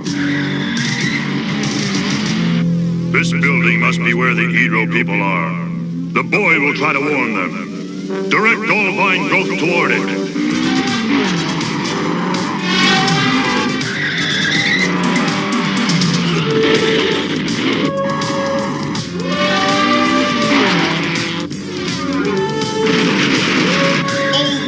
Slow down! Those monster mines are too close. Uh-oh.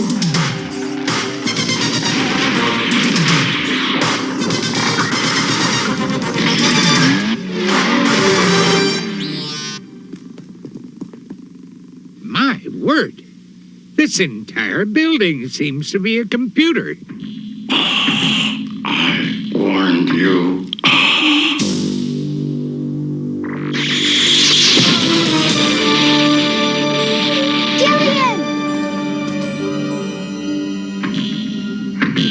Stay away, you bully.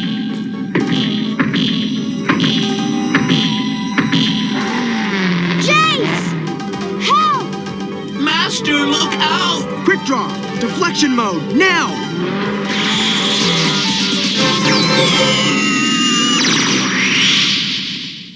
Gillian, are you okay? Considering I'm 1,000 years old, yes. We'd better get inside before the monster mines arrive. You stay on guard, Oon. Let us know when the monster mines come. And watch for Herc. He should have been here by now. Master, you don't think he... He'll be along. You sure took care of that old Myrmidon, Jayce. He must be a ghost or something. He walked right through me, like I wasn't there. What did I say? Gillian, Myrmidon can't sense plant life. That's why he walks through flora. Indeed. And he's no ghost either. He's a hologram. Hologram? You mean he's a computer picture? Yes, a symbol of the Hydro defense system. A system most likely run by this computer.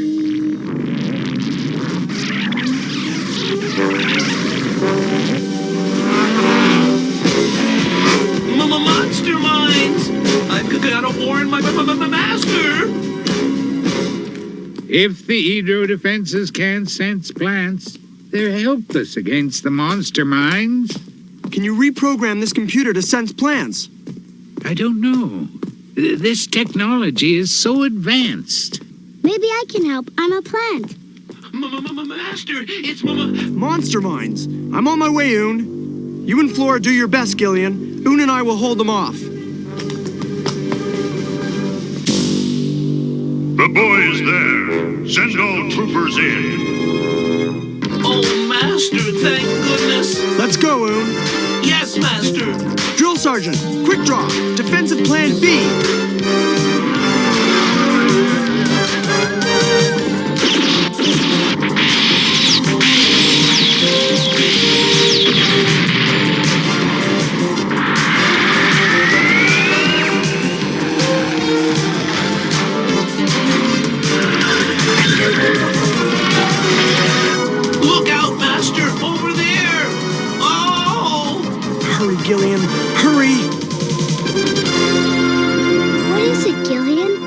possibly the answer to our problem. Hey, I think this.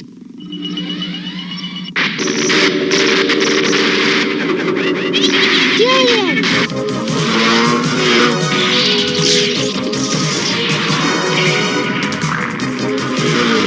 We're winning, Master! Master! Yahoo! Lightning strikes!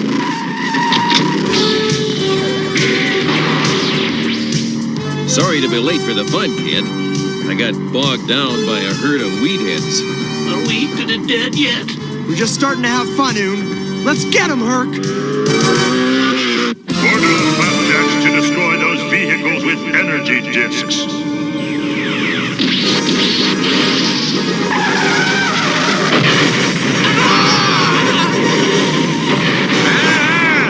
Order all troopers in. Gillian, I can't stop it. Gillian, are you? Incredible.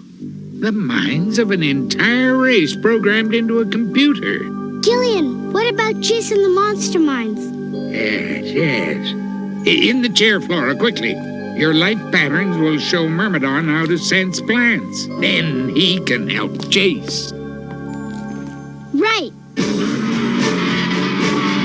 Master, they're coming! Come on, Herc! Master, look!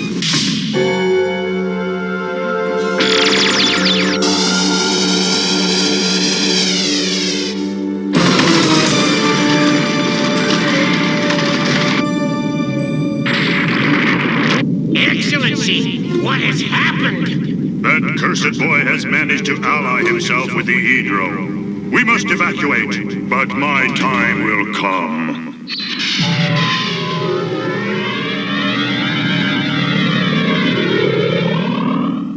I don't get it, kid. Since when is he on our side? But Gillian and the Flora have taught me much. The Hydro, thank you. But now, you all must go. Don't tell me. Contact is not permitted. Contact is not permitted.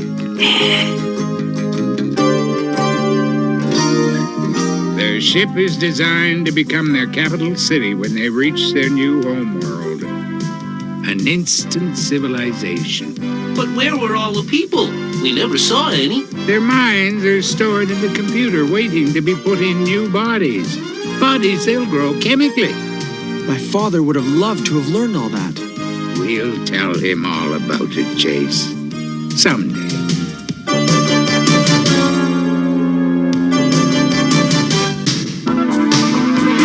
Driving down on the highway, and my wheels are spinning fast. I've been driving down for a long, long time, but soon I will be there. Keep on rolling, keep on rolling. There's no turning back. We're going home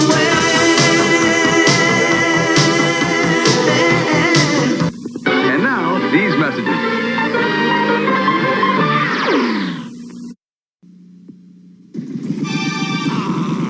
The honeycomb hideout. It's Big Bad Mo, the motorcycle maniac. Yeah, I want a big cereal with a big taste. Big taste, honeycomb, big taste. Honeycomb's big. Yeah. It's not small. No. Honeycomb's all. A big taste. Big crunch. Big bite. Honeycomb cereal, part of this big, complete breakfast. Honeycomb's a big bite. Hey, you want to play some Nerf hockey, eh? Oh, sure. You go freeze the table and I'll be right there. Oh, you don't need ice. You just set it up like this. Go. Ow! No high sticking, eh? See, Nerf hockey is all the action of real hockey. Yeah, and like it won't leave scars on your table. Or your face. New Nerf hockey. There's only one Nerf.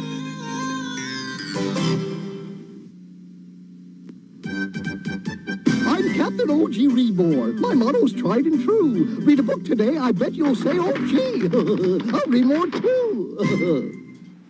So, we're going to stop with the cartoons for a minute and bring you some more live action. And we're going to bring you some Hey Vern, It's Ernest. With the ever so awesome Ernest P. Worrell himself, Jim Varney. I love this episode. This episode's called It's Food.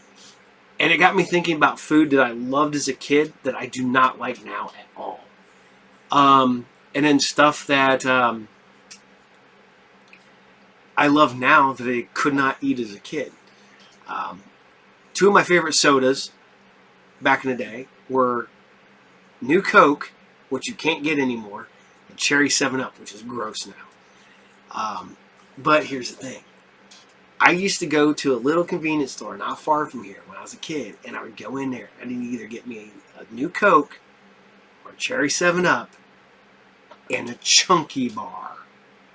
That's right, a Chunky Bar, which was discontinued, at least locally, for a few years. We brought it back, I don't know, 5-6 years ago, I think, maybe a little longer. I ended up with a coupon for a free one. And I was like, oh man, Chunky Bars were awesome. And then I get it, and I'm like, picked it up, I put it in the refrigerator. I don't know if it got thrown out or if the vents ate it or what.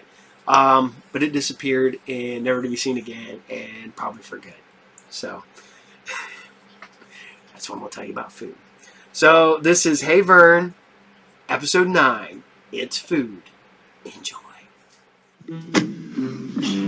Oh, hi, Vern. I was just looking through my granny's old recipe book. Because the big neighborhood bake-off is next week, and I just know that one of these old family recipes is going to be my ticket to fame and fortune in food. Know what I mean? Let's see. Rattlesnake gumbo? Nah. Furball casserole? Nah. You know, Vern, it's going to be worth all that national coverage because this year's winner is going to receive, get this, Vern, a lifetime supply of Gooey Boy muffin cakes. Gooey Boy muffin cakes, Vern. Look at my sweet tooth, Vern. It wants to dance. Hey, Vern, today's your lucky day. We knew you wouldn't want to oversleep, Vern. We only do it once a week, Vern. Me and all the other guys, Vern. We even brought the pies, Vern. It's your Ernest P. Worrell with a story and a moral and a big chuckle, hip trip, double dip, super duperine show. You know what I mean? No! Hey, Vern, we moved your furniture and now we're going to fire up the barbecue, Vern. We owe it all to you, Vern. But now you gotta move, Vern. Hey, Vern! Hey, Vern! Hey, Vern, it's me. I'm on TV.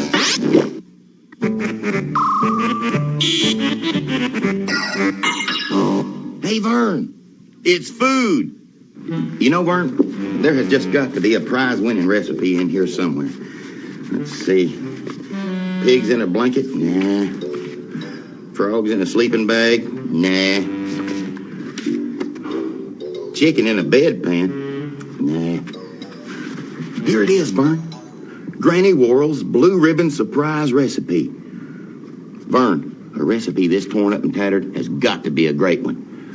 Those Gooey Boy muffin cakes are practically mine. Know what I mean? What is that? Bubby, I'm serious. We've got to win this neighborhood bake-off. I love those Gooey Boy muffin cakes, but there isn't anything in this cookbook that sounds good. Baked Alaska. You got an oven? All we need is a piece of Alaska. Pack the bags! Hi, I'm Mac, and my roommate George here is very excited about this neighborhood bake-off. Says he's sure to win. Got a great new Italian recipe. Deep dish lasagna. Get it? Lizard lasagna? Yeah. Sounds good to me, George.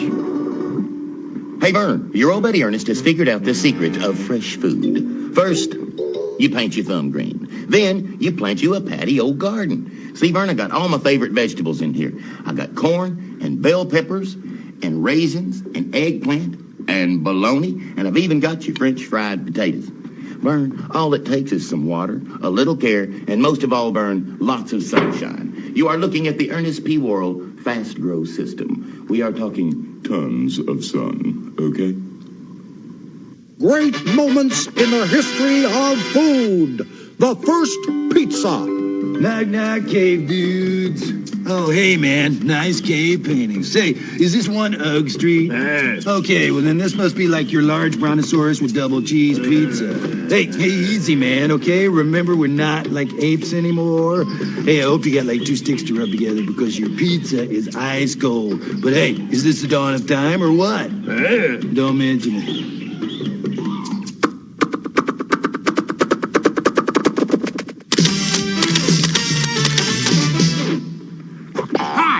Finish here, photographer at large. You know food is one of my favorite things, so you can imagine how excited I was when we had the big bake-off.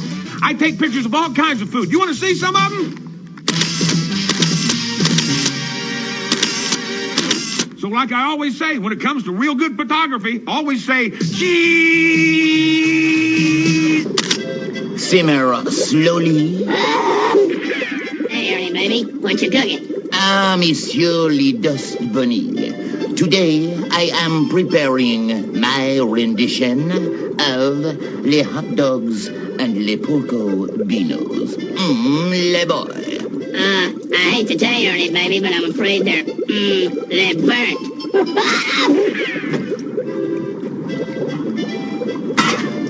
Le dang. I am a vegetable, and I'll be good for you. I am a vegetable. I won't say oink or moo. You know you need me. I'll be the best that you've had. Don't wait forever, or I'll go bad. Ooh. Yip-doo-doo-doo-dow. I am a vegetable.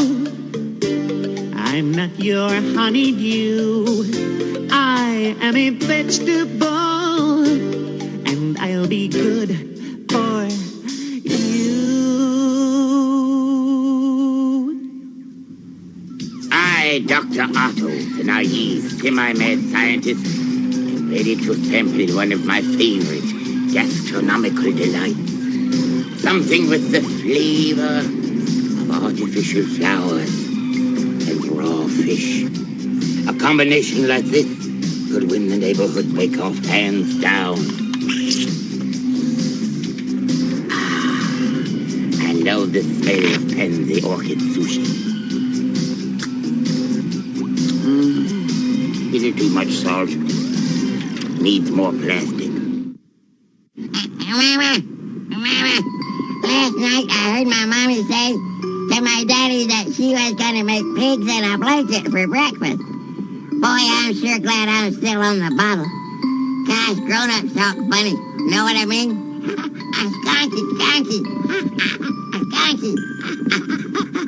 How you doing today, Woody? Oh, compared to a thumbtack, I'm not too sharp. Yeah, I know what you mean. This bake-off competition is giving me a real headache. With a head like that, it ought to ache. Woody, I wish you'd help me with this bake-off. I'd help you, wouldn't I? Wouldn't I? Wouldn't I? Knucklehead, knucklehead. Woody, you keep this up and I'm gonna put a mad woodpecker on your head. I think you would. Oh, hi, Vern. Look, my little garden is starting to really grow. I've been watering every day, pulling weeds, and look, these eggplants are really starting to hatch. Vern, I forgot to tell you. You know how to tell when eggplants are starting to get ripe? You squeeze them.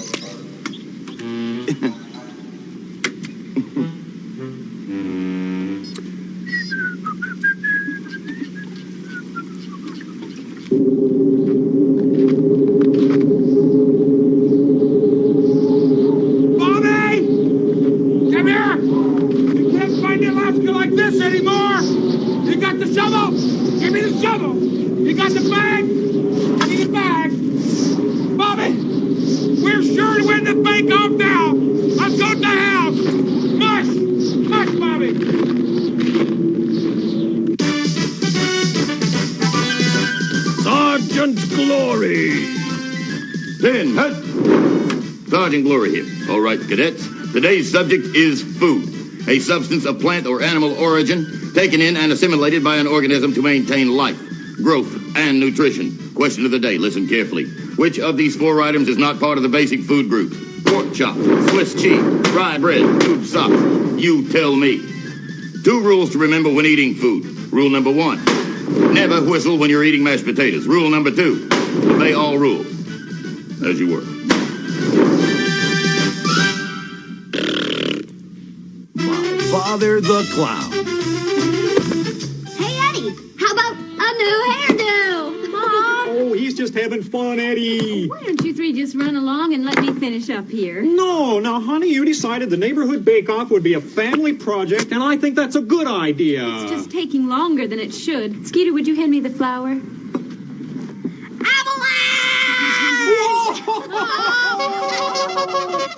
Now, if all you're going to do is throw food, I wish the 3 of you would go on outside and let me finish up. We've been at this all day, and all we've got to show for it are 2 pies. Now, 2 pies aren't going to do us any good. Oh, I think so. Right, Skeeter? Right, Dad!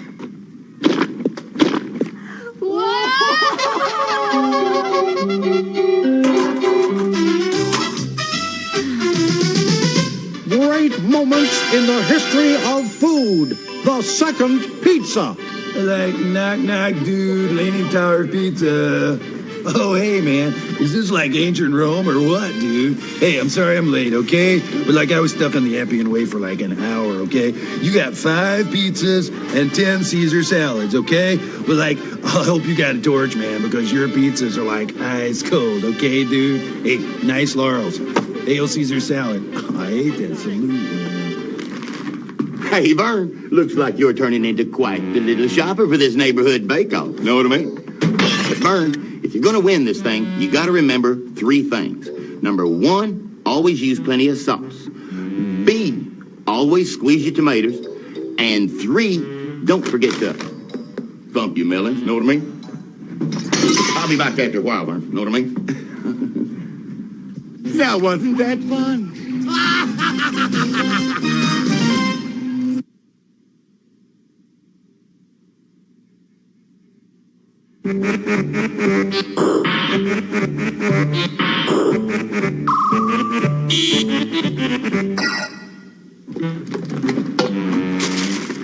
Jelly beans, popcorn, couple of eggs.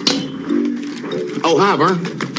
You know, the neighborhood bake-off is right down to the wire, and I'm just double-checking Granny Worrell's blue ribbon recipe.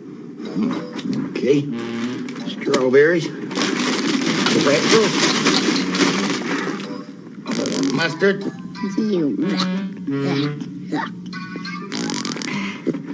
And for inspiration, Vern, I'm having a couple of these gooey boy muffin cakes. And Vern, with a lifetime supply, I won't have to buy. You know, Vern, anybody can cook. But for really great recipes, we've got to know how to follow directions. Like, for instance, shake well before using.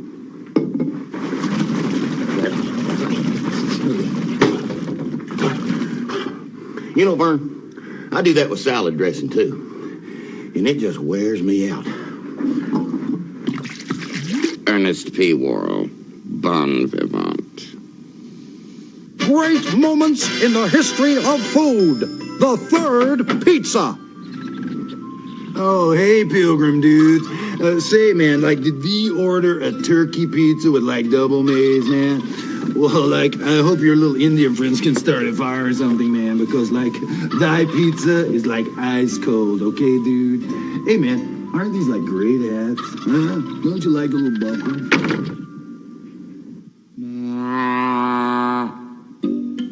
Hi, I'm Ernest Tongue. Do you know what a tongue's most important job is? No, it's not licking stamps or blowing raspberries. It's tasting food. I do it all the time. Oh, look, here comes something now.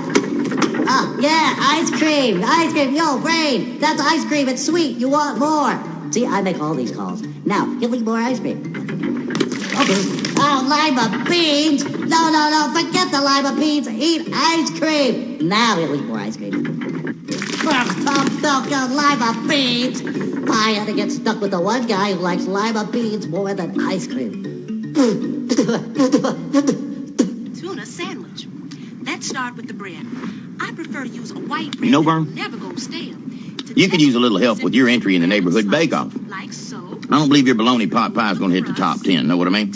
That's why you ought to be watching Mrs. Simon Simmons' baking show. It's coming on right now. Get you a pencil and paper and gather around.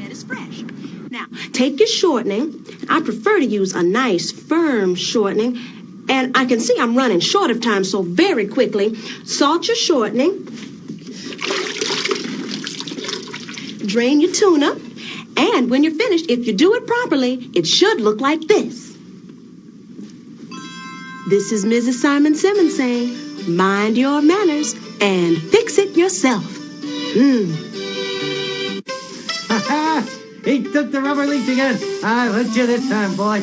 Come on, we gotta have carpet tonight. Get the lid! Get the lid! Hey, hi there, Ernest. I was just doing a little fishing. Hey, let me lower your ears, boy. You look shaggy, don't you? Yeah, Earl, I'm going to win that neighborhood bake-off, and I want to look my best when I step into the winner's circle to claim my prize. Alrighty. Make me look like a Wall Street tycoon. Okie dokie, Ernest. Just sit back and relax and leave it till there. Now, just a second. Now, hold still. Hold still. Hold still. I got that. Now.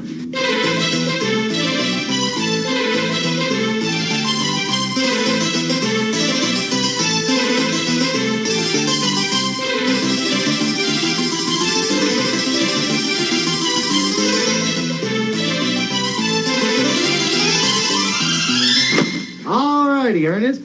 There you go. You like it? Ah! Earl, I wanted you to make me look like a Wall Street tycoon. Oh, silly me. I thought you said a small, sweet macaroon. But what do you think? You like it? Huh? It could work. Oh, hi again. George is just putting the finishing touches on his famous lasagna for the big neighborhood bake-off. And he wants me to give it a try before he enters it. Oh, I hate this part. George always wants me to get in the mood before I try one of his exotic dishes.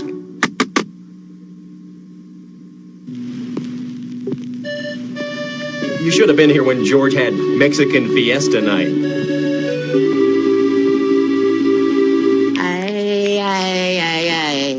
Que pasa, Vern? I assume you are here for the fiesta.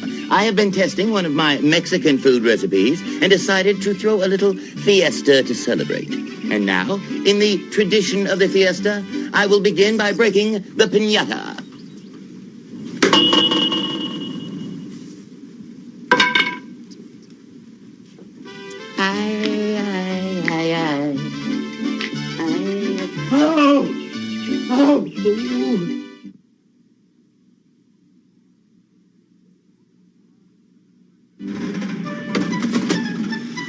The baked Alaska is almost done, Bobby, and those gooey boy muffin cakes are almost ours. And now for the test.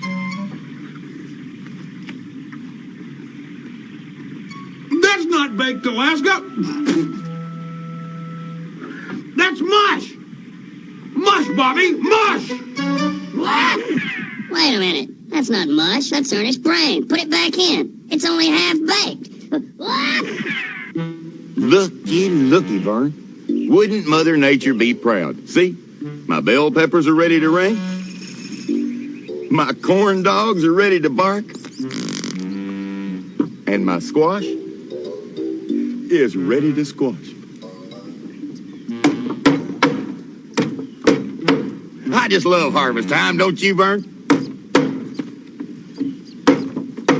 Great moments in the history of food. The fourth pizza. Whoa, hey, don't shoot, partner, dude. Did you, order the beef jerky pizza with double beans? Well, here, man, my chuck wagon's double parked. I hope you got a campfire, man, because, your pizza is, ice cold. Hey, nice bolo. Have a good roundup, doggy dude. You know, Vern, a recipe is only as good as its ingredients. You can't afford to skimp on your ingredients and expect to win a blue ribbon. Case in point. Notice how they stack the cans of fruit at the grocery store? Your average run-of-the-mill bargain shopper would take the top can thinking they're all the same. That's what they want you to think, Vern. But a master shopper like Ernest P. Worrell knows that the good ones are on the bottom. Never send a man to do a boy's job.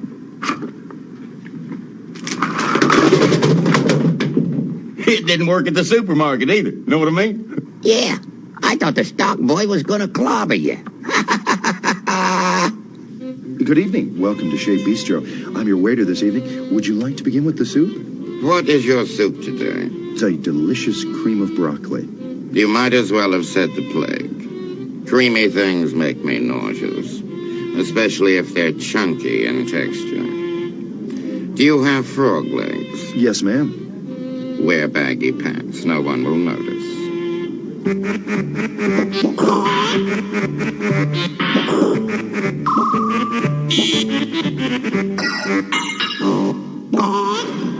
Ordering! I need 2 fried eggs, real well done. Hash browns and wheat toast dry.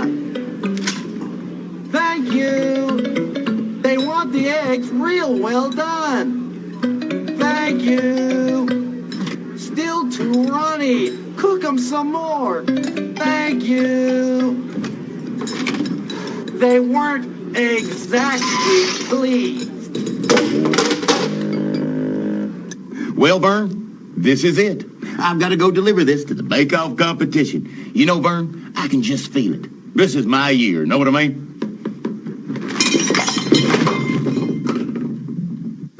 Ladies and gentlemen, welcome to the final judging of this year's Neighborhood Bake-Off. The competition, of course, as always, was tough, but the judges have reached a decision. The winner of the lifetime supply of Gooey Boy muffin cakes is Ernest P. Worrell. Now, Vern, I've got enough Gooey Boy muffin cakes to last my entire lifetime. But what I will share with you is the remainder of my prize-winning recipe. The judges loved it, Vern. They didn't go any further. They stopped right in their tracks. But I want you to have it. Here. Give it a try. Come on, Vern. It's Blue Ribbon Surprise.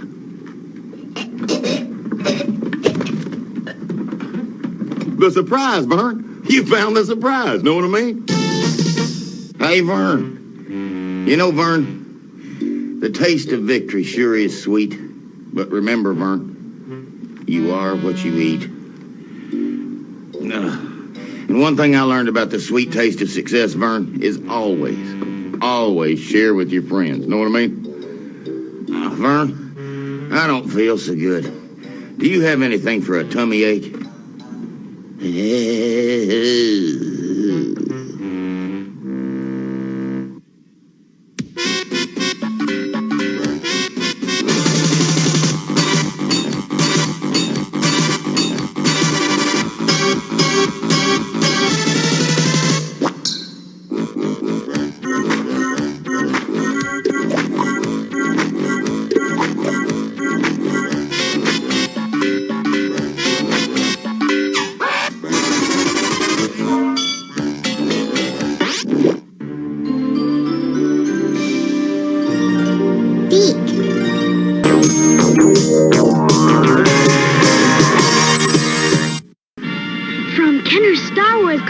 Each sold separately.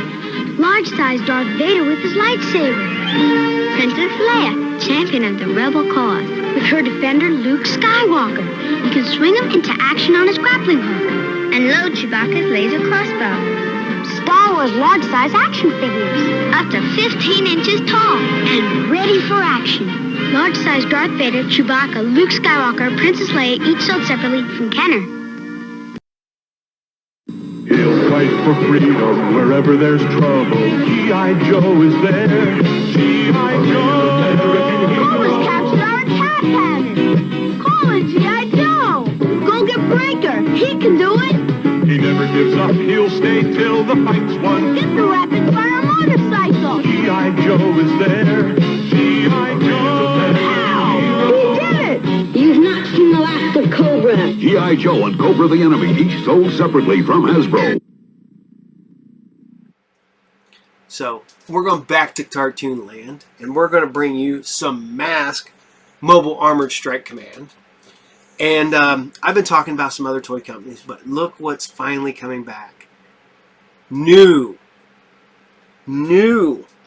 officially licensed mask toys. I ordered cases of the first four in the wave 1, which is Rhino, Thunderhawk, Switchblade, and Condor, which is weird because you get 3 good guys and 1 bad guy. Hopefully things will be taken care of before then, so when they do come in, they don't cost me like $1,000 each. You know, they're a little pricey, but right now they only went up about 10%. But we'll see how it goes when it gets closer to release date. But yeah, Mask is back, 100%. Legit licensed Mask toys, and you know, I will show them on the show hopefully. So this is Mask Episode 2, Season 2, and this is Where Eagles Dare. Enjoy.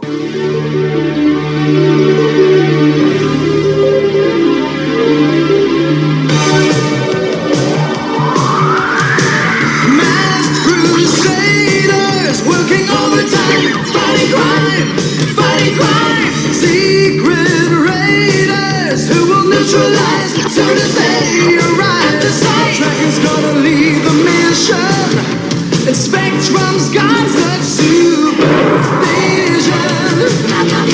Mask is the mighty power that can save the day. Mask, no one knows what lies behind the masquerade. Mask, always riding on Venom's trail. Come see the laser rays. Fire away.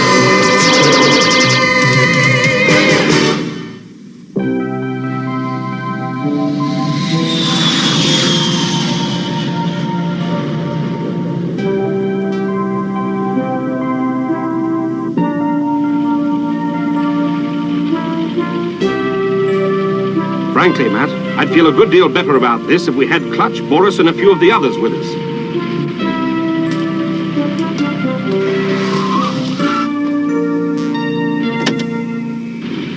If we're to secure the transportation franchise in Zadobi for the Peaceful Nations Alliance, I've got to prove Mask has the fastest means of traversing the country.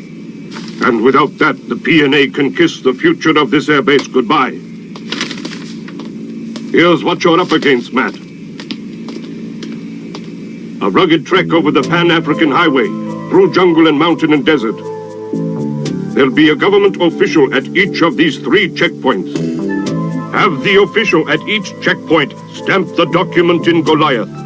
Good luck, Matt. I'm afraid you'll need it on this one. Thanks, Alex, but I don't think we've got anything to worry about. Nevada, let's roll.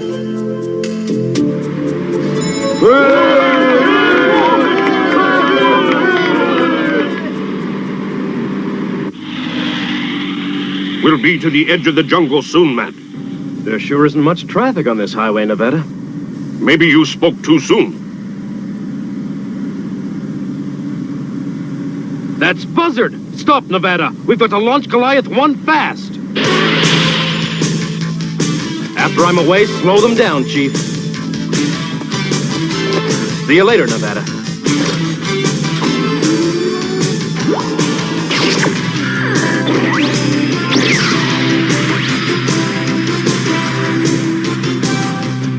Good luck, Matt. Now to run some interference.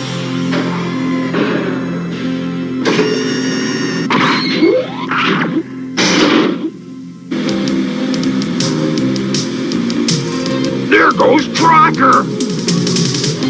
Get ready, Maxie. Launch the drone.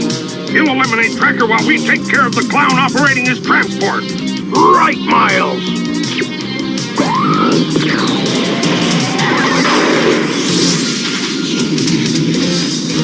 Running destructor program. Access code verified. Miles, Mayhem. Implementing program. Search and destroy Goliath jet.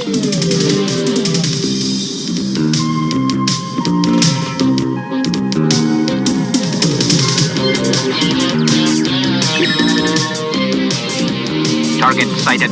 Locking on target. You boys are about to get a lesson in Native American Indian culture. Totemon!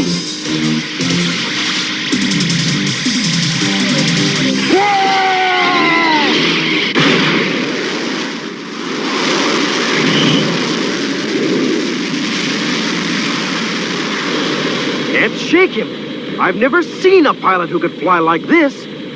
Slicer cannon locked on target. And... fire. He's got me. Can't evade him.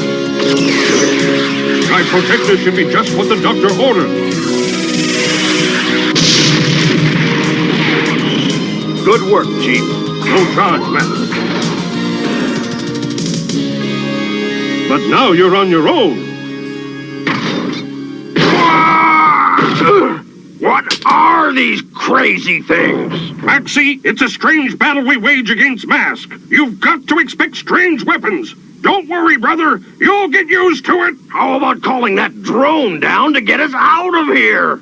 Now you're thinking. I knew my brother would make me proud. Mayhem to drone. Break off your attack. Get us out of here. I guess Nevada made his point. Now to get back to business.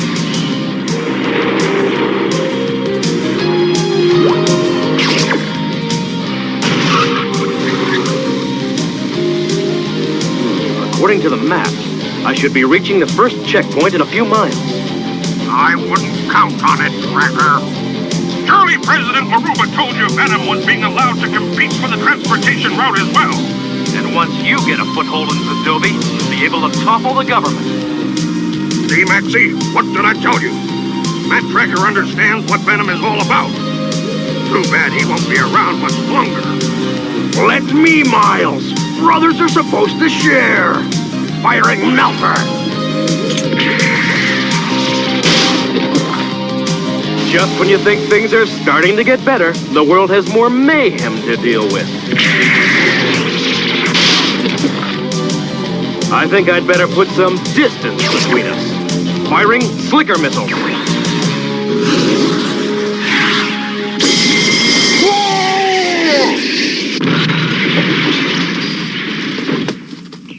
Oh, maybe I should have stuck with simple blackmail and bank robbing.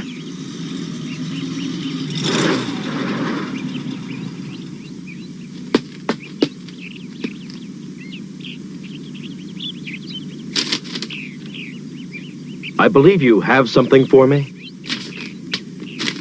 You are making exceptionally good time, Mr. Tracker. And your competition? Delayed for the moment, but not for long, I'm afraid. Then you'd better be on your way. There are a great many of my people who wish you luck. Thank you.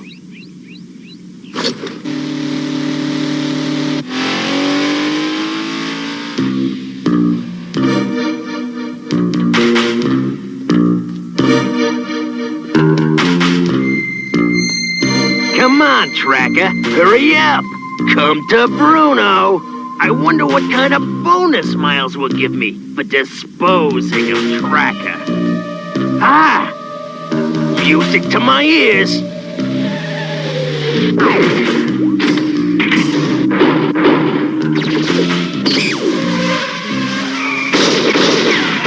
Bruno Mad Dog Shepherd? Well, the gang's all here.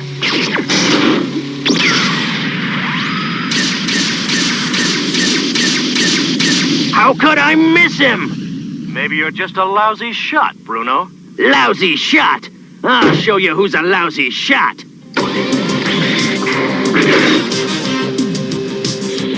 See you later, Mad Dog.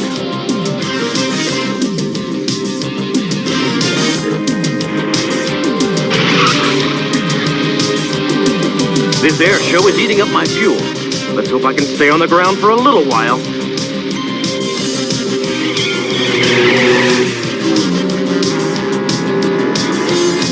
That heap of trackers is no match for Stinger. I'll catch up with him in no time. A toll booth in the middle of nowhere? Well, they can forget it. That gate's gonna end up toothpicks. Negative, Bruno. Do not run the booth. We can't do anything to upset these native buffoons until we take over.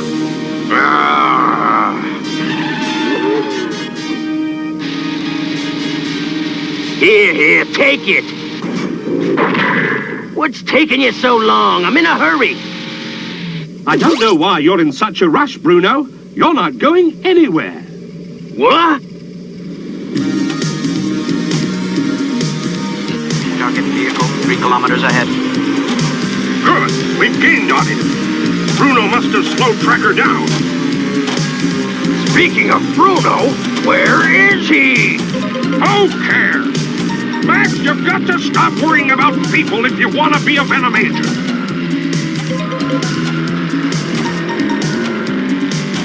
Got to be careful. This could be another Venom trap.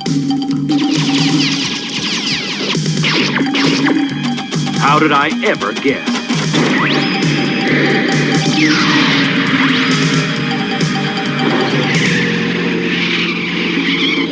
What are you waiting for up there? Attack! Attack! Attacking. Drones. A drone? A drone? That'll be the day a drone gets a target before me.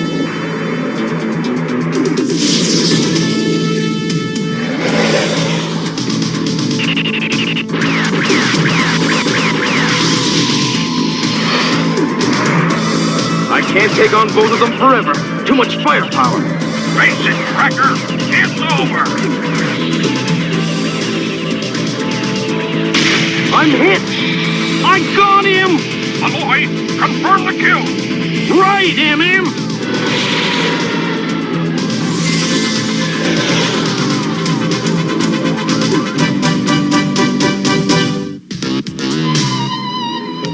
It's all over. He's gonna crash. Time to end this game. Shroud halt. Hey, what's that? What? It can't be an explosion. It looks like fog. It's a mask. Go in after him, Birdman. No way. I got a rule about not going someplace where I can't see what I'm doing.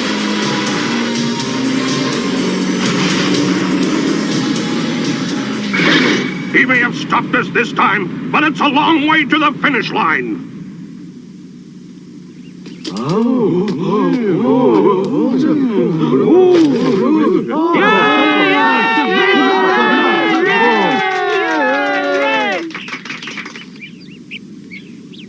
Thanks, son. That hits the spot. Mr. Tracker, congratulations. So far, so good.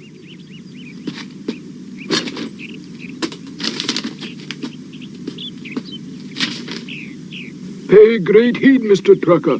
The final part of your journey is the most treacherous. That's generally the case, my friend. Sure would be nice if it was peaceful from here on out.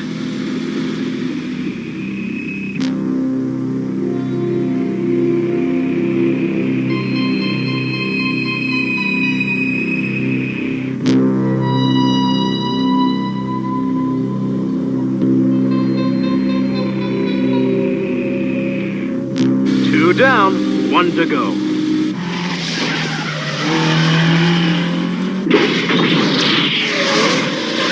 Maxie, watch this! Nothing gets through my flexor mask! You always were a show-off, Miles, even as a kid.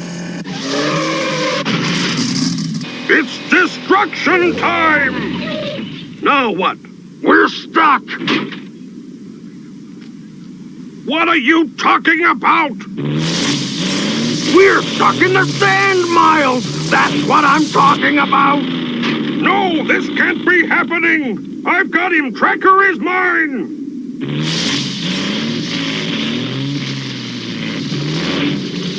Don't worry, Bossman. Help is only a lizard away. Lester the lizard sludge! None other. Hey, boss. Looks like you got caught in a sand trap. Save the humor. It's Tracker now. This is gonna be a cakewalk. This is Iguana's turf. Where have I heard that sound before? Either I'm seeing a mirage, or that's Lester the Lizard. No sense taking chances. Firing Slicker. Whoa! I can't get any traction. Look how easily you figured that out, Lester. Oh, yeah? Well, I got the answer to your Slicker missile, smart guy. And it's called the Sludge Cannon. Get us out of here, Lester. You can't take Tracker alone. I'll have you out in no time, MM.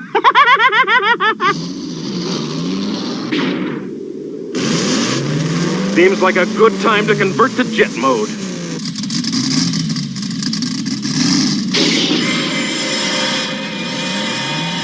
You're not going anywhere, Tracker. You got him, Lester. Shroud on.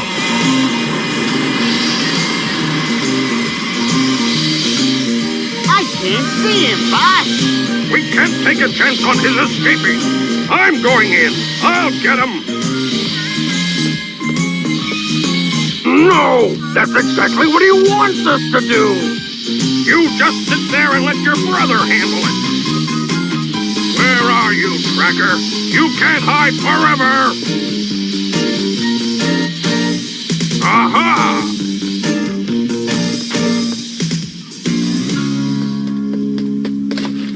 Tracker! None other. You don't mind if I borrow this pod, Mayhem?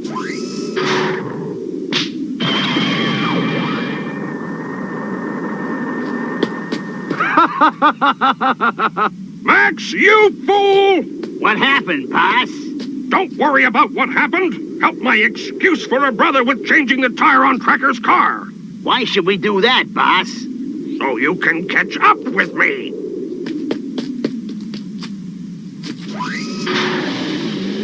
Oh, yeah, I see. That makes sense. Seems easy enough to operate. Takes a minute to learn, a lifetime to master, Tracker. There's no way you can compete against me and Buzzard. It's a totally new design. Mayhem's right about that.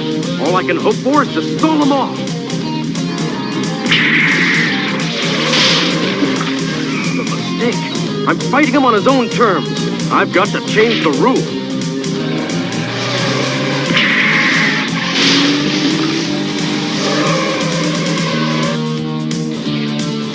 Go ahead, Tracker. I know just where you're going.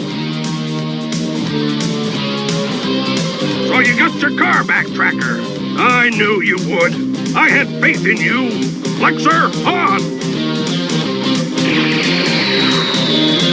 Tried to get your Goliath through that.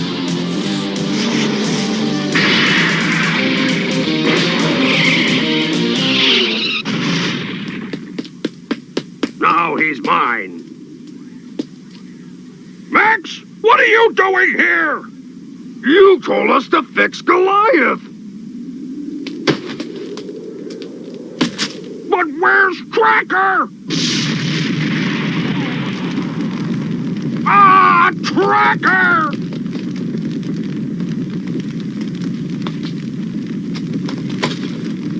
Amazing what happens when you connect a weapon circuit to an engine's fuel injector. I'll get you, Tracker! I'll get you yet! You keep telling me that, Miles.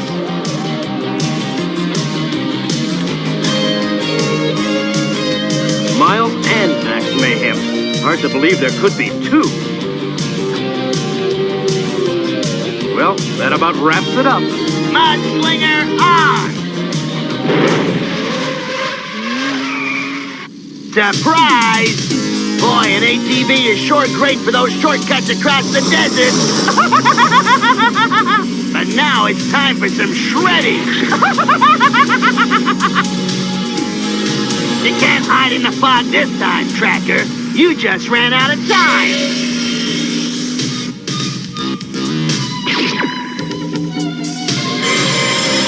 Told you, Tracker.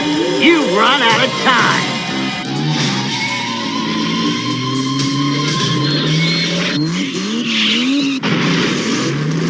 That's reverse, Tracker. Won't do you any good. You're not gonna have the chance to put her in forward. Maybe I can sell some sucker what's left over when I'm through.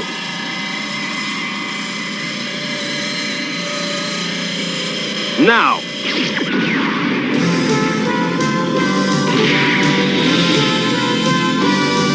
Thanks for the lift, Lester. That shredder had its effect. Better take it easy.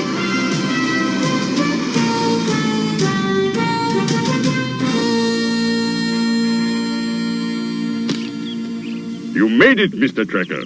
Though I don't know how. Your competition didn't even finish. So I'm pleased to present the transportation franchise in Zadobi to you as a representative of the Peaceful Nations Alliance. Thank you, sir. Matt, Dwayne Kennedy from PNA is on the phone. He wants to congratulate you. I told him everything. Says he's got a gift for you, too. Oh, really? He's enrolled you in traffic school. You're a menace on the roads, Matt.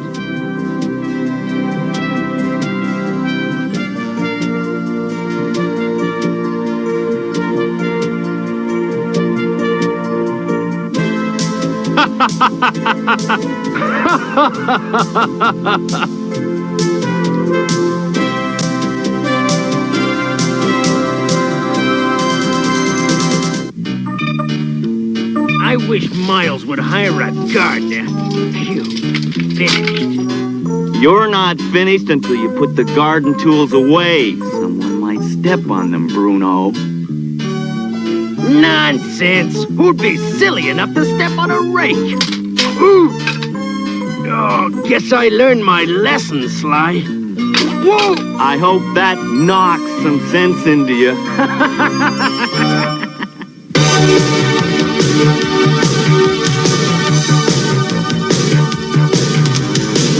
Secret raiders who will neutralize soon as they arrive at sight. Tracker's gonna lead the mission. And Spectrum's got such supervision. Mask is the mighty power that can save the day. Mask, no one knows what lies behind the mask charades. Mask, always riding hard on Venom's trail. Come see the laser rays. Fire away.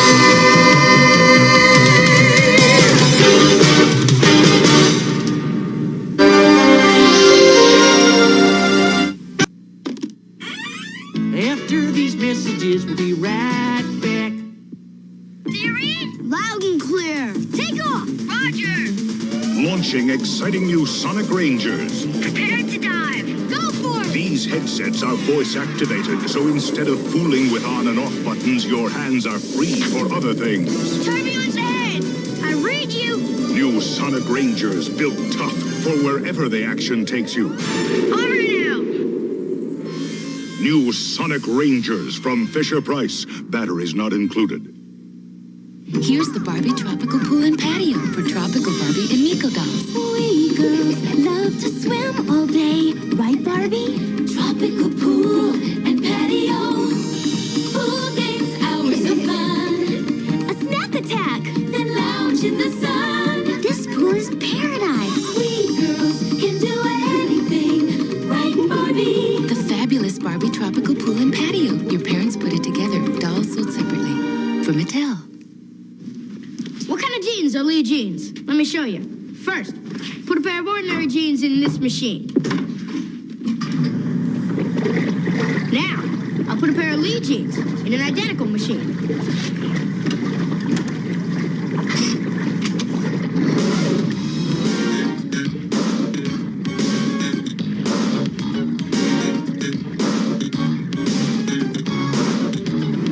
Lee, the brand that fits. Weird thing is I almost want to always sing Where Eagles Dare by the Misfits every time I see it. But I can't on here. Because YouTube will say no. So, we're rapidly getting to the end of this day's episode. And I told you guys last week that I was supposed to go to a concert. And I was supposed to go. Left the house with plenty of time to get where I was going to go. Only to be stuck in traffic for well over an hour on the interstate. And I'm just watching the time go by, stuck in traffic, unable to go, unable to get off the interstate, unable to turn around, unable to do anything. And I'm just watching it. Show starts at 7, and I look over, and it's like 7:10. Then it's 7:15. Then it's 7:20. And then we finally get to the detour, which we're still well over an hour away at this point. And I look at the Tina, and I go, just turn around. And my friend's in the back. My buddy Bones with us, and the Tina's with me. And she's like, are you sure? She goes, we can probably make it, at least get some. I was like, no. I was like, I'm not going to go there, go all the way there, get in the show to see 2 songs, and then turn around and go right back. I said, let's just go home. I was like, I'm going to be more upset if I get there to see 1, 2 songs than if I just go home. And technically, by my luck, I'd probably get there and not see anything. And I would just be mad that I just wasted that much time and got there. So we get back, and I'm grumpy, and I just come down in the basement, and I edit, and I work on stuff, and I don't talk to anybody for the rest of the night because I'm just being grumpy Paul. And then I'm sitting there, I look, and they're like, oh, they're in Indianapolis, 2 hours the other way on Saturday. And then they're in Detroit, and I'm like, I could make it to all these shows. And I'm like, no, I already spent money that I did not get to use. I'm not spending money again because I was angry and bitter and grumpy. And so, long story short, never got to see Rolling Quartz. And given the fact they're a South Korean all-girl metal band that very rarely tours the United States, chances are I may never get to see them again. And it just makes me so mad. But I don't want to get too angry. I don't want to get too bummed, because there's a lot of things out there to make you mad, and lots of things out there to bum you out. And I just need to let this one go. And I'll move on. I'll go see Clutch in June, right around my birthday, and then shortly thereafter, we're going to go see The Warning in July. So I'll be happy later on this summer. I'm just bummed that I really want to see them. And I haven't. And I didn't even buy anything, so I have not bought a t-shirt or nothing. And because I was like, I'll buy it at the show. And now I'm like, eh. So now I got to order everything offline. Yeah. So, before we go, we're going to bring you the California Raisins. And, because I haven't showed that in a while. But I want you to take a good look at the credits on who worked on this show. And see if you notice a name up there. So, I'm going to bring you California Raisins, episode 6. And this is the good, the bad, and the broccoli. Enjoy. Yeah, baby, with a hippest dried fruit around. Chunky but funky, we can lay it down.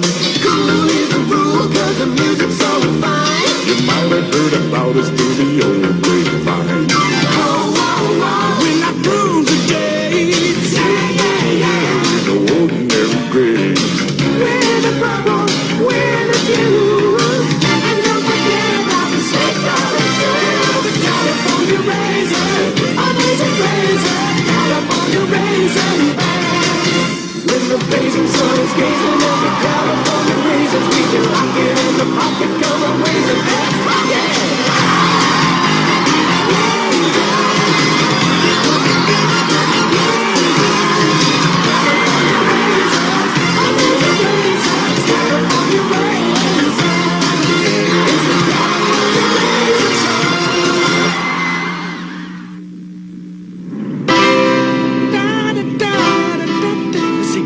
Steady love, my steady love.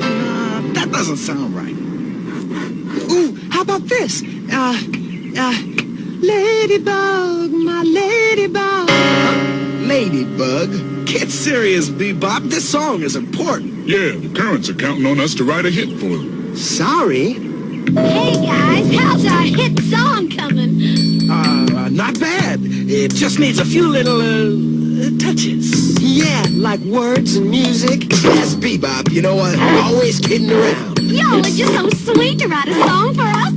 Hey, we know how tough it is to make it to the top. Whoa, the top! I like the sound of that.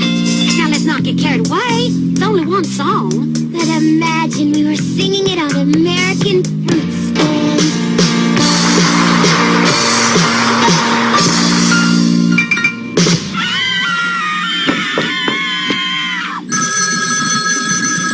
I'll get it. Hello? Who is this? Oh, Rudy. Do you have a cold or something? You sound different. Chap, God. Cold, bad cold, bad.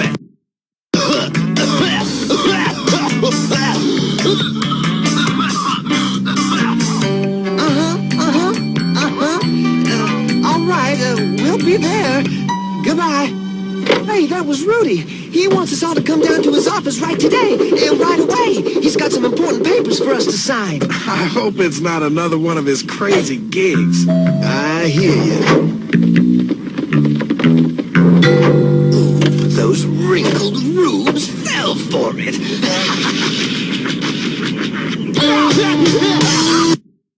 Fell for what, Leonard? Oh, my brilliant plan to get them out of the house so we can sneak in, pocket, and steal their next song. Yeah, right, great. Why do we want to do that, Leonard?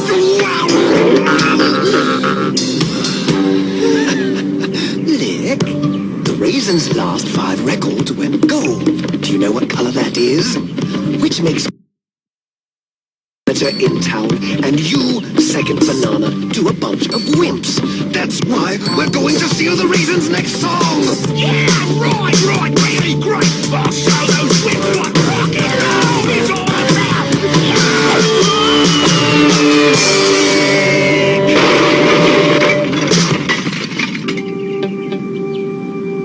Lick, where are you? Speak to me, boy.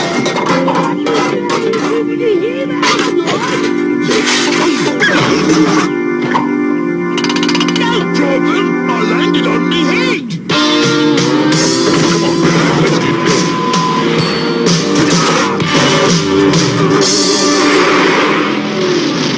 Taxi! Let me handle this.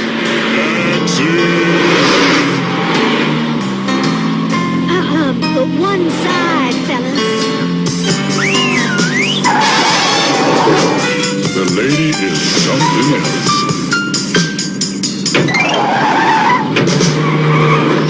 What now, Leonard?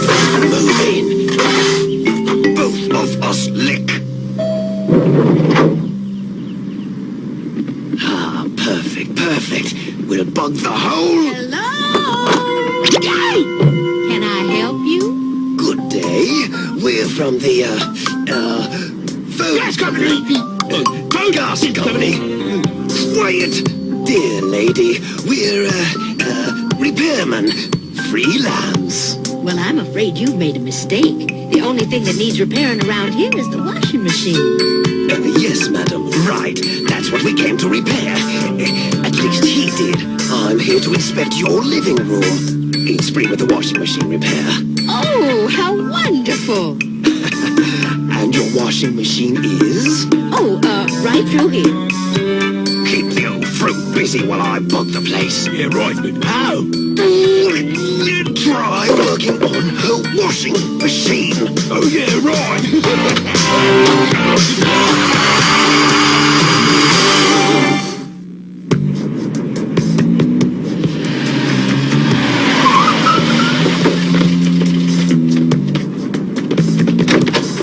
Hey, guys, gals, what are you doing here? You should be home working on your new song. I'm working on something special to premiere it. You called us. You said you had papers for us to sign. No, I didn't.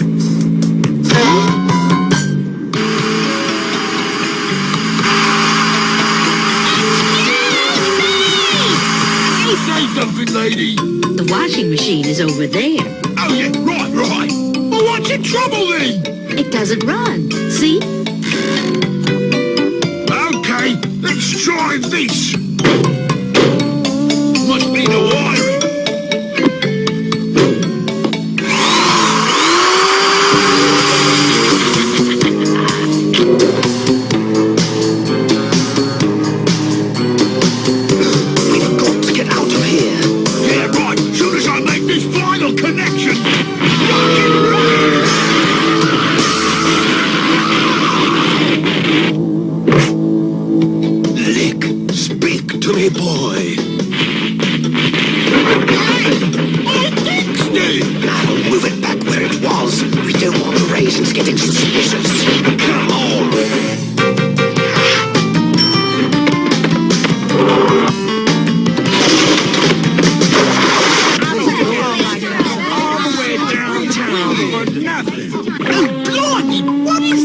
off-limit? It's water. What? You mean that stuff people take baths in? Hi, Mom. Hey, I see you got the washing machine fixed. Well, kind of. It runs, but it doesn't seem to want to stop. Allow me.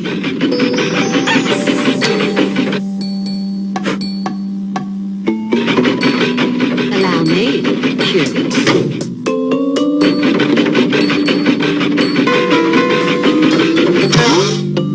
All right. Well, now that that's taken care of, would you all like some lunch? I'm so hungry I could eat a horseradish. Oh, count me out, Mrs. A. I've got to make sure this body is ready for stardom. We'll help you fix lunch, Mrs. A. Well, I'll help, Mom. Bebop, bread me. Boom, boom, boom, boom, boom, boom, boom, boom, boom, boom. Well, I've tried so much just like a child that's lost its joy. And maybe, baby, you think these tears I cry are tears of joy. Am I not so much until you do everything you say. Well, I don't like to try, my tears don't help me to get my way. I've grown up in the last few years, but how can last the routine? I like mine a little lighter. Ain't that peculiar?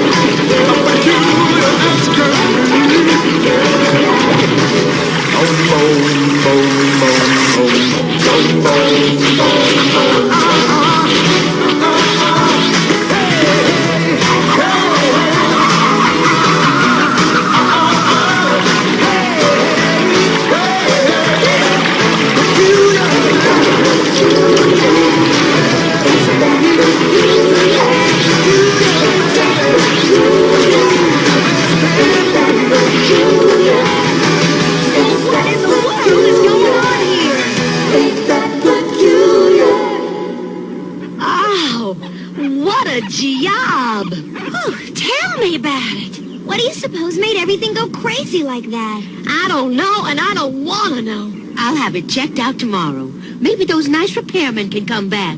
Well, they didn't do such a great job last time. Why don't you just let me take care of it, Mrs. A? Why, thank you, Dixie. You girls are always such a help. I can finish up here. Now you run along. Hey, let's go see if the guys have finished our song. Oh, now you're talking, girl. Don't throw our love away. Throw our love away. Don't throw our love away. Throw our love away. That's it.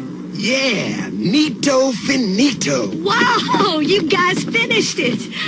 Yeah, we just got the last bar. Take a look. Baby love. Ooh, I like it. Can we try it? Don't see why not. Red? This is it. Turn up the volume.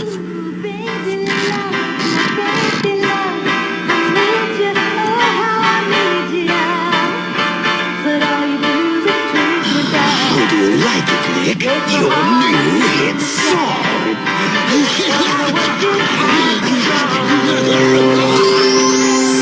Baby love, my baby love.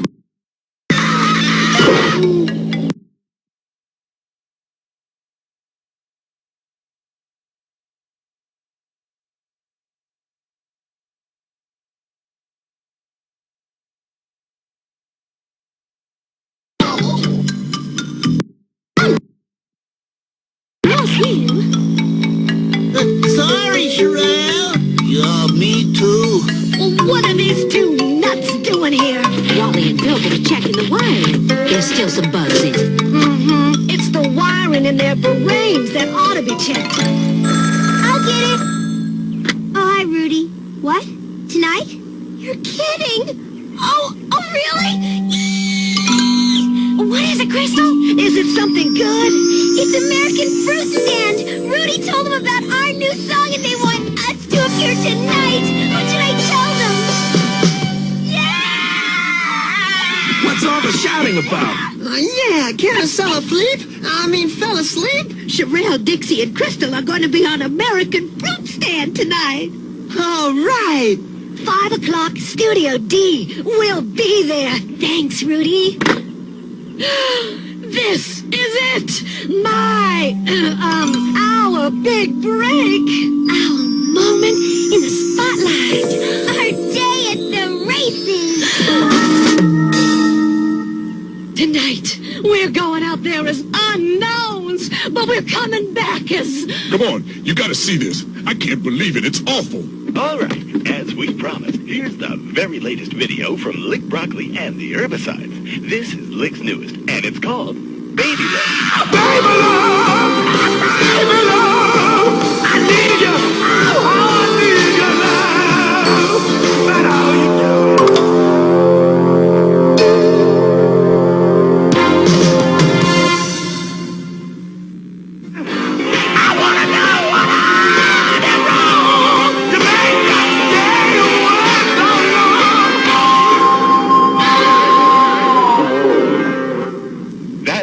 Baby Love, a radical new sound from Lick Broccoli. Oh, he was singing our song. There goes my rocket to stardom. We'll never be on American Fruit Stand now. Now, girls, I wouldn't worry. If a repairman can get on television, I'm sure you can too. Did I miss a beat? What repairman, Mom? That one that was just singing? Lick Broccoli repaired the washing machine? Yes, he worked on the machine while that other fellow inspected the living room. This other fellow, did he have a big nose and a weird mustache? Mm-hmm. Leonard Lima Bean, Lick's manager. I think we better have a look around the room.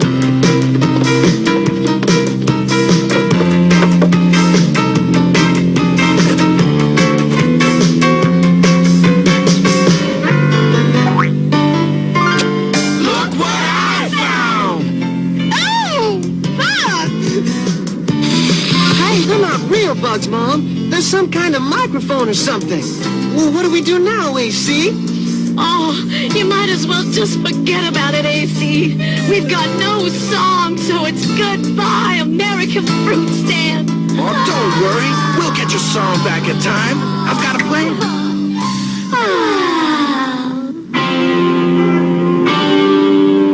Hey, man, did you catch Lick Broccoli's new video? Like bath time.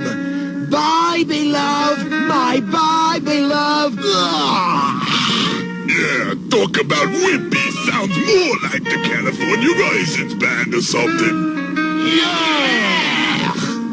Dearie B, Lick Broccoli, we do so love your new song. Baby love, my baby love. Oh, such a nice song. You're such a nice boy. Let me pinch your sweet little green cheeks. Did you see that scoundrel run? He must think the word nice is poison. Wait until he gets hit with phase 2. Hey, stop the car!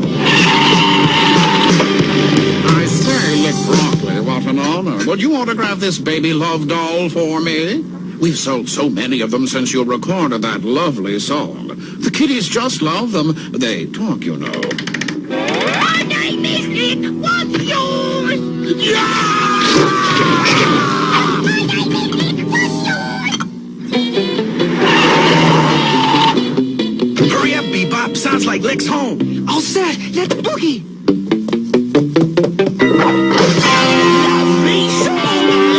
We'll see about that.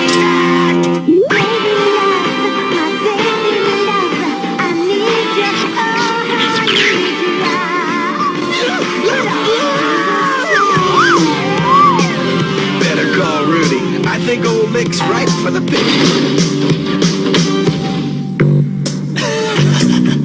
So, Megaman, you want all the rights to Baby Love? Hey, that's right. But the song would be great for my chorus. What? You'd almost think it was written for them. Well, sorry, but Baby Love's all mine for life. Leonard, you've got to help me! Oh, Lick boy, what's wrong? It's that song, Leonard! That bloody song! Me fans think I've turned into a wimp! I sound like a wimp! They're selling dolls at me, Leonard! Dolls! And it's all because of that stupid song! You've got to do something, Leonard! Lick boy! Look who's here. Rudy Begaman, the California Rasins manager. He wants the rights to Baby Love. Then give them to him! I wish Rudy would hurry up. American Fruit Stand goes on in less than an hour. Hey, I got it! Our song! It's ours again! For life! Link came in, begging to get rid of the song. I don't know what you did to him, but he was a broken man. A broken man. It was beautiful. You're gonna be a broken man if you don't stop yapping. We've got an appearance to make on American Fruit Stand.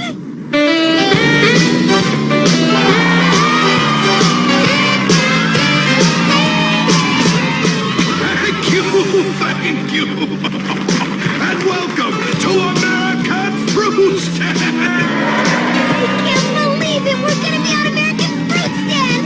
I can't do it. We haven't even had time to rehearse. Of course you can do it, honey. You're a star. Right now, we've got a real treat for you. 3 gorgeous ladies who usually sing backup for the fabulous California Rasins. I can't do it. I can't. Sherelle, Dixie, and I can't. The Sweet Carol. Oh, yes, you can.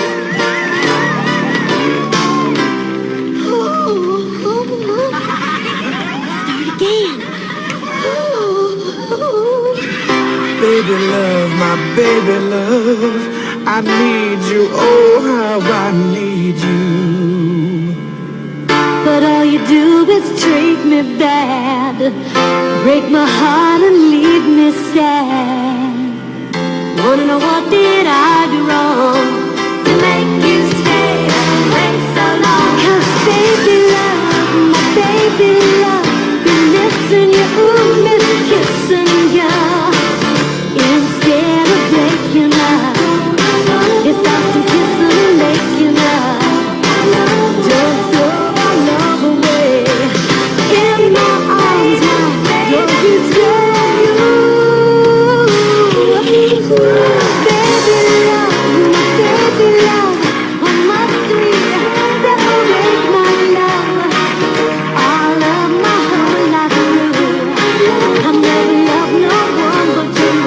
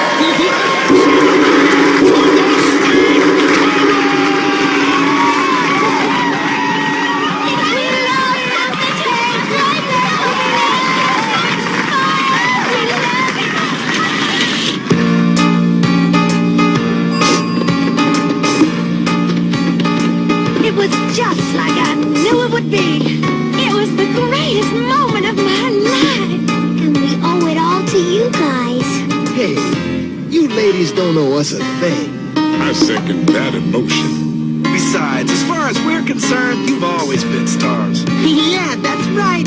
I saw you all on TV. Oh, you were so wonderful. Oh, thanks, Mrs. A. You guys still here? Well, you see, AC, the wires were really messed up. Yeah, we had to rewire the whole top floor. But it's all perfect now. Let's see if BTV News has anything on about your appearance. Everything except the television set. Sorry, Miss Shrill. Nut! Spoken like a star.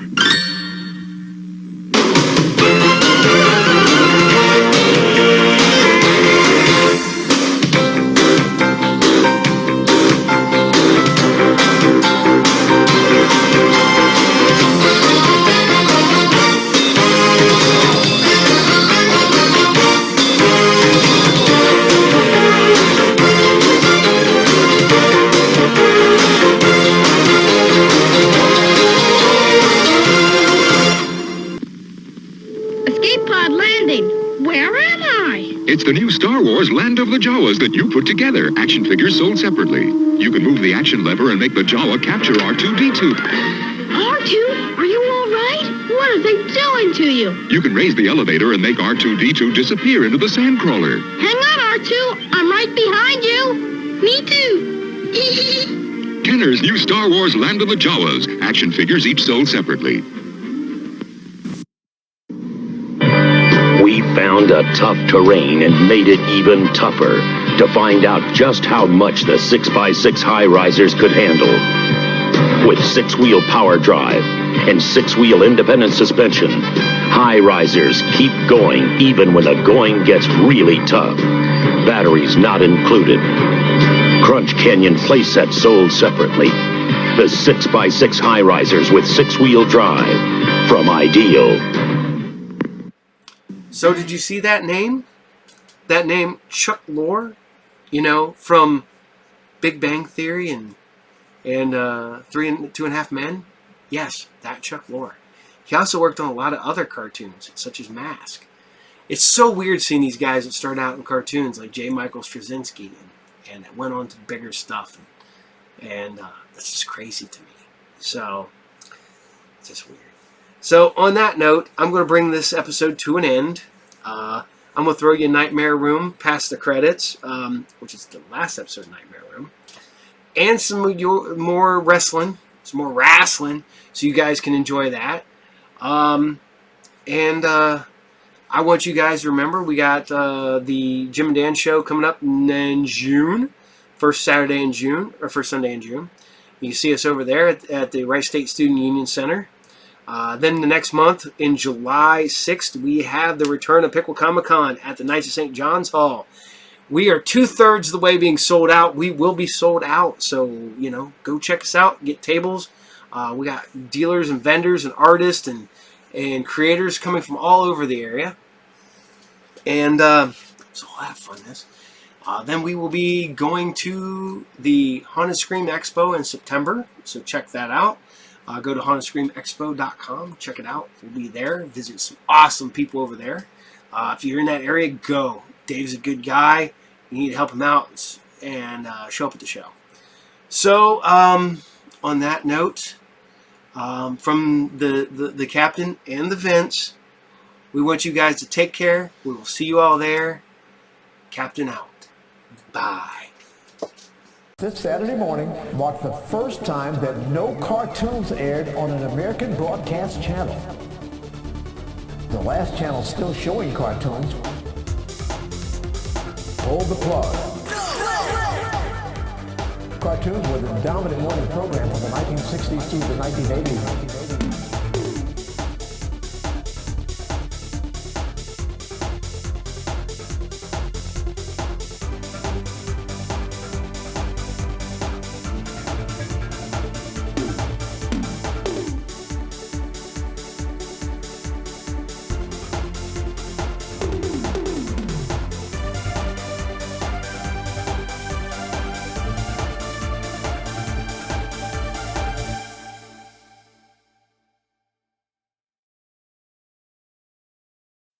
When the lights fade and the moon rises, anything can happen. The world becomes a carnival of shocks and chills.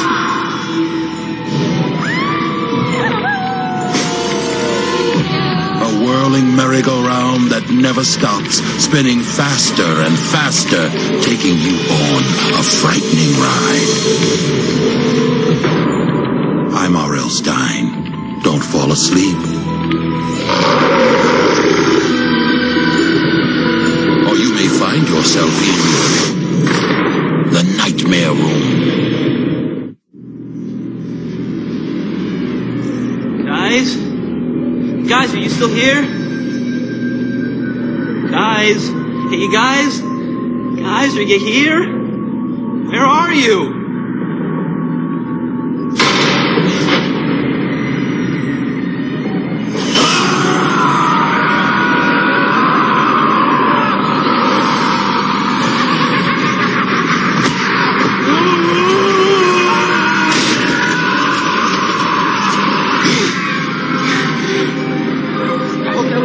Screaming in there, man. Yeah, right. Some little kid was all freaked. So where to? Your birthday, man. You choose. Food. Forget the food, dude. There's Kristen. She's so hot.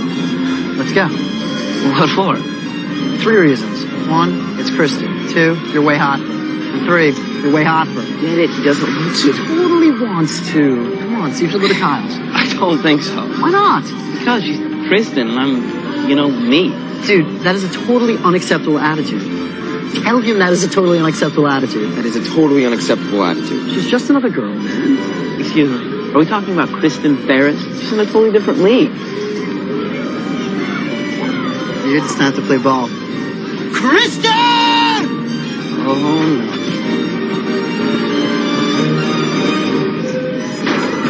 You guys check out the funhouse? Lame. Extremely. So, Kristen, I was gonna ask if you'd want to maybe go with me to Kyle's party. So basically, you want to know if I go out with you?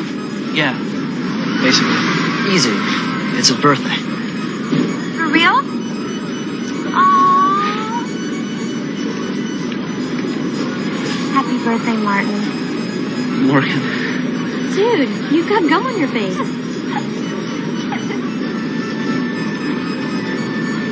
Yeah, that was real necessary. He's only the nicest kid in school. So, see you tomorrow. Whatever.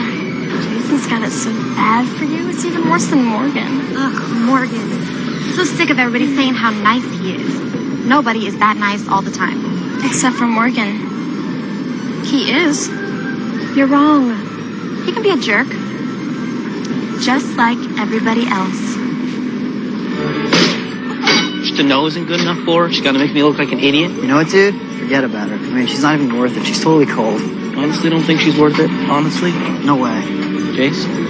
Not if she's not into you. And even if she was, man, it would only be because she wanted something. He's right, man. Just move on. All right, I'll move on. She's so hot. Stop! Who dares throw shadows across Madame Zora's tent? He did. What are you afraid of, boy? That I know your mother still picks out your clothes? No way. Once in a while. Come.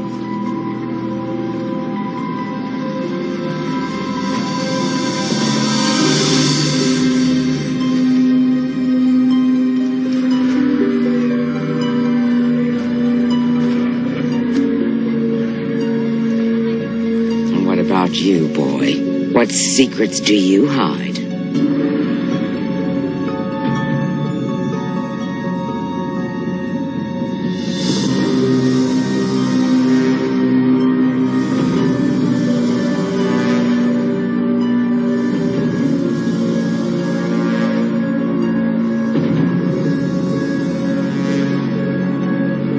You have a birthday. Yes, I see change coming.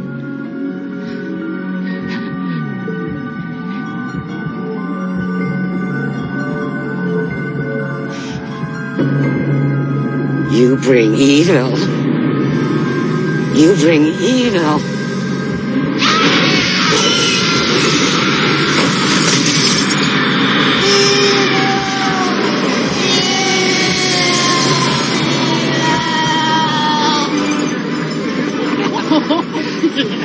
Evil! Evil!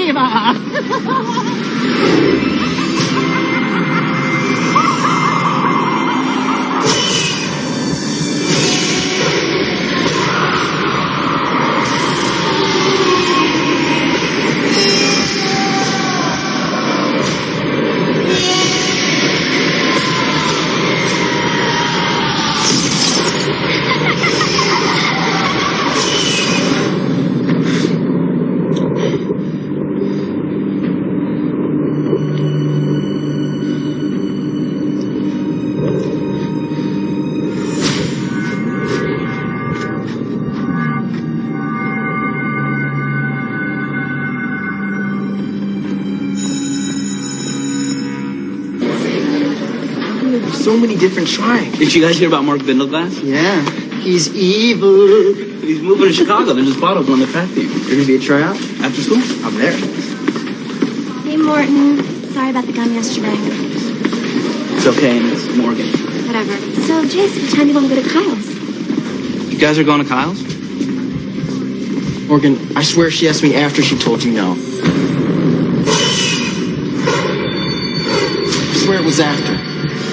It wasn't.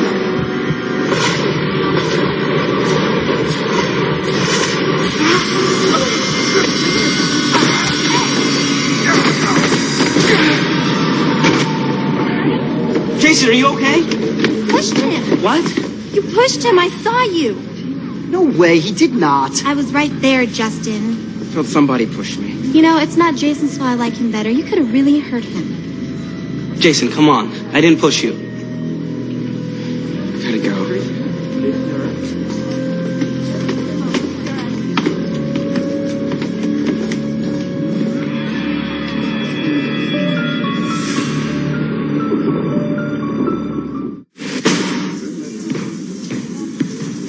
Jason. Please don't shove me down the stairs. Funny. You ready to be an all-star, baby? Jason just totally ignored me. Forget Jason, man. I mean, ever since he hooked up with Kristen, he's been totally whack. Can't believe I even liked her. I'm out of here. Remember, think track team. Track team. Justin, you know something weird? Ever since we left that fortune teller, I get this rash on my arm. What, like poison ivy? No, it just itches whenever I get really mad over stuff.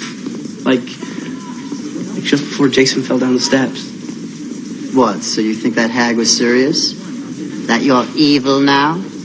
Dude, she works in a carnival. She was just busting your chops. Morgan Gray, you're up. Come on, Morgan, you can do it, buddy. Take it, man.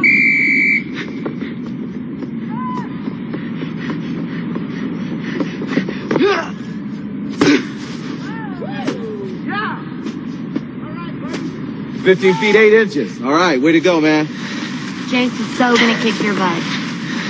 He was gonna let you win. Until you pushed him. I didn't push him, Kristen, and you know it.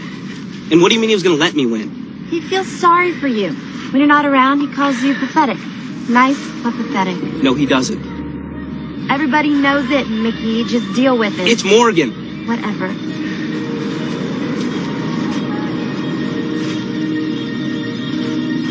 Jason Selnick, you're up last. Let's go.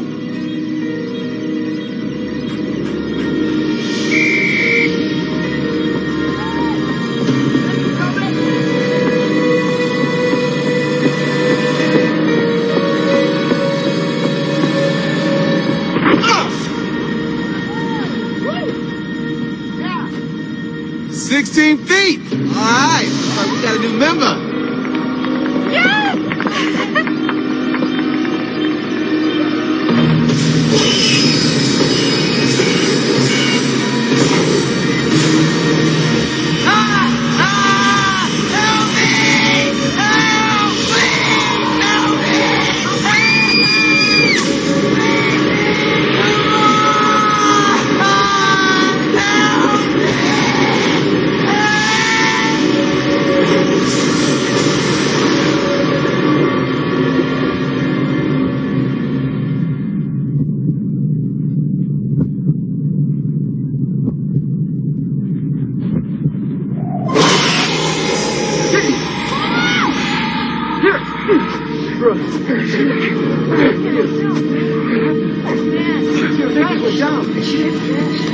It's true, isn't it? No. You did it. I watched you. I told you! He tries coming off like he's so nice, but something's really wrong with him. No!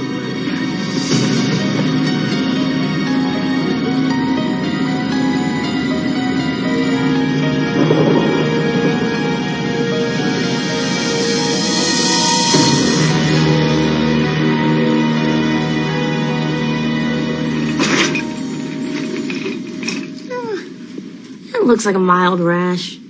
Are you using a new soap or shampoo? No, and it was way worse yesterday. Stuff happens when I get it. The rash. Bad stuff. You mean like with the sand out on the track field? Yeah. Morgan, that sand turned to mush because the sprinkler pipe burst underground. It happens. No, he's right. He's like cursed or something. Everybody says so. I'm not cursed.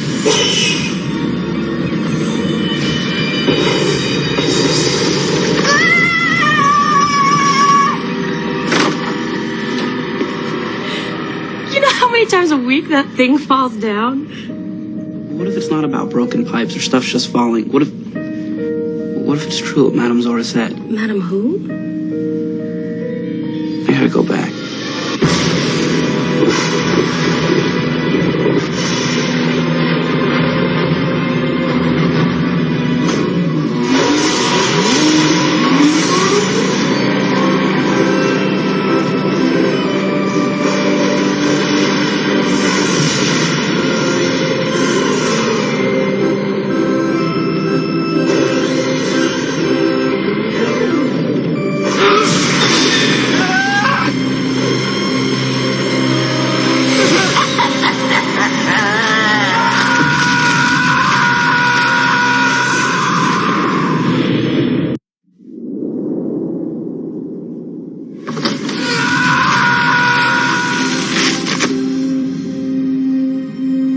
Looking for me, kid? You're a great audience. Everybody bought into this stuff like you did. I'd be on Broadway. Why'd you tell me I was evil? Baby, it's a carnival. You want to hear what a great guy you are? Go see your grandma. What about the crystal ball?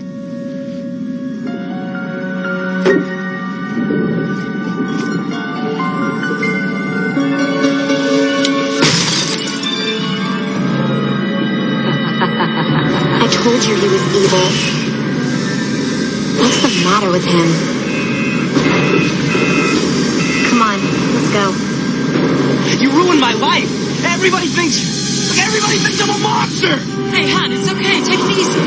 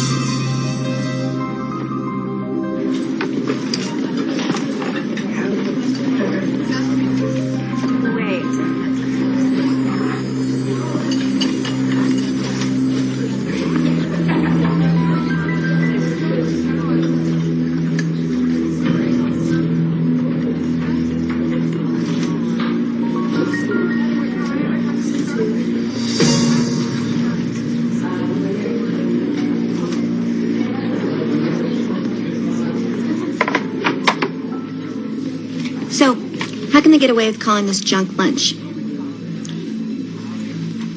Hey, I got an idea. Could you turn this into a lobster? Poof! You're a lobster. Aren't you supposed to be afraid I'll turn you into a lobster? Please. Only a moron would be afraid of you. Besides, the only person with any power at this table is me. How do you figure that? Well, let's see. How long have you and Jason and Justin all been best friends? Since 3rd grade.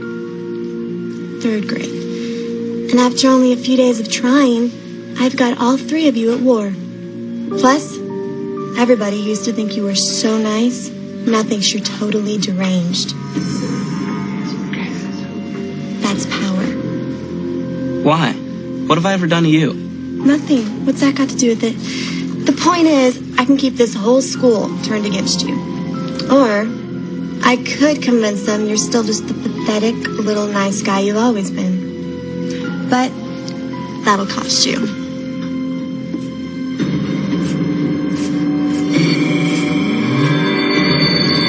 Hey, are you listening? Because I'm not going to repeat myself.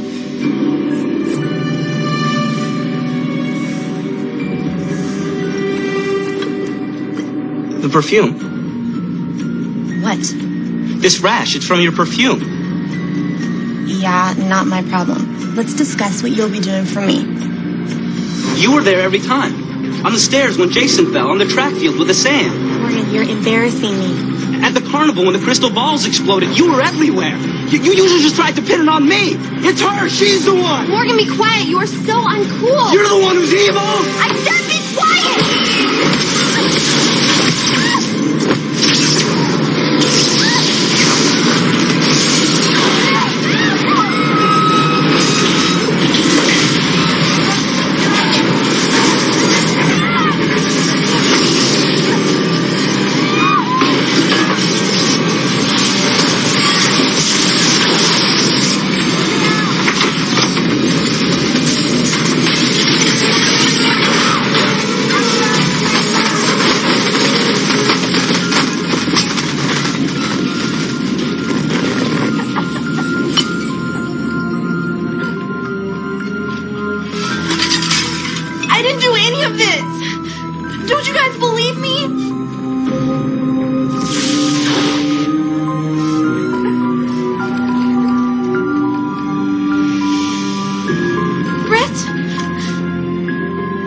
You said you were so sick of everybody saying how nice Morgan was. Fine. Do you really think I need you losers? What a joke. I hate you all.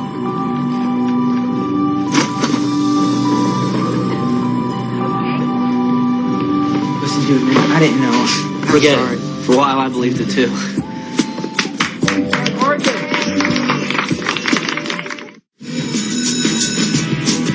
Attention students, don't forget to vote today for either Morgan Gray or Wendy Sloan, the student body president. Remember, students, don't forget to vote. Would have figured. It's gonna be tough. Wendy's pretty popular. Dude, there she is. So fine. She's a hottie. She's popular. Oh, but dude, you're a vampire slayer. Look at all that hair. Give me a second. Hey, Wendy, want to say, good luck. Thanks. And really, it's so cute that you're running against me. Anyway, see ya.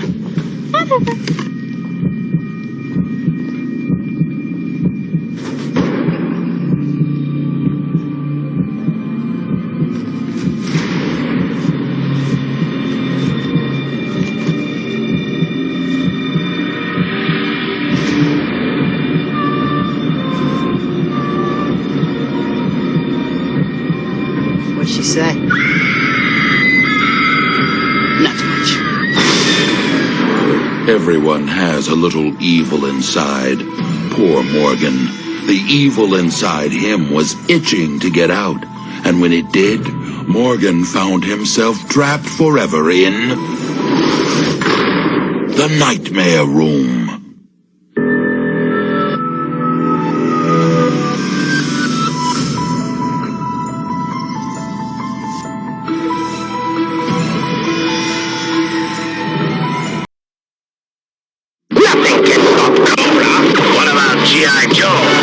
The G.I. Joe against Cobra. The G.I. Joe against Cobra. G.I. Joe, Cobra Package.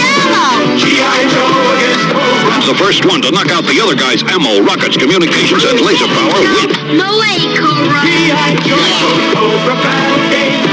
G.I. Joe against Cobra. I win. Now now from Kenner's Star Wars collection. It's the Patrol Dewback action figures sold separately. Let's find the droids, Dewback. Hi, R2. You can imagine you're a stormtrooper on the Patrol Dewback, searching for R2-D2 and C-3PO. Look both ways, Dewback. By moving his tail, you can make Dewback's head turn left and right. You can move his legs, too. He found us. Good work, Dewback. The new Star Wars Patrol Dewback from the Star Wars collection. Action figures each sold separately by Kenner. What's Eddie Gilbert up to now? Now as if his men can't control the battle, now he's in there. And now turning around. Unbelievable. Eddie Gilbert's going to the floor. He's knocked his own man senseless. He's got it. He's got a 1-2 to get that new World Tag Team Champions right here. The Legend Express of UWF World Tag Team Champions. Unbelievable, Jim Ross.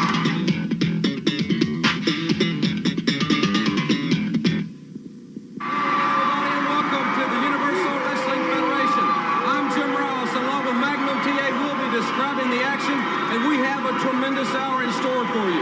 Some of the matches that you will see in the next 60 minutes include a big battle between Terry Taylor and Sting with a very special stipulation. Hot Stuff Eddie Gilbert will officiate that match. Well, you know, Eddie Gilbert's sort of got himself in a predicament now. He had to stick his nose where it didn't belong, and now Commissioner John Ayers has put him in a position where he's got to uphold the peace. It'll be very interesting to see what he does. Another big matchup in the hour. Rookie Steve Cox has challenged Dick Murdoch. We will see that match in the hour. Steve Cox, the protege of Dr. S.D. Williams, had a score to settle. We know Steve Cox has got a heart just as big as his mentor, Steve Dr. Death Williams. I know Steve Cox is going out there to get vengeance, and I know that they're going to have a whole lot of battling going on right inside the square circle. We'll also hear from Dr. Death Steve Williams on the videotape interview in the hour. And now, let's go to our first match. We have a very enthusiastic crowd here, ladies and gentlemen. We're at the state capitol of the state of Arkansas, Little Rock, here at Barton Coliseum. We had a very interesting morning. We had breakfast with the Secretary of State, Bill McEwen, as this very enthusiastic crowd welcomes Brad Armstrong and Tim Horner to the ring, the new UWF Tag Team Champions. Referee Carl Fergie to officiate this match. We'll be telling the fans along our local network affiliates in Tulsa, Springfield, Baton Rouge, Alexandria, Lafayette. We're talking to the fans in Houston, Texas, and in New Orleans about exciting live UWF events, and it's live in the squared circle now. You know, that's why they call him the Lightning Express. The quickness with which Tim Horner had just executed that drop kick, just outstanding there. A beautiful arm drag takeover. Right back on that arm. These men definitely have control of this match. It's Ron Ellis representing his team. He's being double-teamed by the new tag team champions, and they're working like a precision instrument here on the Universal Wrestling Federation.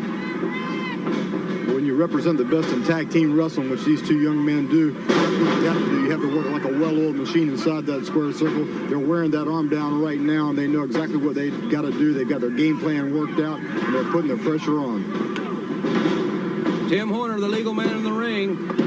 Referee Carl Fergie, and Horner could not hold Ellis down. A tag has been made. Brad Armstrong now the legal man for his team. You know, Jim Ross, how well they're utilizing the tag here. Always keeping a fresh man in the ring, wearing down their opponent, keeping those tags crisp and clean, and that's what it's all about, being a championship team. I'll be talking to Brad and Tim in a few moments. Hopefully, we'll speak with them. I'll also be telling you about the All Pro Wrestling magazine. You want to subscribe to that. It's a tremendous magazine. As Horner and Armstrong are certainly controlling the match and have been from the outset. Lightning Express with their patented finishing coup de grace. That should be it for Ron Ellis, and it is. The winners of the match, the new UWF Tag Team Champions, the Lightning Express. I'll have a word with them momentarily. And that was a nice example of what the UWF Tag Team Champions are made of right here. They're making their way down the ringside. Jim Ross getting in position now to get a word with Brad Armstrong and Tim Horner. Ladies and gentlemen, that was a tremendous victory for the Lightning Express, Brad Armstrong and Tim Horner, the new UWF World Tag Team Champions. Gentlemen, you've got it rolling. You're on fire in the UWF. Well, thank you very much, Jim. First of all, I want to say, Dr. Death, I know you're watching the show, brother. I know you're listening. We want to wish you a very speedy recovery from the Lightning Express, and I know from all good people of the UWF. But now, I know I know a lot of things are happening to UWF. Tim and I just became the new tag team champions, and we're mighty proud of it. A lot of good teams in the area, and we know we got our work cut out for us. Ladies and gentlemen, those comments from the Lightning Express are a tremendous team. I also want to remind the fans of the big event coming to Houston, Texas. That big card, the Popeyes Summer Spectacular, that will be on Saturday night, June the 20th, in the Summit in Houston, the home of the Houston Rockets. The biggest card ever in Houston. The Western States Championship also will be taking place that night. The tag team the tournament championship to determine the Western States heavyweight champion. We'll be telling the fans in the Houston area more about that tremendous event, and we'll have more UWF action after this timeout.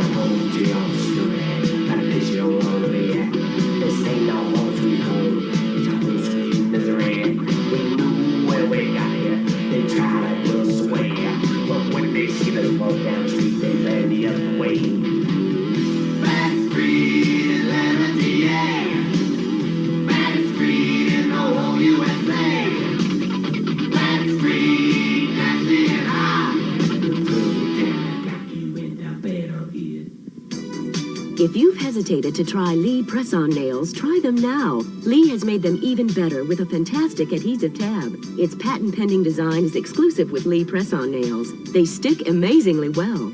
Stay on until you take them off, even through hand washing and showering. With worry gone, enjoy all the benefits of Lee press-on nails. Almost instant application, sparkling colors that can't chip, the reward of beautiful nails. Who else but Lee?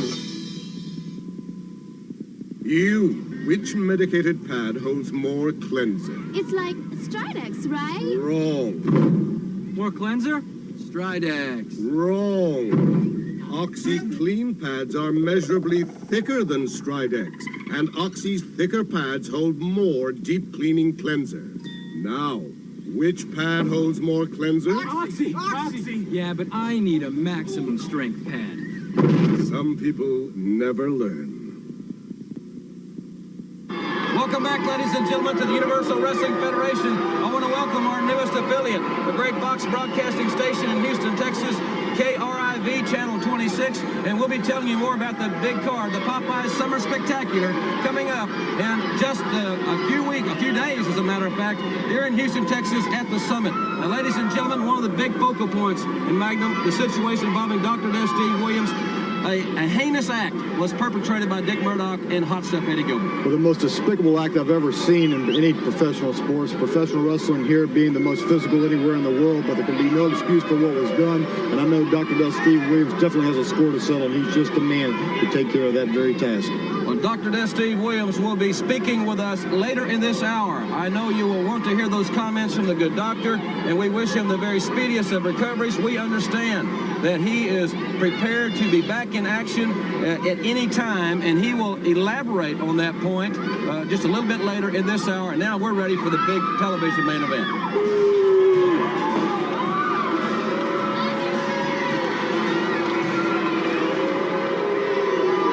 Ladies and gentlemen, this match is a UWF Contenders match. In the ring at this time, at 238 pounds, the number 4 contender from Vero Beach, Florida, Terry Taylor. And from every man's nightmare, at 264 pounds, the number 6 contender, Steve. In the ring, the special referee for this match, Hot Stuff Eddie Gilbert. One fall with a 30-minute time limit.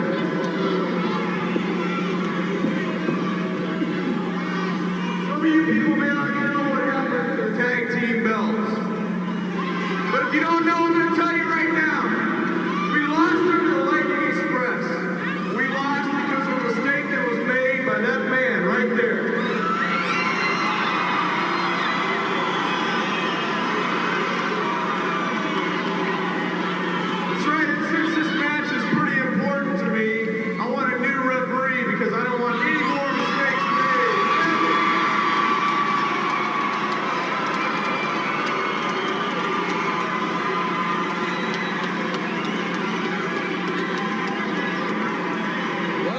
looks like Sting is certainly Magnum not trusting Hot Stuff Eddie Gilbert, and who could blame him, really? Certainly not, but, you know, it's very interesting, the hot spot that Eddie Gilbert's got himself put in here by Commissioner John Ayers. John Ayers assigned Gilbert this match to really put him on that hot seat. Here comes senior referee Tommy Gilbert. Tommy Gilbert conversing with Sting here. Tommy's is going to have to make a ruling here regarding his son.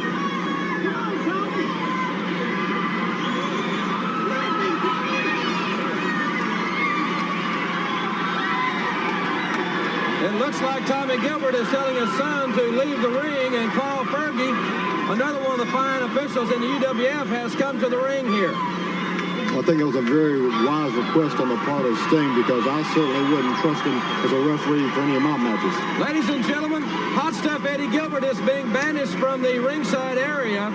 He is a dejected young man. He wanted to officiate this matchup. Hot Stuff Eddie Gilbert is leaving the ringside area. He's not a happy young man, to say the least. We'll take this opportunity to take a commercial break, and we'll come back with this big matchup after you hear this. Back then, my early days on the road, that turned on the Domac show at a Fort Worth track. And whether anybody liked it or not, or wasn't supposed to be done and all or whatever, he would play Willie Nelson songs. And it made me feel good. It helped me get through the night, helped me get through the road. And he's always, in some way that he doesn't even know, it helps me get through a lot of things that I do. And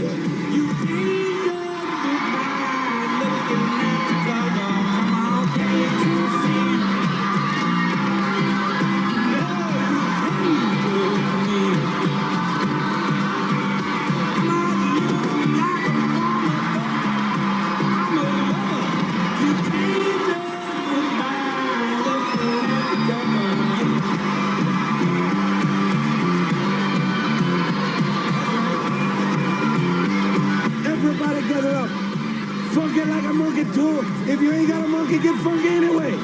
It's gonna be awesome in 1987. Please sit down and take a look at what's really causing all this. The world's heavyweight wrestling champion.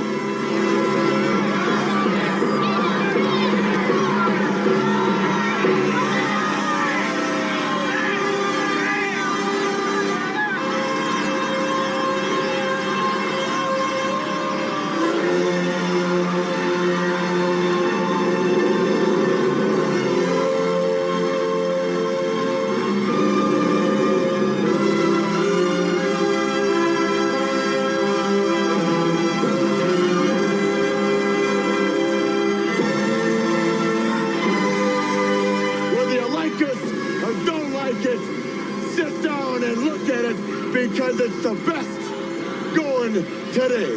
Woo! Bikini Bear removes hair without razor burn. For the bikini area, Bikini Bear Cream Hair Remover plus Bikini Bear Finishing Cream. For legs, underarms, Bikini Bear French Foam.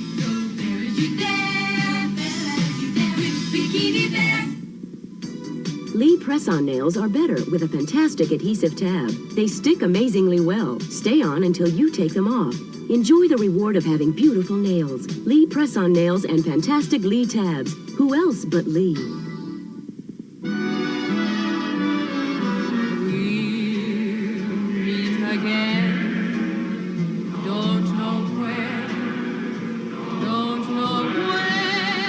More mechanics choose Champion than any other spark plug.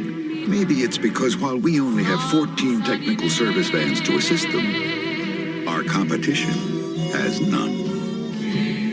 Smiling through, just like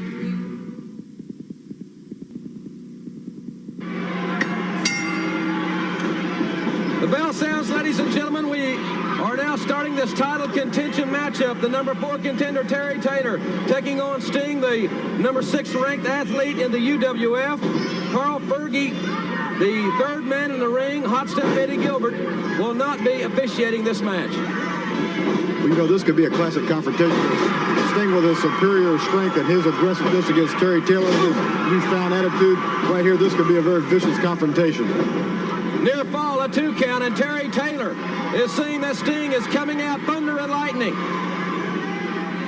Taylor backing off, very cautious. He's become one of the most arrogant men in the history of this sport.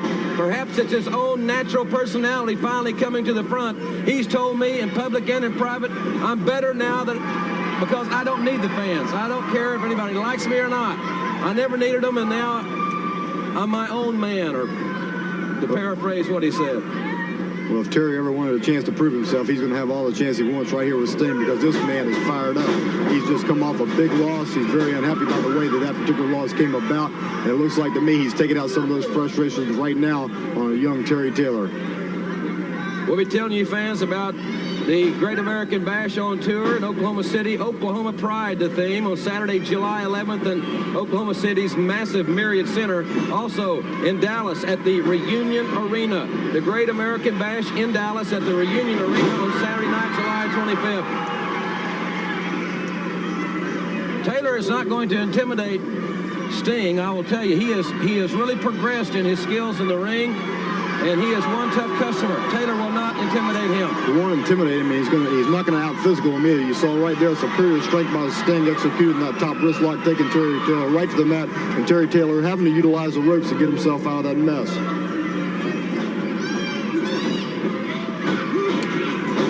We had a nice breakfast this morning with Arkansas Secretary of State Bill McEwen and his lovely wife, along with Bill's administrative assistant Steve Ferris here in Little Rock.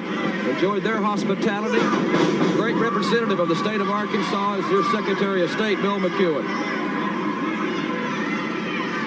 Jim, you see Sting right there holding on to that wrist like he's got the pressure on. He's really forcing the moves right now. And it looks like to me that Sting's controlling the tempo of this match thus far. Both these athletes are in tremendous condition. Terry Taylor showing his strength, picking Sting up with that body slam.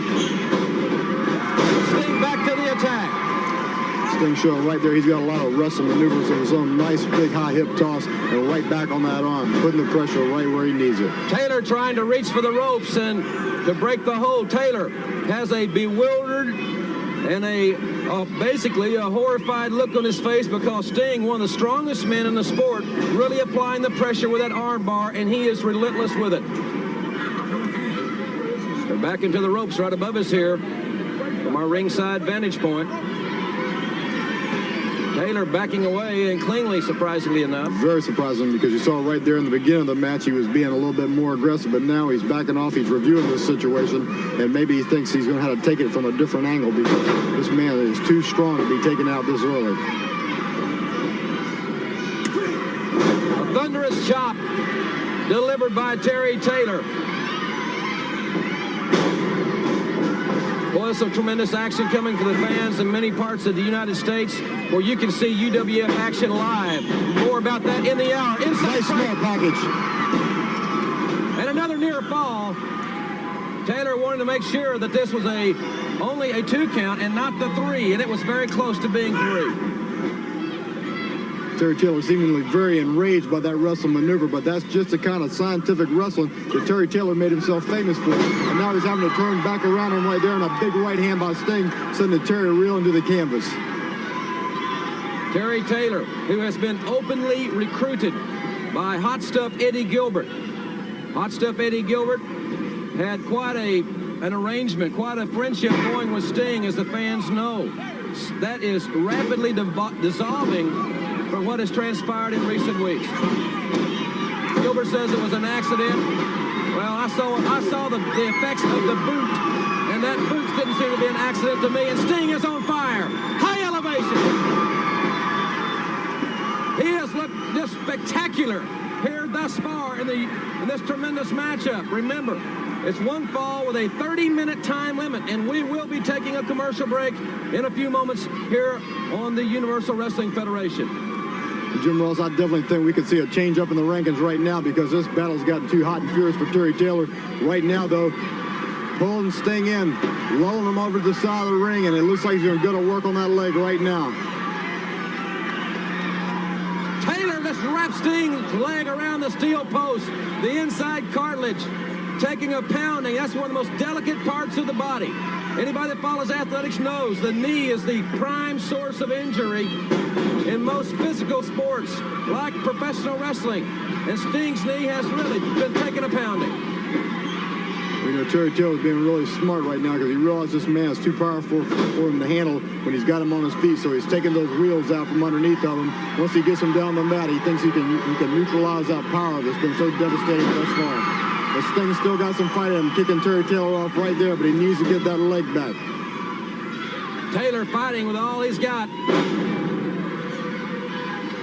Remember, ladies and gentlemen, we'll be taking a commercial timeout inside 30 seconds. If this match concludes while we are in that commercial break, as is our custom, we will bring you that result as soon as we come back. Great condition. This is the caliber of action that you will see in your live arenas. Bring the family to the UWF Wrestling Spectaculars. Sting is on fire, and ladies and gentlemen, we'll be back. One more of this awesome title contention matchup after you hear this.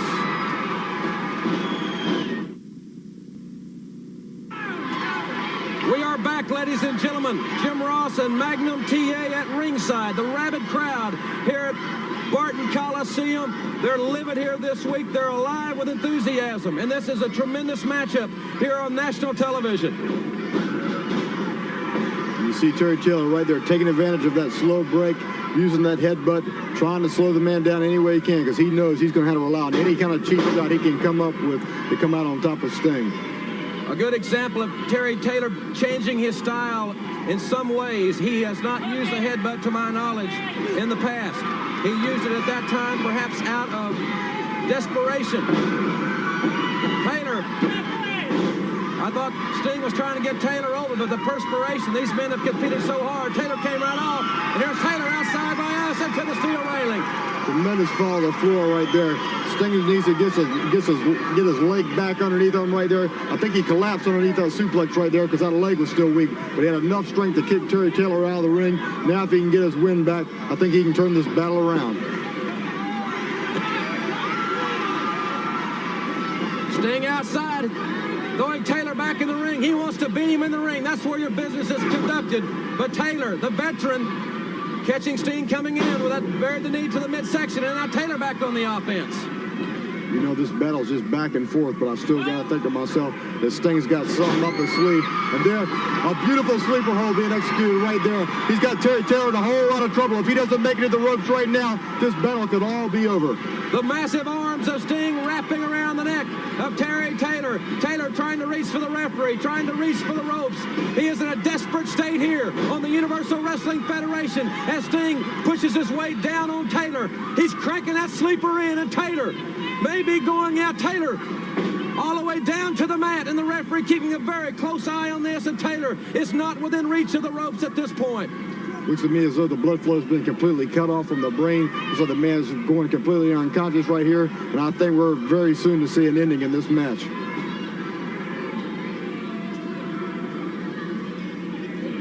Sting has got that sleeper, and he's got it cranked.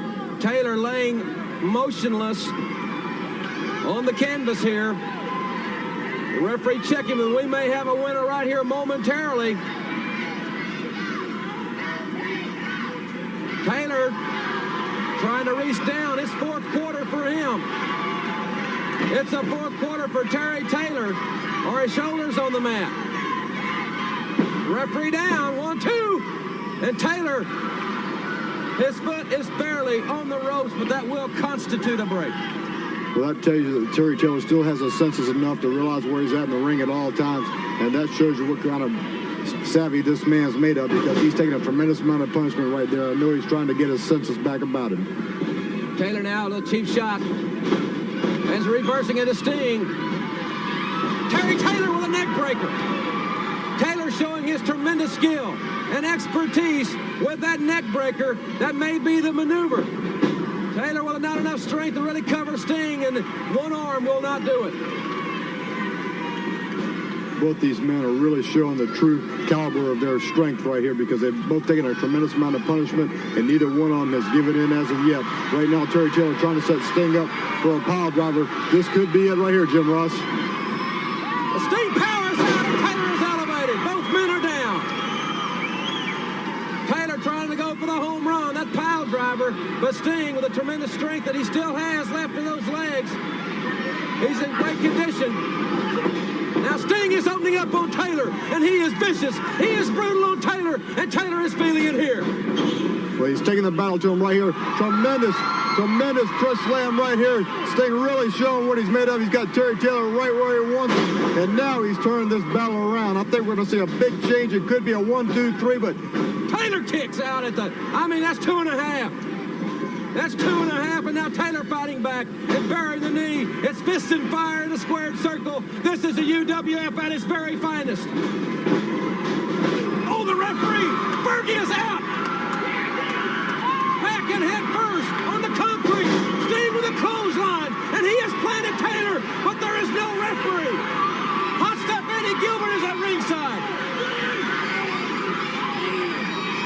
the referee needs to get back on his feet so he can watch this action here. Gilbert is giving Taylor that boot. That boot has played a big part. In one other match, Gilbert was really selling himself to Taylor and giving Taylor that boot. Sting is bringing the referee back in so he can count the fall. But Taylor has the boot of, and he hit him right in the face with a cowboy boot. He hit Sting right in the face with a boot. Unbelievable turn of this. That boot spelled so much trouble for Sting already, and now yet another loss going down to the boot of Eddie Gilbert. Terry Taylor accepted the boot from Hot Stuff Eddie Gilbert. Gilbert showing no allegiance, no feelings whatsoever with his protege Sting. And look at Gilbert and Taylor at ringside. It's really repulsive. Gilbert has finally and seemingly gotten to Terry Taylor, but Terry Taylor took advantage of the moment, and he has won this match in so much controversial fashion. Terry Taylor has definitely stooped as low as I think humanly possible, and he's in good company with Eddie Gilbert.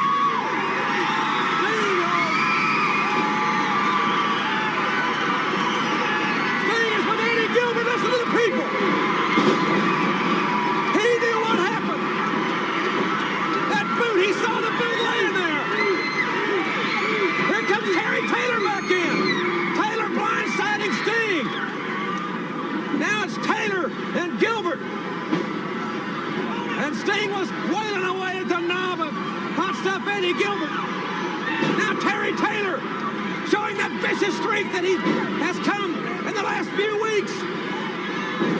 Yes, two gutless wonders in the ring at one time. That's exactly what it is. Right there, Eddie Gilbert, the man who's definitely responsible for all these things that have happened to Sting in the past, holding on to him, trying to do all this damage. We need to get somebody down here. Somebody needs to come out here, give Sting a hand.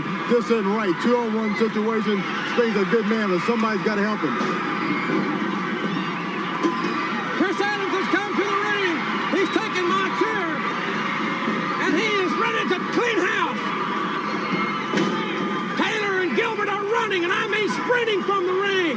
Adams like a wild man with a steel chair. It was Chris Adams who came to save Sting.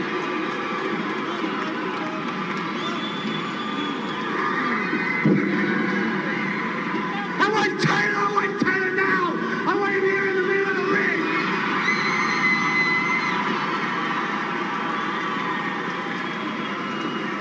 Hey, listen. You wait a minute. Hey, you just wait a minute.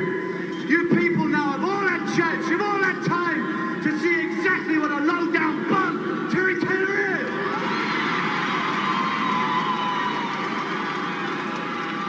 You've had time to see what he's done to me. You've had time to see the way he made me lose the tag team belts. And you've all seen him pile drive me on the concrete Plebeian Hospital.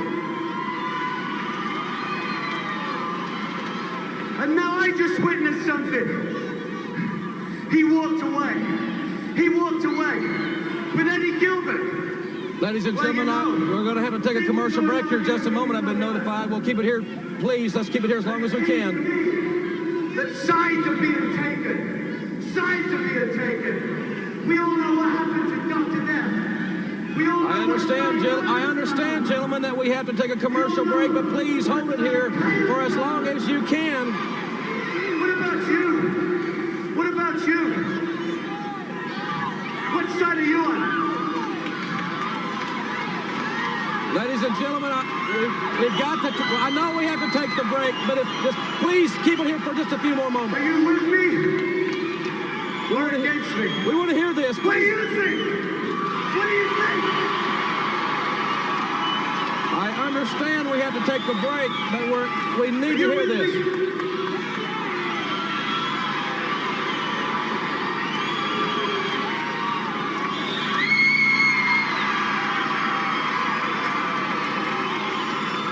That's all I wanted to know. All right, if we're going to the break, we're going to the break.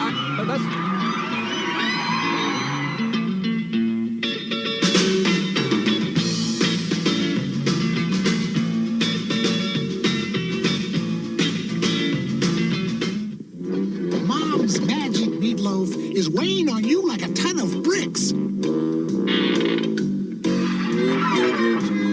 Send the bubbles of alcohol.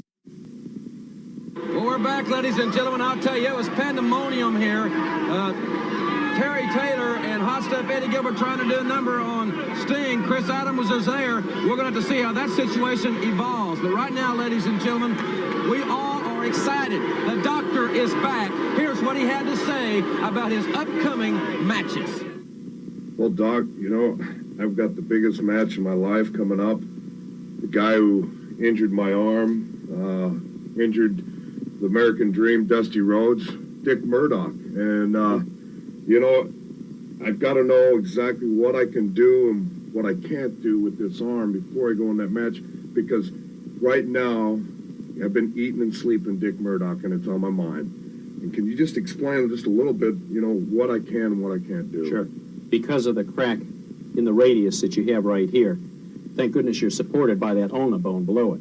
We had to have the cast on to allow this thing to heal safely. You secondly have this cast on for protection. Yeah. Now, these broken bones, cracks, they all take 6 weeks to heal safely. So that every week that goes by, thank goodness you're a little bit more healed, but you're really not to the safety zone until you've put about 6 weeks in with this cast. Let me ask you something, Doc. Can I do my everyday thing, you know, enjoy the rest, you know, go out and get a tan, swim, or lift weights, you know? I enjoy lifting weights, so I'm a little curious. With a fiberglass cast, you can do most of those things with reasonable protection, but again, it's not made out of steel. Mm-hmm. So you have to be respectful of the cast, you have to take it easy, not do anything too heavy, and you have to protect your hand and your elbow also. I'll tell you, Doc, you know, it's, you know, if I do get it wet, do I dry it out, or, you know, can I still, or will it evaporate, or, you know? You need to keep your skin protected. If it gets too wet, you'll get into skin problems. Great. So you need to be cautious about that. I'll tell you something, Doc. I think you really have cleared up everything on my mind, except one thing, and that's Dick Murdoch, and right now it's glued right into my mind, and Dick, look out. Ladies and gentlemen, we've heard from Steve Dr. Death Williams. The doctor's a long way from being out. He's got his hand in that cast. He's going to wrestle again. He knows if he uses that cast as a weapon, there'll be an automatic disqualification. But Dr. Death Steve Williams is coming back, and he will get his own retribution his kind of way. And we guarantee it, ladies and gentlemen. And now let's go up to the ring for our next great match. Well, ladies and gentlemen, it was great. That has lifted my spirits to hear that interview from Dr. Death Steve Williams. Now it's class, huh, Magnum? Yeah, you better say it's class. Akbar, certainly no uplifting experience. Yes, he never ceases to brighten my day, and I know right now this young man in the ring with Black Bart isn't having his day right now, having his neck dropped across that top rope. This Black Bart is definitely a dangerous individual, and he's doing nothing there in the ring but totally demolishing his opponent. That's Bobby Howell. Black Bart is in there with Big Bubba Rogers, the UWF world's heavyweight champion, and Dr. Death certainly has his sights set on that heavyweight championship. In the meantime, there are scores to be settled. The doctor is back, and that is great news. He will be back in action, and he'll be wrestling with a cast. I can't wait to see Doc, and it's just hours away till we see the big man, the Texas Compactor. And that is a devastating move from Devastation Incorporated. Black Bart with a victory. Ladies and gentlemen, Magnum TA and I'll be back in just a few moments. Dick Murdoch in a special challenge match with Steve Cox after you hear this. I am just a cowboy, lone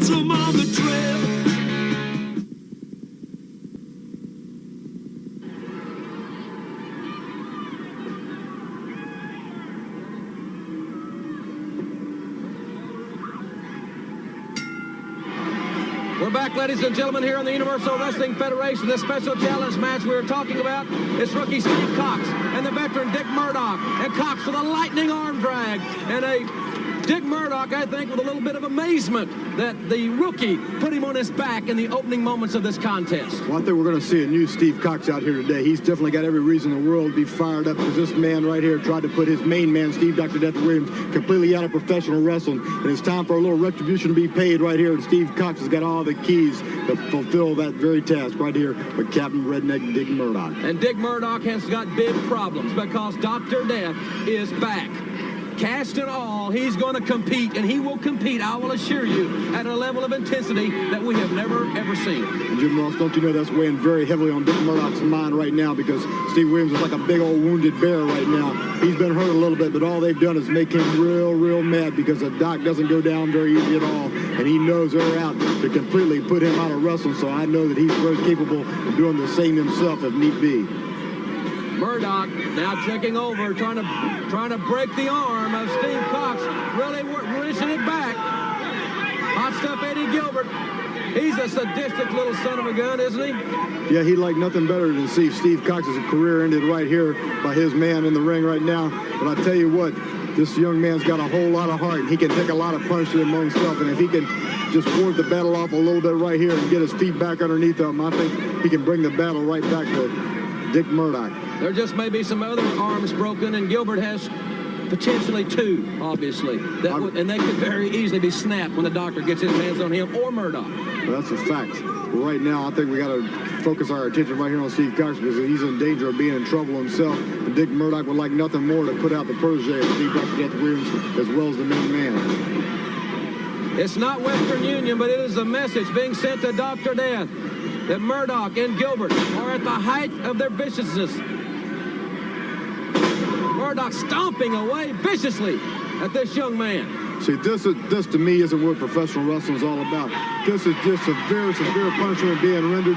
The men out here aren't trying to win this thing. They're out there trying to put a man out. And Dick Murdoch right now has only one purpose, and that is totally destroying Steve Cox. Murdoch, the veteran, taking over on this. It's really taken over on this promising rookie. And Cox, even though he's getting better each and every week, he's stepping in there with tougher and tougher competition every week. And it's Murdoch setting him up. Here it comes. It's the brainbuster. Murdoch dropping Cox on his head. That's a patented move from the man from Waxahachie. And there's the winner, Dick Murdoch. And I'm going to have a word with him, Magnum. Well, the young man, Steve Cox, definitely gave it a valiant effort, but the experience and the veteran right there, Captain Redneck Dick Murdoch, he showed his true colors right out here today, and he took the young man out. But there will be a heavy price to pay because we know Doc's coming back, and pretty soon the dues will be paid. Right now we're going to ringside. Jim Ross is right there ready for the interview. Ladies and gentlemen, Dick Murdoch with a resounding victory over the promising rookie, the protege of Dr. Death Steve Williams. We've seen the footage now. Dr. Death will be back, and will be back very soon, like in a matter of hours. Yeah, you've seen the footage, so has everybody else. Well, Dick Murdoch and myself are sitting home, and we watch it over and over and over again. We watch it every day. Dr. Death, we love to see that bone being mashed down your arm. We love to see everybody get so upset at the UWF. We hate hearing, though, that there's rumors flying around that Dr. Death will make it back sometime. He will never make it back. But Dr. Death, if you do, Dick Murdoch is waiting at the end of the tunnel for you. Right? The living legend, Dick Murdoch. Let's get one thing straight, Jim Ross. There's a lot of people sitting out here that don't like Dr. Death Steve Williams. They don't like Oklahoma, and they don't like the way that you and Magnum TA sit out here trying to put him over as a great person and as a great athlete. Dr. Death Steve Williams is the same as everybody else if he went to that stinking pukey state of Oklahoma. Now let's get one thing straight. I hope he does come back. And Magnum, if I was you, I would sit in that chair, keep your mouth shut, and just be non-biased. And if you don't want to do that, crawl in that ring, and I'll drop you on your head, and don't make any excuses about it. Now, Dusty Rhodes and Steve Williams, bring them on, because Hot Stuff has got a man right here that's going to back him up. Don't worry about the mules, just slow the wagon. comments from Murdoch and Gilbert, and we will be right back with more UWF action.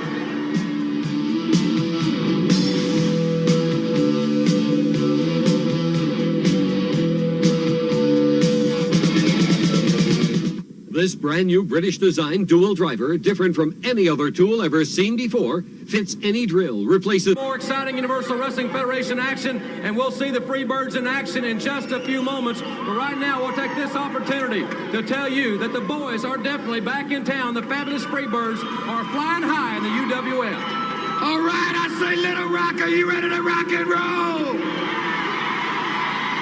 All right, all right. You know, Jim Ross, I was walking inside and this pretty little Arkansas thing said, hey, P.S., she said, what are you going to do when you get old and blue and gray? And I said, baby, by that time I'm going to be in my prime and I'm going to strut like a cock until I'm 99.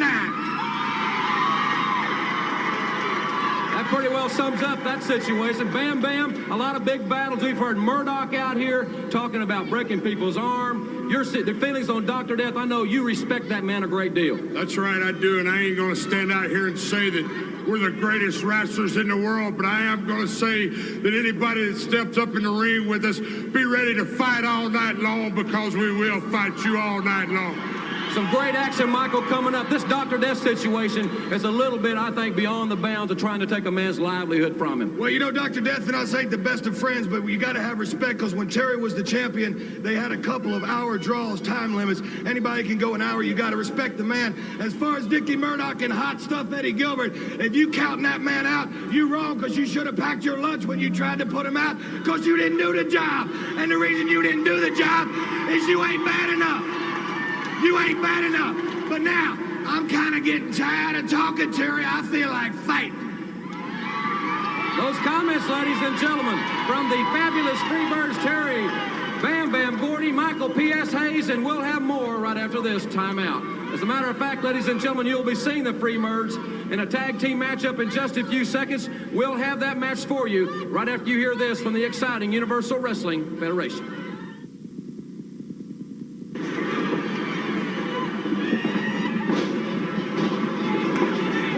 Gentlemen, we're back here in the Universal Wrestling Federation. The fabulous Freebirds going against their former family member, the Angel of Death, and Mike Boyette.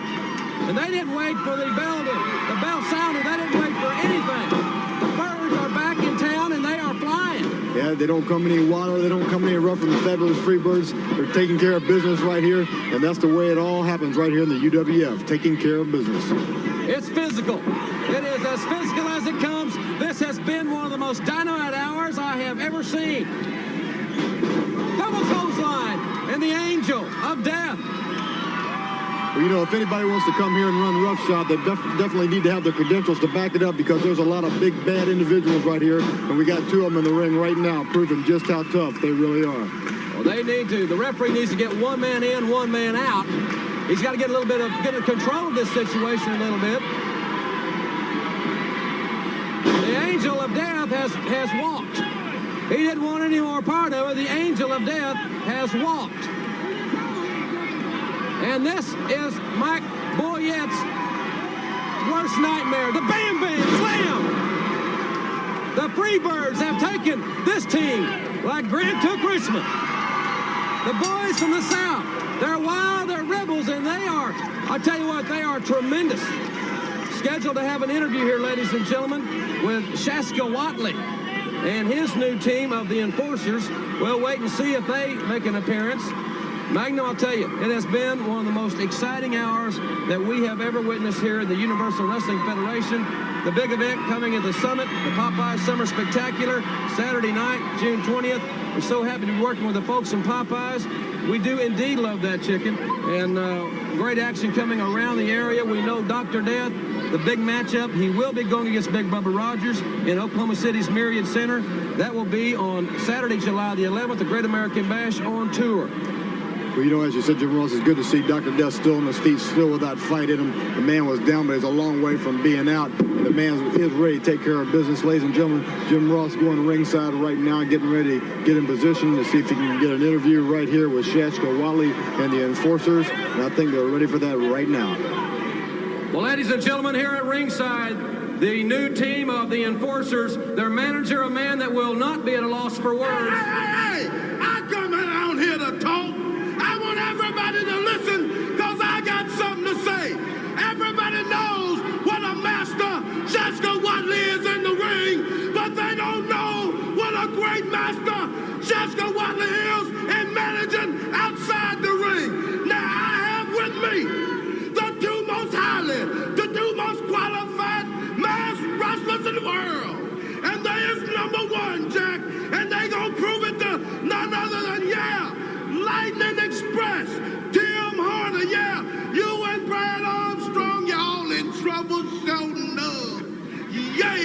And I'm gonna tell you another thing. I seen you out here, free birds. I seen you, Terry Gordy, say, hey, whatever it takes, we together. Well, I want some of y'all too. My enforcers right here.